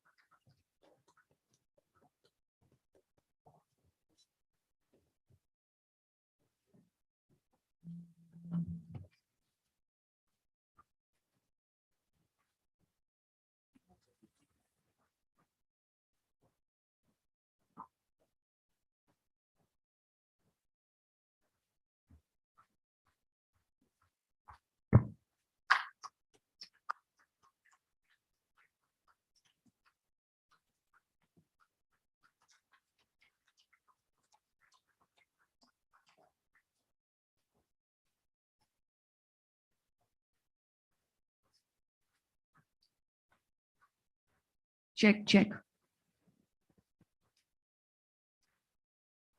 Thank you so very much. Proceeding on to the next segment, we have the popular talk. And we would discuss about spiritual traditions and lifestyle of Bharat for sustainability. And for that, I would like to call upon Kumari Ganga Nandini ji. Yes, Kumari Ganga Nandini ji is a youth leader who has recognized the immense power of faith and serves as the Director of Implementation, Integration and Communication for the Global Interfaith WASH Alliance, the world's first ever international interfaith initiative that brings together the world's faiths as allies in ensuring every child around the world has access to safe, life-giving water, sanitation, and hygiene. She was born and raised in Los Angeles, with a bachelor's degree in molecular cell biology and psychology. I would request her to please come on the stage as our esteemed moderator. Thank you. And would request Pujya Sadhvi Bhagwati Saraswati ji, who's the co-founder and Secretary General, Global Interfaith Wash Alliance, to please come on the stage. थोड़ी तालियां हो जानी चाहिए. I know संख्या में हम कम हैं, लेकिन अभी भी बने हुए हैं. पूज्य आचार्य लोकेश मुनि जी, founder and president Ahimsa Vishwa Bharati. पूज्य स्वामी Atma Shraddhanand ji from Ramakrishna Mission Kanpur. Can I have all of them on the stage for the next popular talk? And thank you so much for taking your precious time out, your valuable time out, and making it to this summit. Over to you.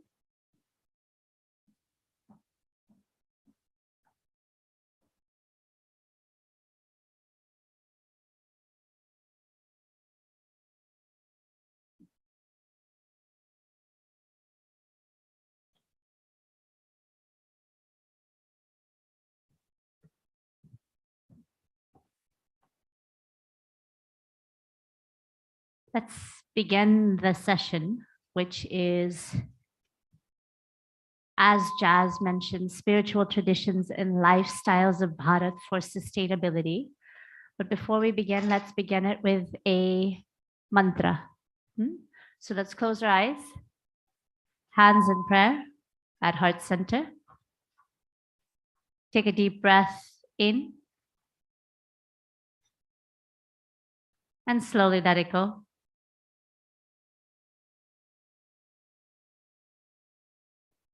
And just stay with your breath as I recite the mantra. Mangalam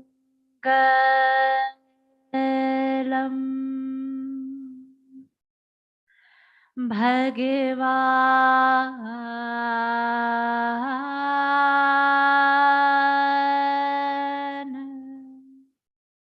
Vishnu Mangalam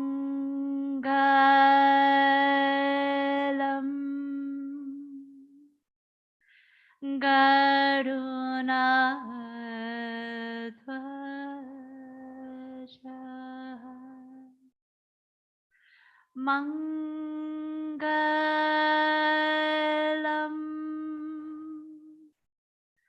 Pundarikaksha Mangalaya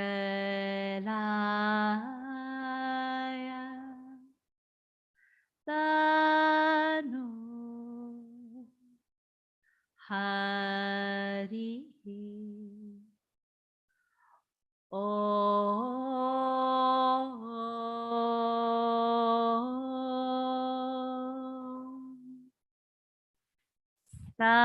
Sahana Vavatu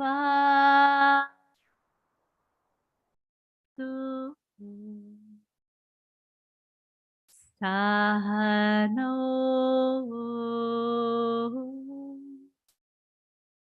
Bhunaktu Sahaviriyam Karavavahe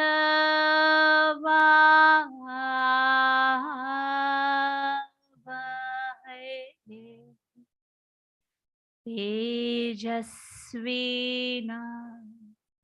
Vadhitamastu Ma Vidivishavahe. All together. Om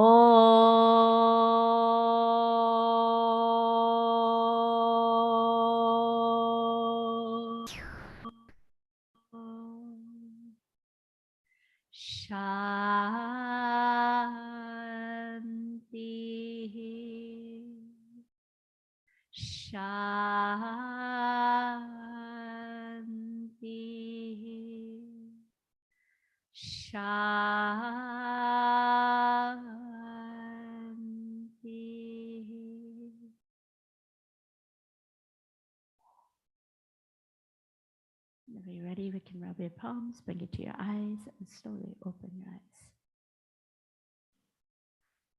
So we have had a full day of wonderful sessions and panels. So I thought maybe we should begin with the mantra. And this session is especially wonderful, especially because we are speaking about how so many of our spiritual traditions are already aligned with sustainability, intricately intertwined with those traditions, are living in harmony with the environment. And today we have the beautiful honor and the blessing of having with us Pujya Sadhvi Bhagwati Saraswati Ji, Pujya Swami Atma Shraddhanand Ji.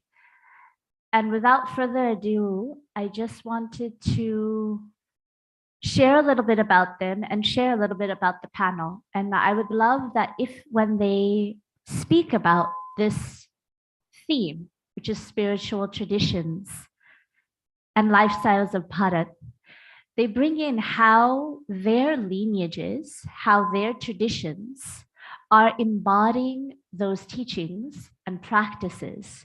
And what are those teachings and practices that we need to emulate in more parts of the country? Because as we see the sustainable development goals, which we have been speaking about, whether it's our rivers, whether it's our soil, whether it's our earth, they're all being degraded. And the exploitation of our rivers, the exploitation of our mountains and our natural resources is at an alarming rate. So somewhere those spiritual traditions and those teachings are not being applied on the ground. And so what is their message of inspiring more application of those teachings? And then what is their message to the youth, especially of this country, because it's Vivekanand Youth Connect?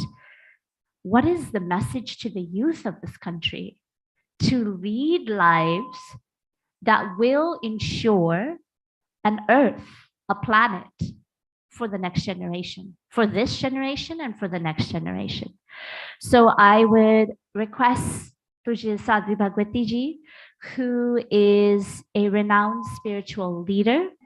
She is an author and a motivational speaker based in Rishikesh, India. She was born and raised in Los Angeles, California, moved here to India 25 plus years ago, and has dedicated her life in the service of humanity. She is leading in a number of different service initiatives in a multifaceted spectrum of service areas, and serving in multiple capacities, some of which include she is the Secretary General of the Global Interfaith WASH Alliance, which is an international interfaith organization dedicated to clean, sustainable water, sanitation, and hygiene. It is one of the world's first interfaith initiatives to bring together faith leaders for WASH, and we are very proud to be supporting the Vivekanand Sustainability Summit with Dr. Rajesh Ji and his beautiful team, who has worked so hard to put this summit together. And in addition, she is also the president of the Divine Shakti Foundation, which is a foundation that runs free schools, vocational training centers, and empowerment programs, which she not only does as a leadership role, but it actually overflows from her heart. She spends so much time in these centers with the women, with the children, and inspires so many volunteers to be leading in that example and following her footsteps. In addition, she is also the director of the world famous International Yoga Festival at Paramatma-Niketan, which has really put Rishikesh, also has at least sustained Rishikesh on the global map for yoga. She is a speaker and serves on United Nations Advisory Council on Religions and various steering committees of the International Partnership of Religion and Sustainable Development and Moral Imperative to End Extreme Poverty, which is a campaign that is run by the UN and the World Bank. She is the managing editor of the monumental project of the 11-volume Encyclopedia of Hinduism, and the list goes on and on and on. So शब्द नहीं है वो बताने के लिए कि कितना हमारा सौभाग्य है कि वो आज हमारे साथ उपस्थित हैं, और उनको ऋषिकेश में होना था, वहाँ पे गंगा आरती में कैलाश खेर जी उनकी प्रतीक्षा कर रहे थे, लेकिन वो आप सबके बीच है, तो ये परम सौभाग्य आप सबका. Without further ado, Sadhvi ji, your beautiful message on sustainability.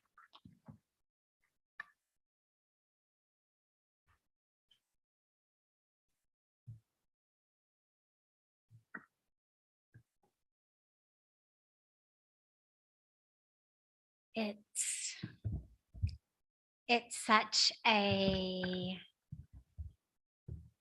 joy, such an honor, such a blessing to be with you all today, and especially to be honoring the teaching, the vision, the wisdom, the message of Swami Vivekananda ji.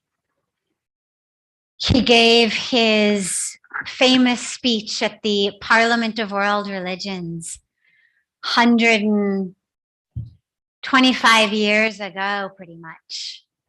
And yet, that which he spoke about, not just at the Parliament, but through his entire life, is just as applicable today, perhaps even more necessary today than it was back in 1893. When we speak about spirituality and sustainability, well, the Hindu tradition, the Sanatan Dharma tradition, is a tradition rooted in sustainability, rooted in love and care for every being. When we pray, Sarve Bhavantu Sukhina, Sarve Santu Niramaya, Sarve Bhadrani Pashyantu, Ma Kaschit Dukha Bhag Bhavet. We don't pray, may all human beings be happy and healthy. We're not praying about people of a specific culture, religion, race, or species. We're actually praying about all beings, from the blade of grass to the drop of water, to the flower, to the tree. Our teachings are rooted in love for, respect of, reverence of even our natural environment. जब हम पूजा करते हैं, तो कोई भी पूजा, चाहे मंदिर में जाके बैठ के मूर्ति पूजा करेंगे, चाहे आरती करते हैं, कोई भी पूजा हो, अपने यज्ञ करते हैं, सारे the pujas that we do, all of the ceremonies we do, we offer the 5 elements in our puja. We offer the element of earth, whether in the form of flowers, in the form of other samagri. We offer fire, of course, whether it's the actual yagna, whether it's the arti, whether it's a diya. We offer water. We offer air and ether by burning incense, waving. Why do we do that? Does God need our flowers or our water? Is God thirsty? Why do we do that? We do it to remind us, our rishis and sages and saints were brilliant. How to make a culture understand, a people understand that the earth and all of her elements are sacred. Well, you take them and you offer them to God in puja. Obviously, you're not going to take a flower that's been stomped on, that's muddy and dirty. You're going to offer a flower that's pure and beautiful. You're not going to take water out of your sewer and offer it in puja. The water has to be clean. You're not going to wave polluted, toxic air over God. Fumes coming out of the rear end of a car, you're not going to offer them over God. It means for us to engage in our worship ceremonies. The water must be clean, the air must be clean, the soil must be clean, giving us beautiful flowers. It's a reminder to us, this creation is divine. This is the only religion, the only tradition I've ever heard of that prays to peace. May there be peace to the heavens, to the atmosphere. Here we are praying for peace.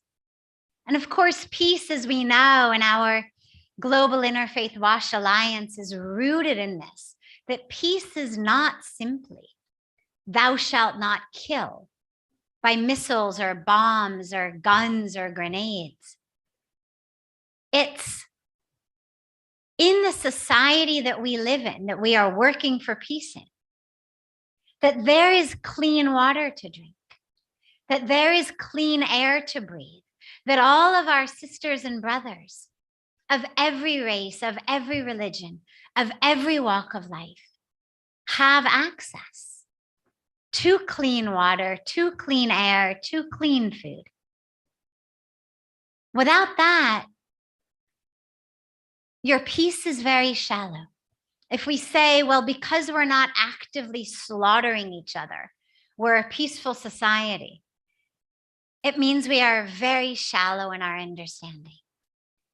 More people these days are suffering and dying from lack of clean water than from all forms of violence combined. Take terrorism, take war, take drug-induced violence, domestic violence, communal violence, add them together, and the total of people is still so much less than those who are suffering and dying simply due to lack of clean water. So when we talk about peace, remember we pray.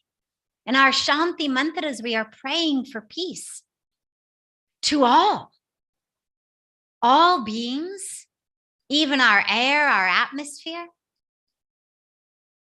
In order for there to be peace, there must be sustainability.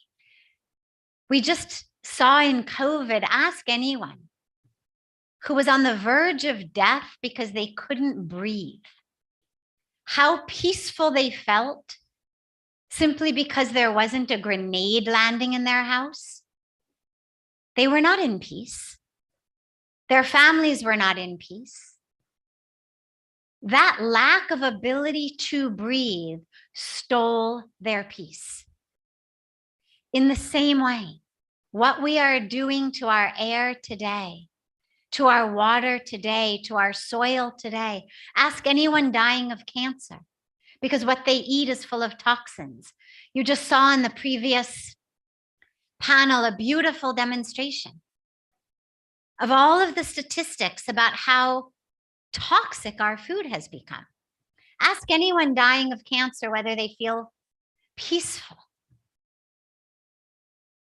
Ask anyone suffering severe diarrhea, cholera, how peaceful they feel. Without a safe and sustainable environment, we can't actually have peaceful societies. When we speak about the Sustainable Development Goals, well, Sustainable Development Goal 16 is peaceful and inclusive societies. We don't talk about peace in a vacuum. We talk about peace as it connects us in our societies. Are our societies peaceful? Are they sustainable? Are they inclusive? So this is where spirituality has got such a beautiful and critical role to play, because we are the ones sharing how to think, how to feel, how to live. And this is where, as spiritual beings, as spiritual leaders, we've got such an amazing opportunity. Each evening at our Ganga Aarti on the banks of Mother Ganga at Parmarth Niketan, with Puja Swamiji's leadership and vision and guidance and blessings, we have anywhere between many hundreds and many thousands of people raising their hands in pledges, sankalp, sabse sankalp karate hain, that they will not pollute. Not just they won't pollute Ganga, but they won't pollute their gullies. Because ultimately what's in our gullies ends up in Ganga. That they will end the use of single-use plastic. That we will plant trees. Because that is what our spiritual tradition teaches us. When we say Vayu Devta, right? When we say Dharti Ma, if the air is divine, if the earth is divine, if our water is divine, it means we have to take care of them the same way that we take care of our four-walled mandirs or of the murtis in the mandirs. Where there is divinity, there is sacredness. And so our spiritual tradition has made us realize that in all of our natural elements, they're all divine. Means we need to take care of them. The problem today, and especially the problem for youth, I want to dedicate the rest of my time to particularly the youth, but it's not only the youth, because the youth learn from the adults. We are the ones, as the teachers, as the mentors, as the parents, who are guiding the youth. And the problem these days is that we've been indoctrinated by Western models of consumerism, of objectification, of success. We have come away from our spiritual heritage. India is a land where it's all about sharing and giving, feeding others first, then taking. It's a land in which our success is not rooted in how much we have, but in how much we give. In traditional Indian societies, the badi log, badi admi of a village was the one who was wise. The one who was rich supported the one who was wise. They were the patrons of the ones who were wise. They came and did pranam and bowed at the feet of the ones who were wise.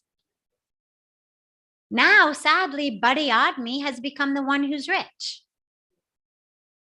We've followed in these commercialization footsteps of the West to believe that who we are is how much we make, what we buy, what we wear, what we own.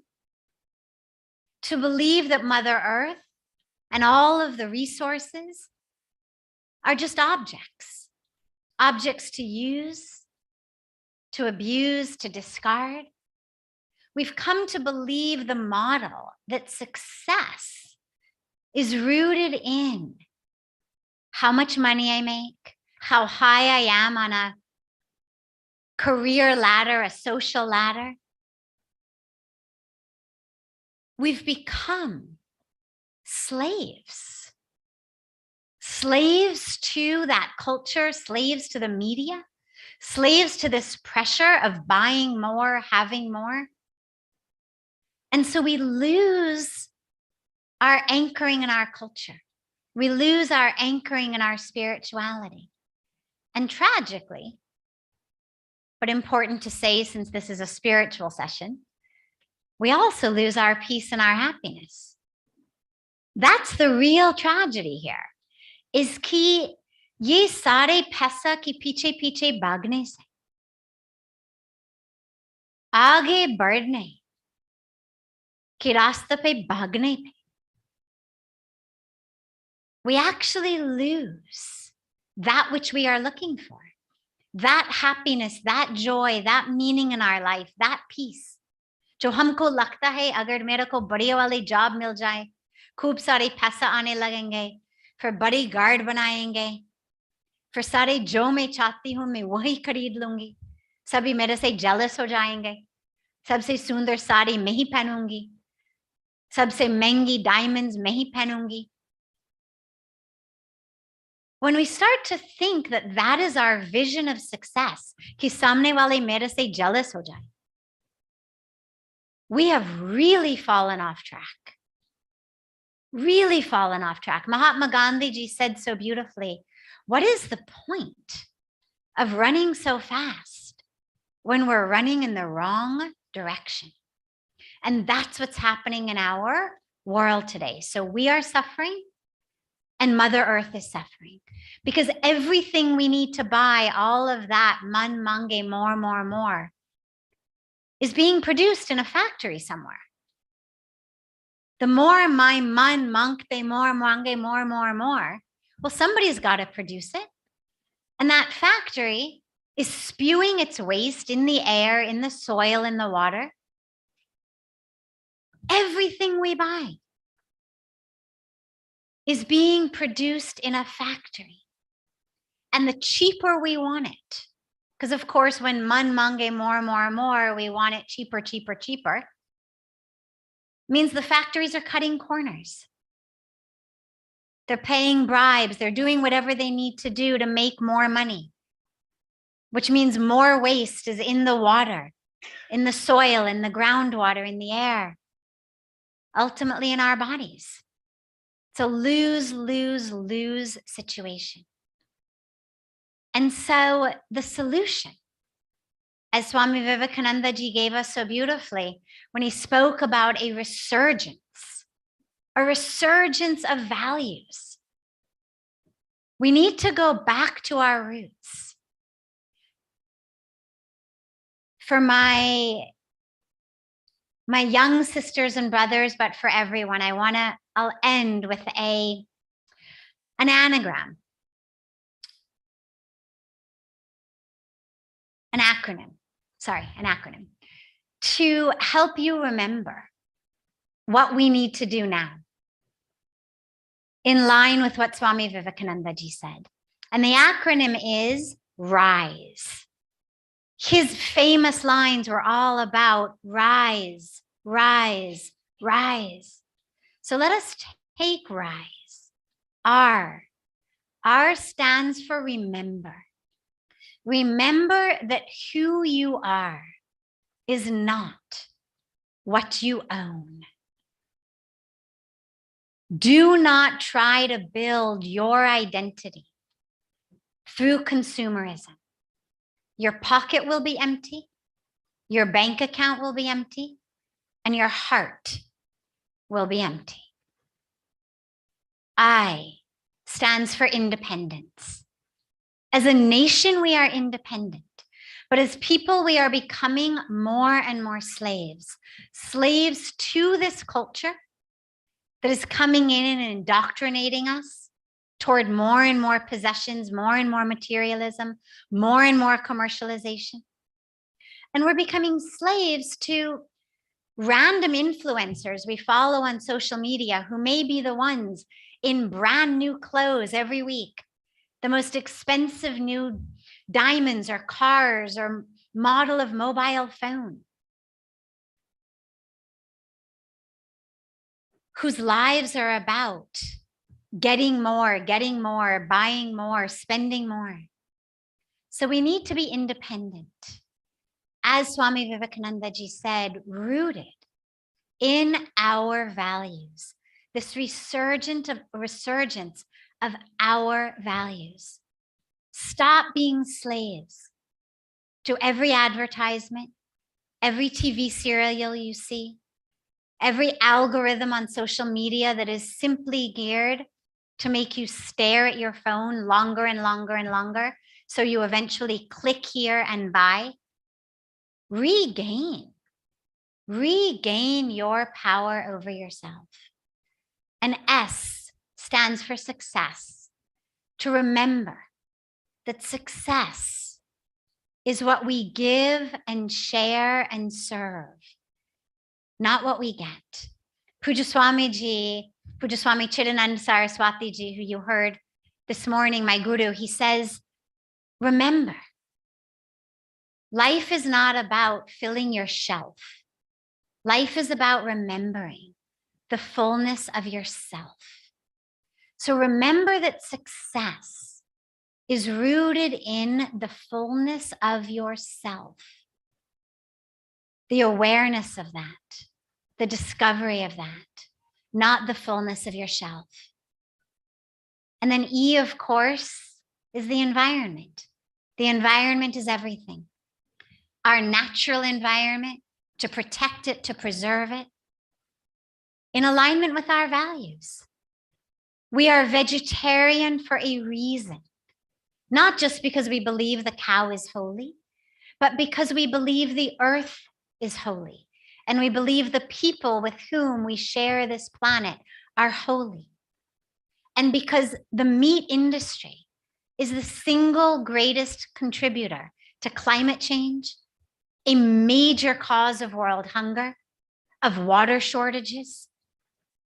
So we are vegetarian because Mother Earth and all of those with whom we share it are holy.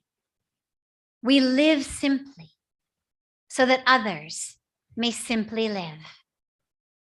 And we take care of our environment, the environment of our hearts, of our minds, of our families, of our communities, and ultimately of our nation and the world. And as the youth, you can do it. Stay connected to your culture, your roots, your spirituality. That'll give you courage to really embody the answer. And it'll give you creativity with which to discover the answers that you, as the youth of today, are going to need as you inherit this sacred, divine, and deeply, deeply precarious planet from us. Thank you so much for this beautiful opportunity to be with you today.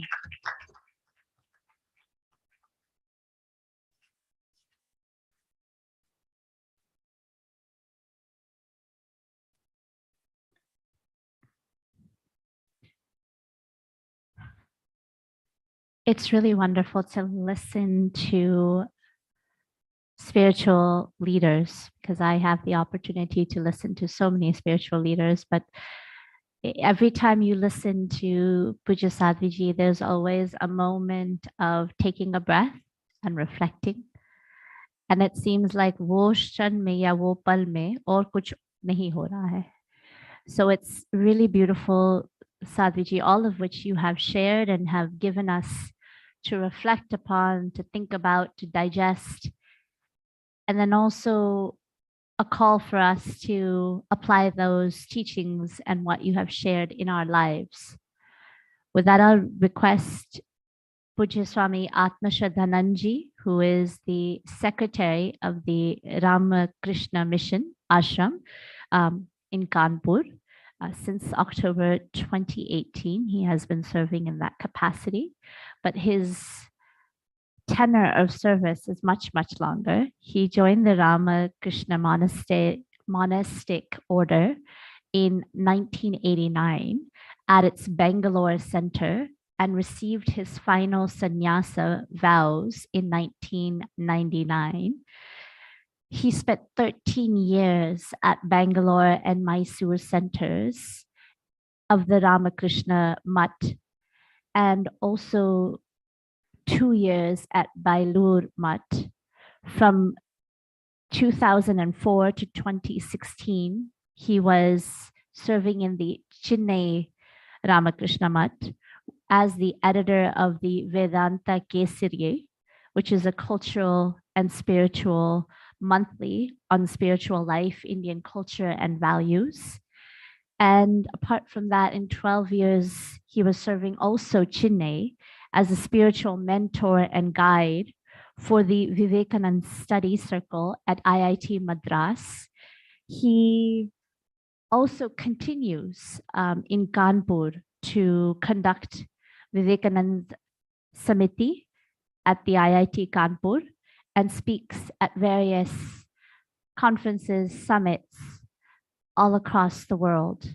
So it's a wonderful, wonderful joy to have Pujya Swami Atma Shraddhananji share about the values of Param Pujya Swami Vivekanandaji, which Pujya Sadhviji spoke about, but to hear it also from Pujya Swami Atma Shraddhananji and his perspective of the Ramakrishna mission and the teachings of Swami Vivekanandaji, which even to this day are so relevant, and how those teachings apply sustainability into our lives and how we can use that today at the conclusion of the first day of the Vivekananda Sustainability Summit to really guide and direct our lives.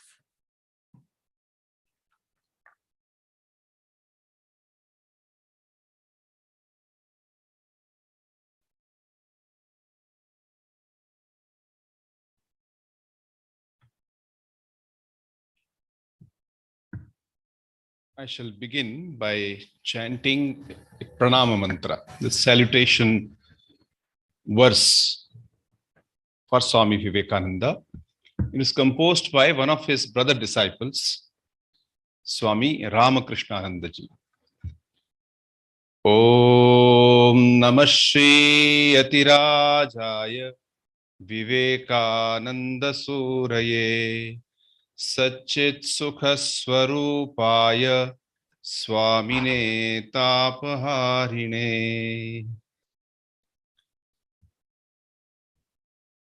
Respected Sadhviji, Gangaji, in the audience, Sri Dr. Rajesh and others, and my monastic brother Swami Sudiptanandaji.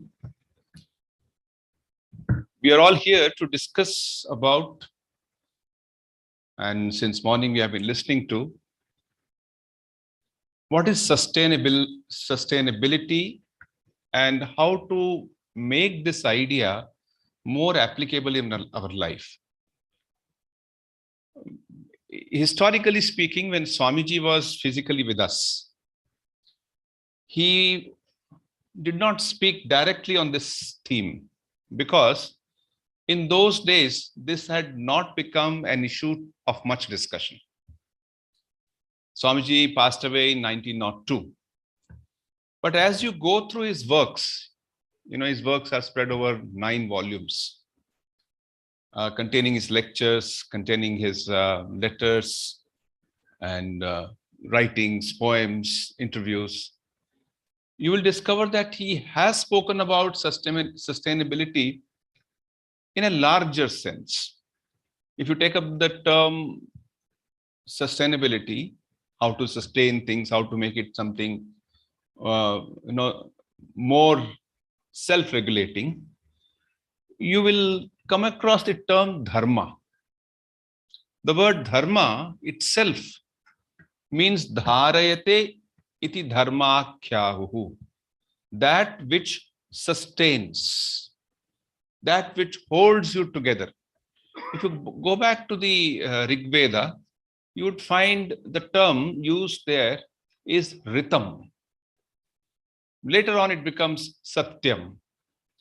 The word ritam means, see, the Vedic integral vision of the reality which was revealed to the Vedic rishis was that this whole world is like a self-regulating cosmos. If you have to live in this world, you have to yourself become part of that self-regulating process. So it is a kind of a self-renewal. So they found its expression in various ways. Like this are happening of the natural forces around us. The sun is taking water from the rivers and converting into rain. So also the earth is absorbing water and giving to us vegetation. So there's a lot of exchange that is happening. And this exchange is what they called as yajna. Swami Vivekananda says that we can survive only if we take care to become part of a larger whole. We receive and we give back.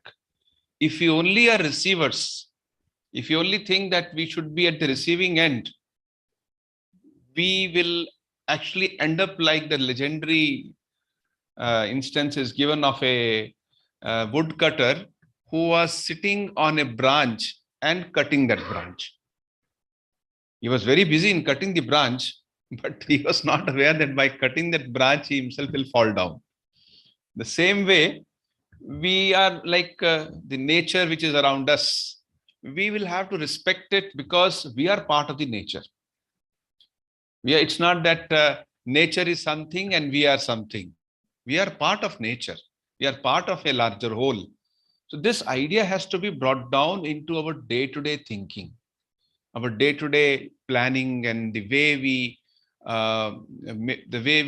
make our life go on in our cities, in our villages, in various social institutions. One thing that we'll have to bear in mind that why we are not able to do this. We know many things. We are all born in a culture. We are all born in a religion. Despite our knowledge, despite that we have so much of understanding, why we are not able to do it? In the Ishavasya Upanishad, one of the very ancient Upanishads, it is said, Ma gridha kasya swadhanam, Ishavasya midagam sarvam. Ishavasya, see everything is divine, but don't try to become greedy. Avoid that sense of taking away from others what belongs to the larger reality. Why should you take that and make it as your own? So it is so much of greed which leads to a lot of damage to the to nature, to environment. We all know this. We don't see the end of the chain. We see only what is required for us. That must change. Swami Vivekananda spoke about service of God in man. So God is not to be worshipped only in temple, which is wonderful. You worship God in the temple. But is God restricted only to temple? If you go back to the Vedic Rishi's vision, it says, Sarvam Khalvidam Brahma. Everything in this world is nothing but divine. And if you say everything is full of divinity and everything is come out of the divinity, should you not be therefore respecting the resources which also come from the divinity? They are not just meant for our usage. They are all meant to be part of our life, and we should be respecting them. Then one of the ancient scriptures, it is written that you should never spit in a river. You should never spit in a river or a water body, nor should you ever go for a washing in the river. Even this is also written there. In the Yajurveda, it is mentioned that every human being should plant at least 5 trees in his lifetime. And this was at a time when the earth was filled with trees. So what a vision they had. And this is what Swami Vivekananda spoke of when he said that we must learn to respect each other, and respect in the form of service. We must serve others as God. It's not just service as a compassion, as a mercy for somebody, but seeing God in others, seeing God in nature, seeing God in resources, seeing the divinity in all of them, and then respectfully manage them. You may have heard of Sri Ramakrishna, Swami Vivekananda's guru. So his Dharmapatni is Ma Sarda Devi. Ma Sarda Devi, she was a village lady who in her own right was a very great spiritual master. And you know, she was so careful in her daily life. She would peel off whenever there are peels ready after cutting the vegetables, she would ensure that it goes to the cow. That's a sustainable lifestyle in today's language. That she has cut the vegetables, she has cut the fruits for the puja, she won't throw the peels out. She would ensure that it goes to the cow in the nearby place where the cow must have its fill. Now, you can take this into our daily life. I once saw somewhere in a colony, somewhere I think in Pitampura area, where a Gaushala used to send a number of carts to different colonies, that if you have some food left out of the previous night, you can leave it there. It could be some roti, it could be some sabji, it could be some peels, and we'll use it for their Gaushala. This is how the lifestyle changes have to take place. First is our view. Swami Vivekananda's view that the whole humanity must be served, whole humanity must be seen in a divine light. In our ancient scriptures, there is a beautiful way of analyzing the way various challenges that come to us in life. So we have the challenges coming from Prakriti. The problems that we face which come from Prakriti, and they are known as Adidaivika, or that which belongs to the Devatas. Because it was believed that everything is ultimately divine. So you have the earthquake, you have got the heat, you have got the cold, and we have all the elements of nature acting upon us. This is called Adidaivika problems. All of us have tried to solve these Adidaivika problems through advances in science and technology. Now we are sitting in AC room or AC hall. So there's a heat outside. So that is because we have made progress in technology. Similarly, there are other ways in which we have tried to remove our Adidaivika issues. But then there are also Adibhautika issues, or Adibhautika Dukkha they call it. What is Adibhautika? That is which is caused by other human beings or other living beings. When you have got the, let's say, you are sitting and some insect comes and bites you. Or when you go to the wild, there are wild animals. That is the threat caused by other pranis.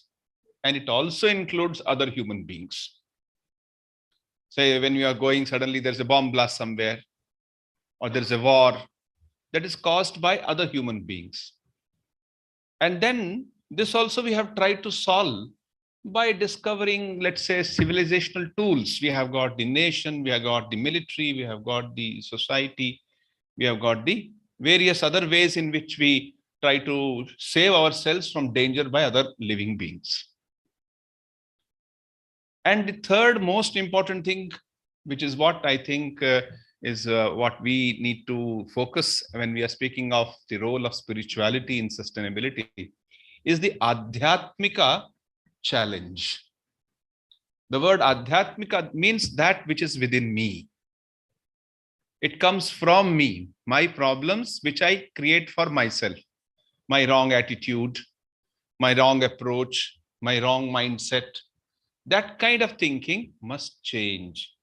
That kind of thinking should be taken care of. In this context, when we are in this session, we have heard many learned speakers since morning, and now we are thinking of spirituality. One great thing we must bear in mind, that is how much introspection we do. Do we really think? That is the one great gift given to human beings, that we can introspect. We can go inside and ask, what is my real need? If we check our needs, then we find needs are very few, but the greed is infinite. Greed has got no end. So let us take care that we don't become greedy. We only come to the need level. So this adhyatmika or adidaivika or adhibhautika, at all levels, we must learn to bring change. We must learn to integrate our efforts so that we live in this planet. There's only one planet we have, the blue planet. That planet remains blue. It doesn't change its color. It does not become red or dark, anything else. That to become so, we'll have to integrate this thinking in our mind. Let us think over, let us find out such ways which will strengthen us. Finally, once we understand the role of introspection and spiritual vision of life, and how we integrate these things in our life, one important thing that will come to us is that how we should serve others. Swami Vivekananda used to say that the national ideals of India are Tyaga and Seva. So as much as Tyaga means giving up of selfishness, of self-centeredness. And that is because that is what will lead to sustainability. Really speaking, it comes to only when we give up that selfishness. And service. That can we think of others? Now, service idea is not just a spiritual perspective. Now, there are many more perspectives which people are studying. I was listening to somebody who was speaking about the neuroscience. And in neuroscience, they say a lot of people suffer from depression, negative thinking. They are very much thinking in a sense of that, oh, kuch bhi theek nahi hai, everything is bad. In their life is not all right, everything is bad. Says if you want to come out of it, you must learn to help others, serve others, try to think good of others, which is what Seva means. So Seva and Tyaga are the national ideals of India, and we must try to put them in life. In the Vedic tradition, it is said, once we are able to do, everything around us will become very sweet. Madhuvata ritayate, madhuksharanti sindhavaha, madhver gavo bhavantina. Everything, the vata, the air is beautiful or sweet. Then the cows are sweet, which means they are not suffering. So you have an integral vision of life. And this divinity of man, divinity of creation, divinity of existence, in one basic message of Swami Vivekananda. The more such events are organized and such deliberations take place, the more we will be attracted to this deeper message of Swami Vivekananda. I call upon everyone to take this an opportunity to read Swami Vivekananda's teachings. Of course, his teachings are a vast ocean of 9 volumes. You can begin with some small book of quotation. The Ramakrishna mission for last 125 years. Swami Vivekananda founded the mission in 1897. So now it is 125 years. So in this 125 years, the Ramakrishna mission has been silently working, which is one of our policies, to remain silent, keep on working. Nearly we have more than 250 branches. One is right here in Delhi. Many of you must be knowing. The metro station is well known. So we have not only been working through the various centers in various ways of the activities, but also publishing a lot of books. So we have Swami Vivekananda's teachings. We let us Vivekananda Sustainability Summit inspire us, besides other things, to read Swami Vivekananda's teachings, absorb his spirit, and try to bring that in our own lives and also in the system around us. That is how we can pay the right homage to him. Thank you very much. Namaste.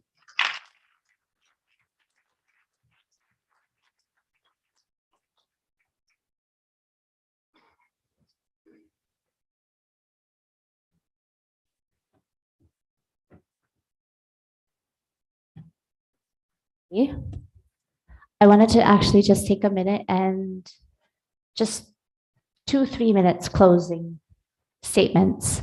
Because I know so much, and I had requested actually Puja Swamiji, and I was so happy that he spoke about this, because I heard this quote from Swami Vivekananda that the two national ideals of India are renunciation and service. Intensify her in these two channels, and all else will be taken care of. And I love that, because all else also means the Sustainable Development Goals. And so much of what Swamiji ended with was service. And I know that both of your organizations and you yourselves are such a beautiful example of renunciation and service. So we won't have time to hear about all of the work that you're doing. But I think, what are like maybe top 3 activities that you could share, and also maybe link them or separately, of 3 actions that people listening to this or that will be shared on social media can do to live more sustainable lifestyles?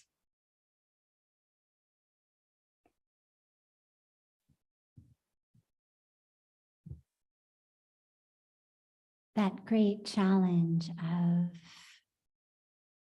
trying to give so much information in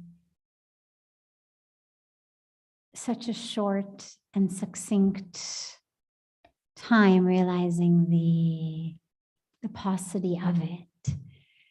Our Global Interfaith Wash Alliance and sister organizations are really dedicated to working on the grand level and the ground level.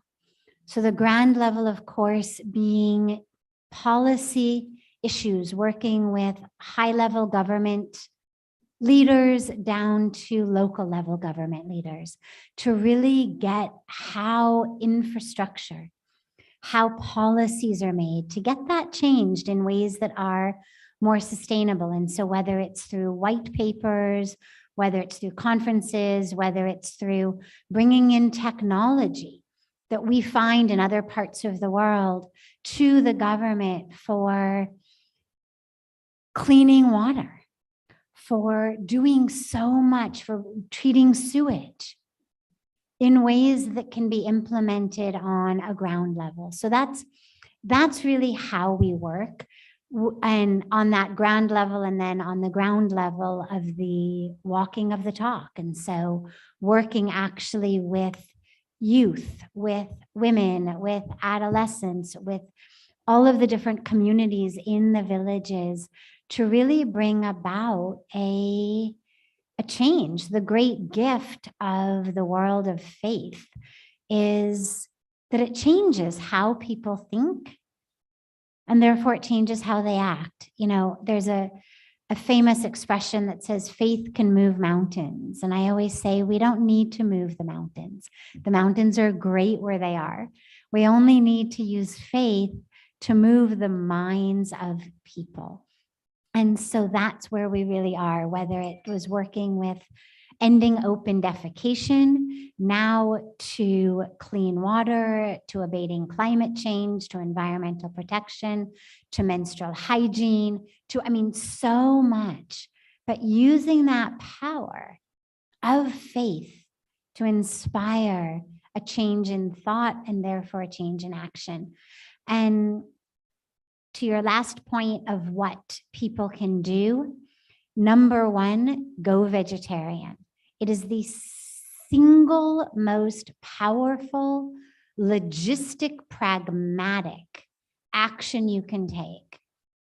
And I specifically use the words logistic, pragmatic, because obviously on a spiritual panel, the first step is going to be meditate, go within. I'm talking about actions that are off the mat, off the cushion, things that in how we move through the actions of our lives, we do. Go vegetarian. It 3 times a day, or however many times a day you eat, is a choice and a decision for sustainability. You know, we talk about global food shortages and water shortages and land shortages, whereas actually what we have is a global consciousness shortage. People are not eating in alignment with consciousness. Number two, think 10 times before you buy anything. This goes in alignment with what I was saying about living simply so others can simply live. Really ask yourself, kya main iske bina mar jaungi? Do I really need this? Is it worth the waste that is being spewed into the air, into the soil, into the water? Sometimes make a choice for, you know, keeping your money in the bank. You'll find that then you have to work less. Really, I mean, it's such a beautiful cycle. Then you don't have to rush to work. Then you have time to meditate in the morning. Then you can get home and do arati with your family, have some swadhyay with the family at home. You don't have to be working from sunrise until midnight to make enough money to buy everything. So really ask yourself, can I live without it? And then lastly, of course, and most importantly, is that spiritual practice. Because when in our meditations, in our prayers, in our bhakti, we experience that we are one with the world, one with that divine, as Swamiji quoted, Isha vasimidam sarvam, yat kincha jagatyam jagat. Everything in the universe is pervaded by that divine. So when I meditate, I realize I am one with that divine in all. So that when I stand up from that, I really realize and know my oneness with all of creation, the creator and all of creation. And it's the best thing you can do for yourself, the best thing you can do for your families, your communities. Trust me, when you start to meditate, you become a much easier and nicer person to live with, to work with, and you end up becoming a really great asset for the society, for the nation, and for the world.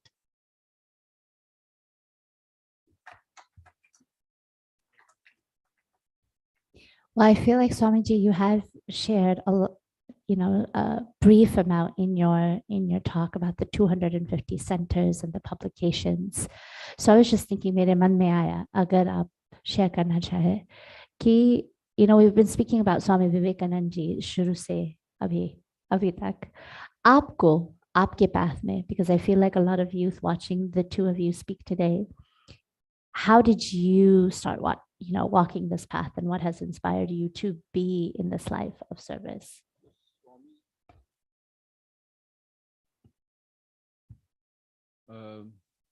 Swami Vivekananda's teachings have been put into practice in through Ramakrishna movement in various ways. We have as I said, several institutions, more than 250 institutions we have, the centers we have. So from the sustainability viewpoint, I would give a few examples.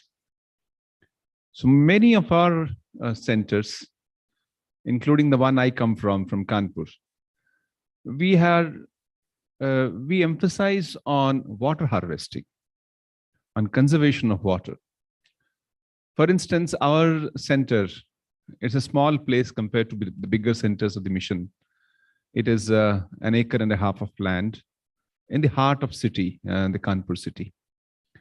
And in that small land, we have more than, I think, 12 or 13 water harvesting points. So that whenever there is any rain or whenever there is any water, it is well harvested, including the daily kitchen water or the water which is used elsewhere. We try to absorb it within our campus itself. We don't allow it to go out. Like that, we have in several centers, like in Coimbatore. In Coimbatore and also in Vidya Mandir, one of our institutions near Belur Math. We have even the toilet water being recycled. They take the whole, whatever water is there in the campus, and there are around 4,000 or 5,000 people living on the campus. It's a school, and then there's a college and a number of other institutions. So the whole thing is recycled. Like that, there are other institutions also which try to do this. Another instance is several of our centers do extensive tribal welfare work.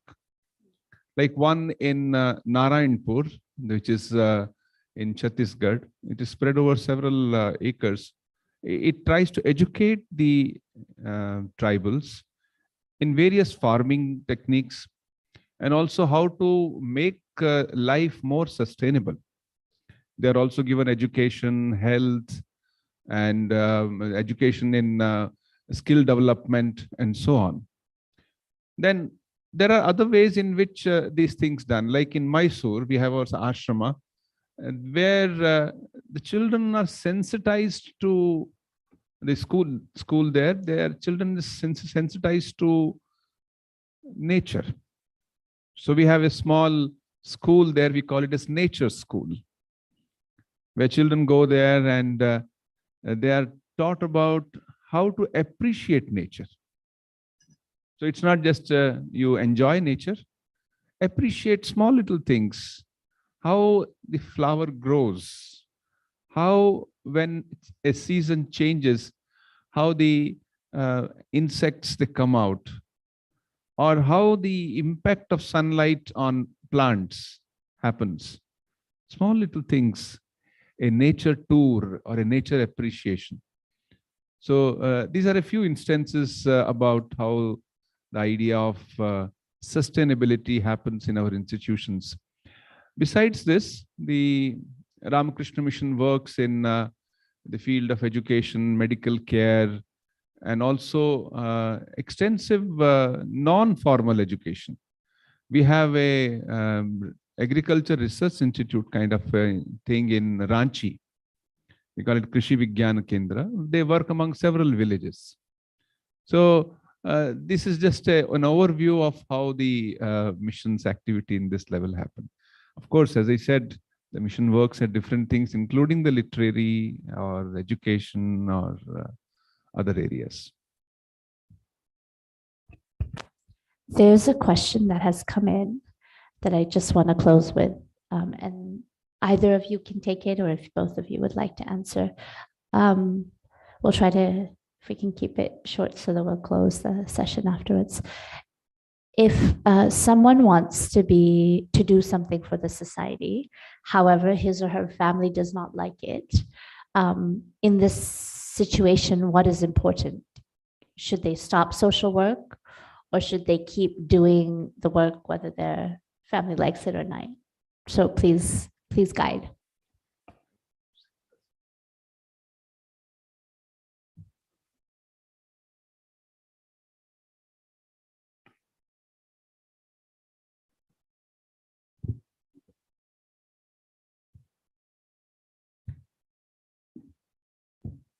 So we can only be real agents of peace in the world when we are at peace inside ourselves.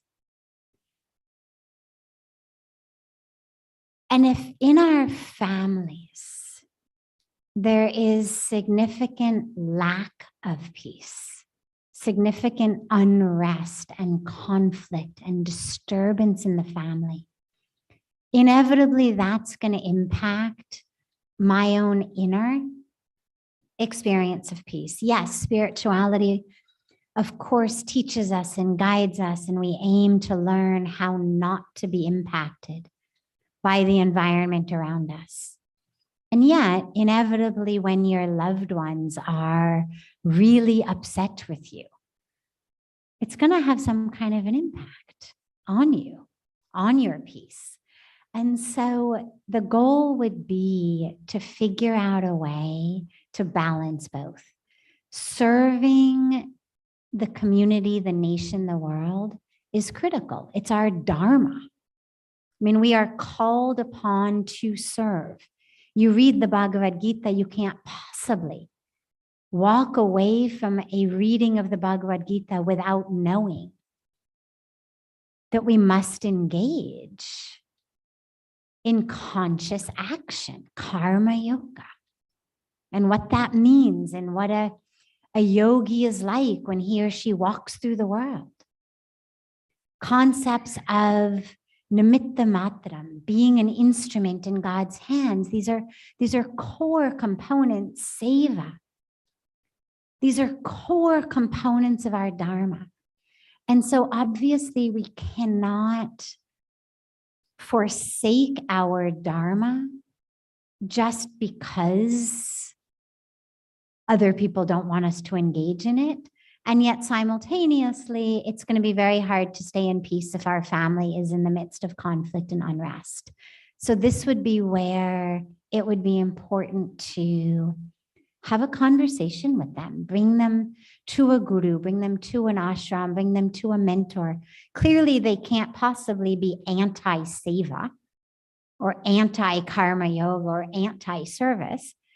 Their experiences are going to be something like, well, आपके पास इतना कम समय है वैसे anyway, फिर आप काम से आके फिर आप कहीं volunteer काम में जाते हैं. I never get to see you. I never have any time with you. मेरे लिए आपके पास कब समय होगा?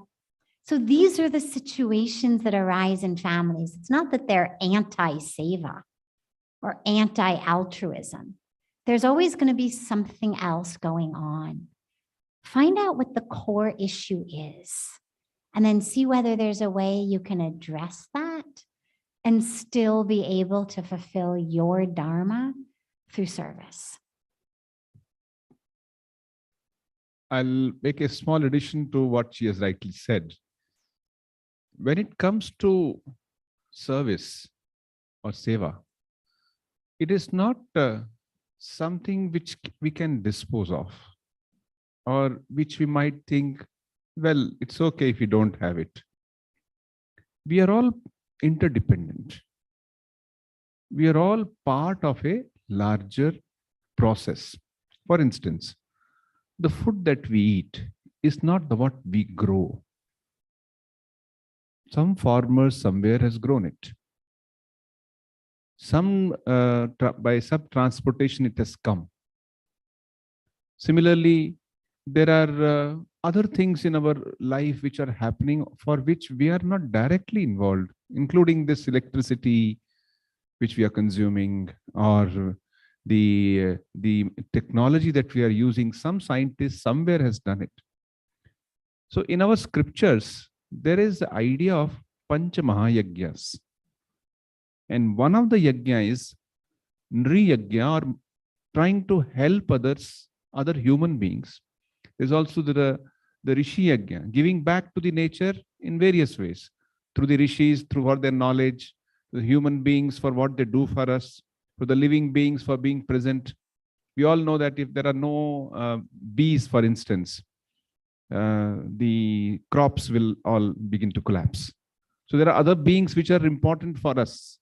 So we all need to become part of, we must recognize how others are contributing to our life. I'll tell you a small thing and then close it. A little boy, around, I think he was in 10th standard, when he got very good marks, somebody asked him, my son, whom do you attribute your success to? He said, he thought over and said that, well, to my teacher and to my mother and to my doctor. Because if, all of them helped him in various ways. Mother would wake me up and she will give me coffee on time, and the teacher who taught me well. And of course, doctor, if I fell sick, he would be always helpful. Anybody else? And the boy began to come up with a lot of creative answers. He said, yes, I should be thankful to the electricity department also, because I continue to get power supply at late night. I must be thankful to the farmer who produced food. Otherwise, I would not have been able to eat. I should be thankful to the textbook writer who has prepared the textbook and it has come to me on right time. There is a printer involved in. So if you look around us, so much of contribution by society is happening to us. Should we not give back? This is what Swami Vivekananda said. I hold every man a traitor who, having been educated at the cost of others, does not pay any heed to them.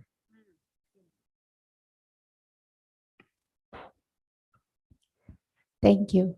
I wish we could just go on, but we do have Samay ki Maryada hai, or I would just like to thank our beautiful, divine, spiritual teachers and speakers on this panel today. So thank you so much, Pujya Satiji, Pujya Swamiji, for blessing us and providing so much direction and disha to the concluding day of the first day of the Sustainability Summit. And I'd request Dr. Rajesh Sarvagya ji to come. Asha, wonderful. To the vote of thanks. Thank you so much.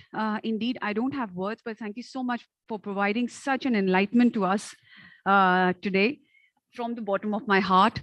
And now proceeding further, of course, for felicitations, I would like to call Mr. Tanmay Chakrabarti, please.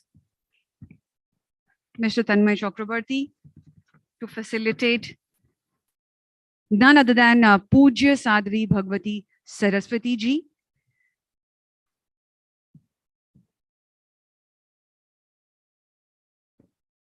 आप अगर थोड़ी सी तालियां बजा देंगे तो फिर बहुत अच्छा लगेगा. She has taken her time out and just made sure she's here with us, and that deserves a round of applause from all of us here.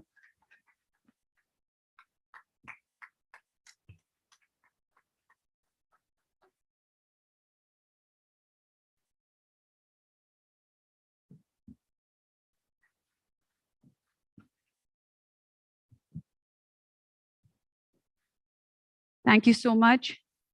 Thank you so much. Thank you so much, Mr. Chakravarti. Thank you so much. And now I'd like to call upon Mr. Raj Shekhar Joshi ji to felicitate Pujya Swami Atma Shraddhanand ji.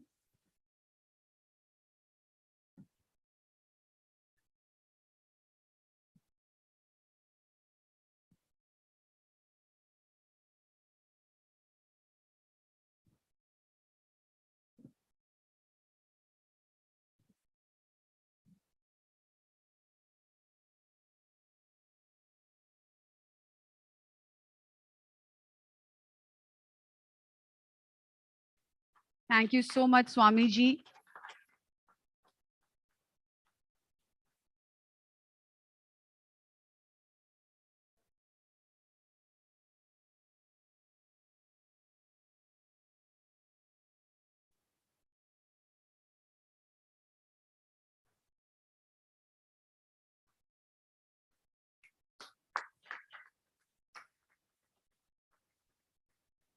Thank you, Mr. Joshi.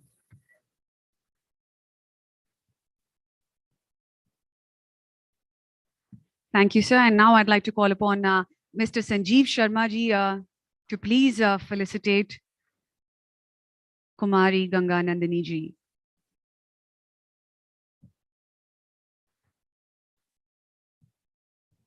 What an honor it is to have you here, all of you here with us.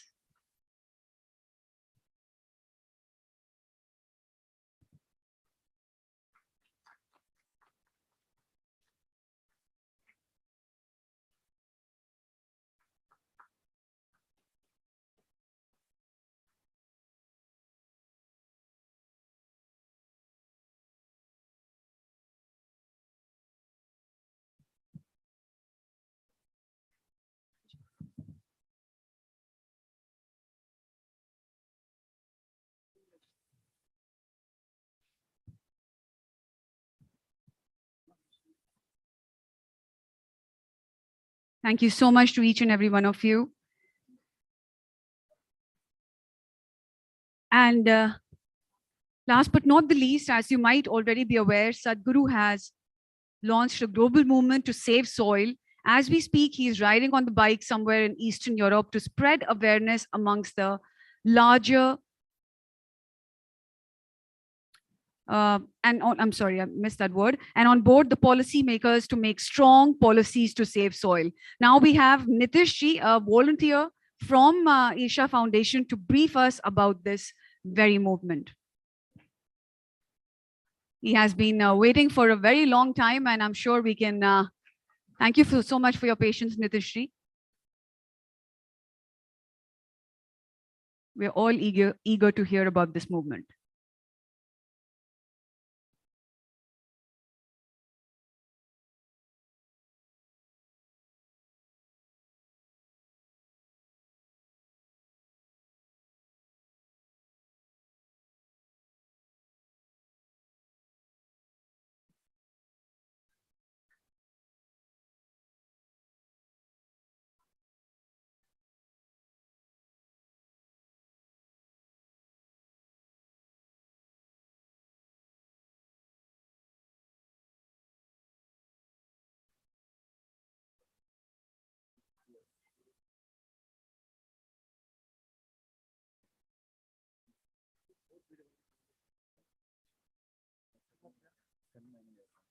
So, you're recording video or you're speaking?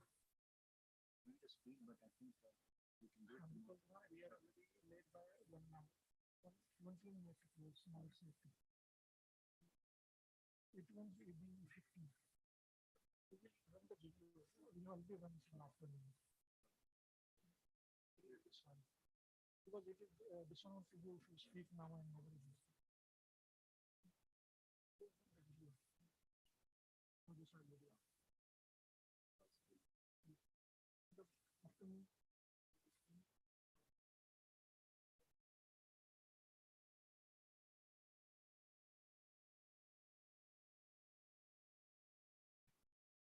We have dinner packets ready for everyone, and we have enough dinner packets so everybody can take it.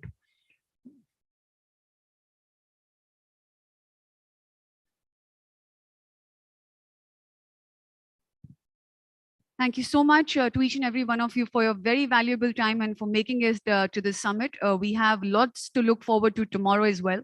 And on that note, we break for dinner. And now as we break for dinner, we can leave on the note that if there is no soil, there is no food. So let us all come together and save soil. Thank you.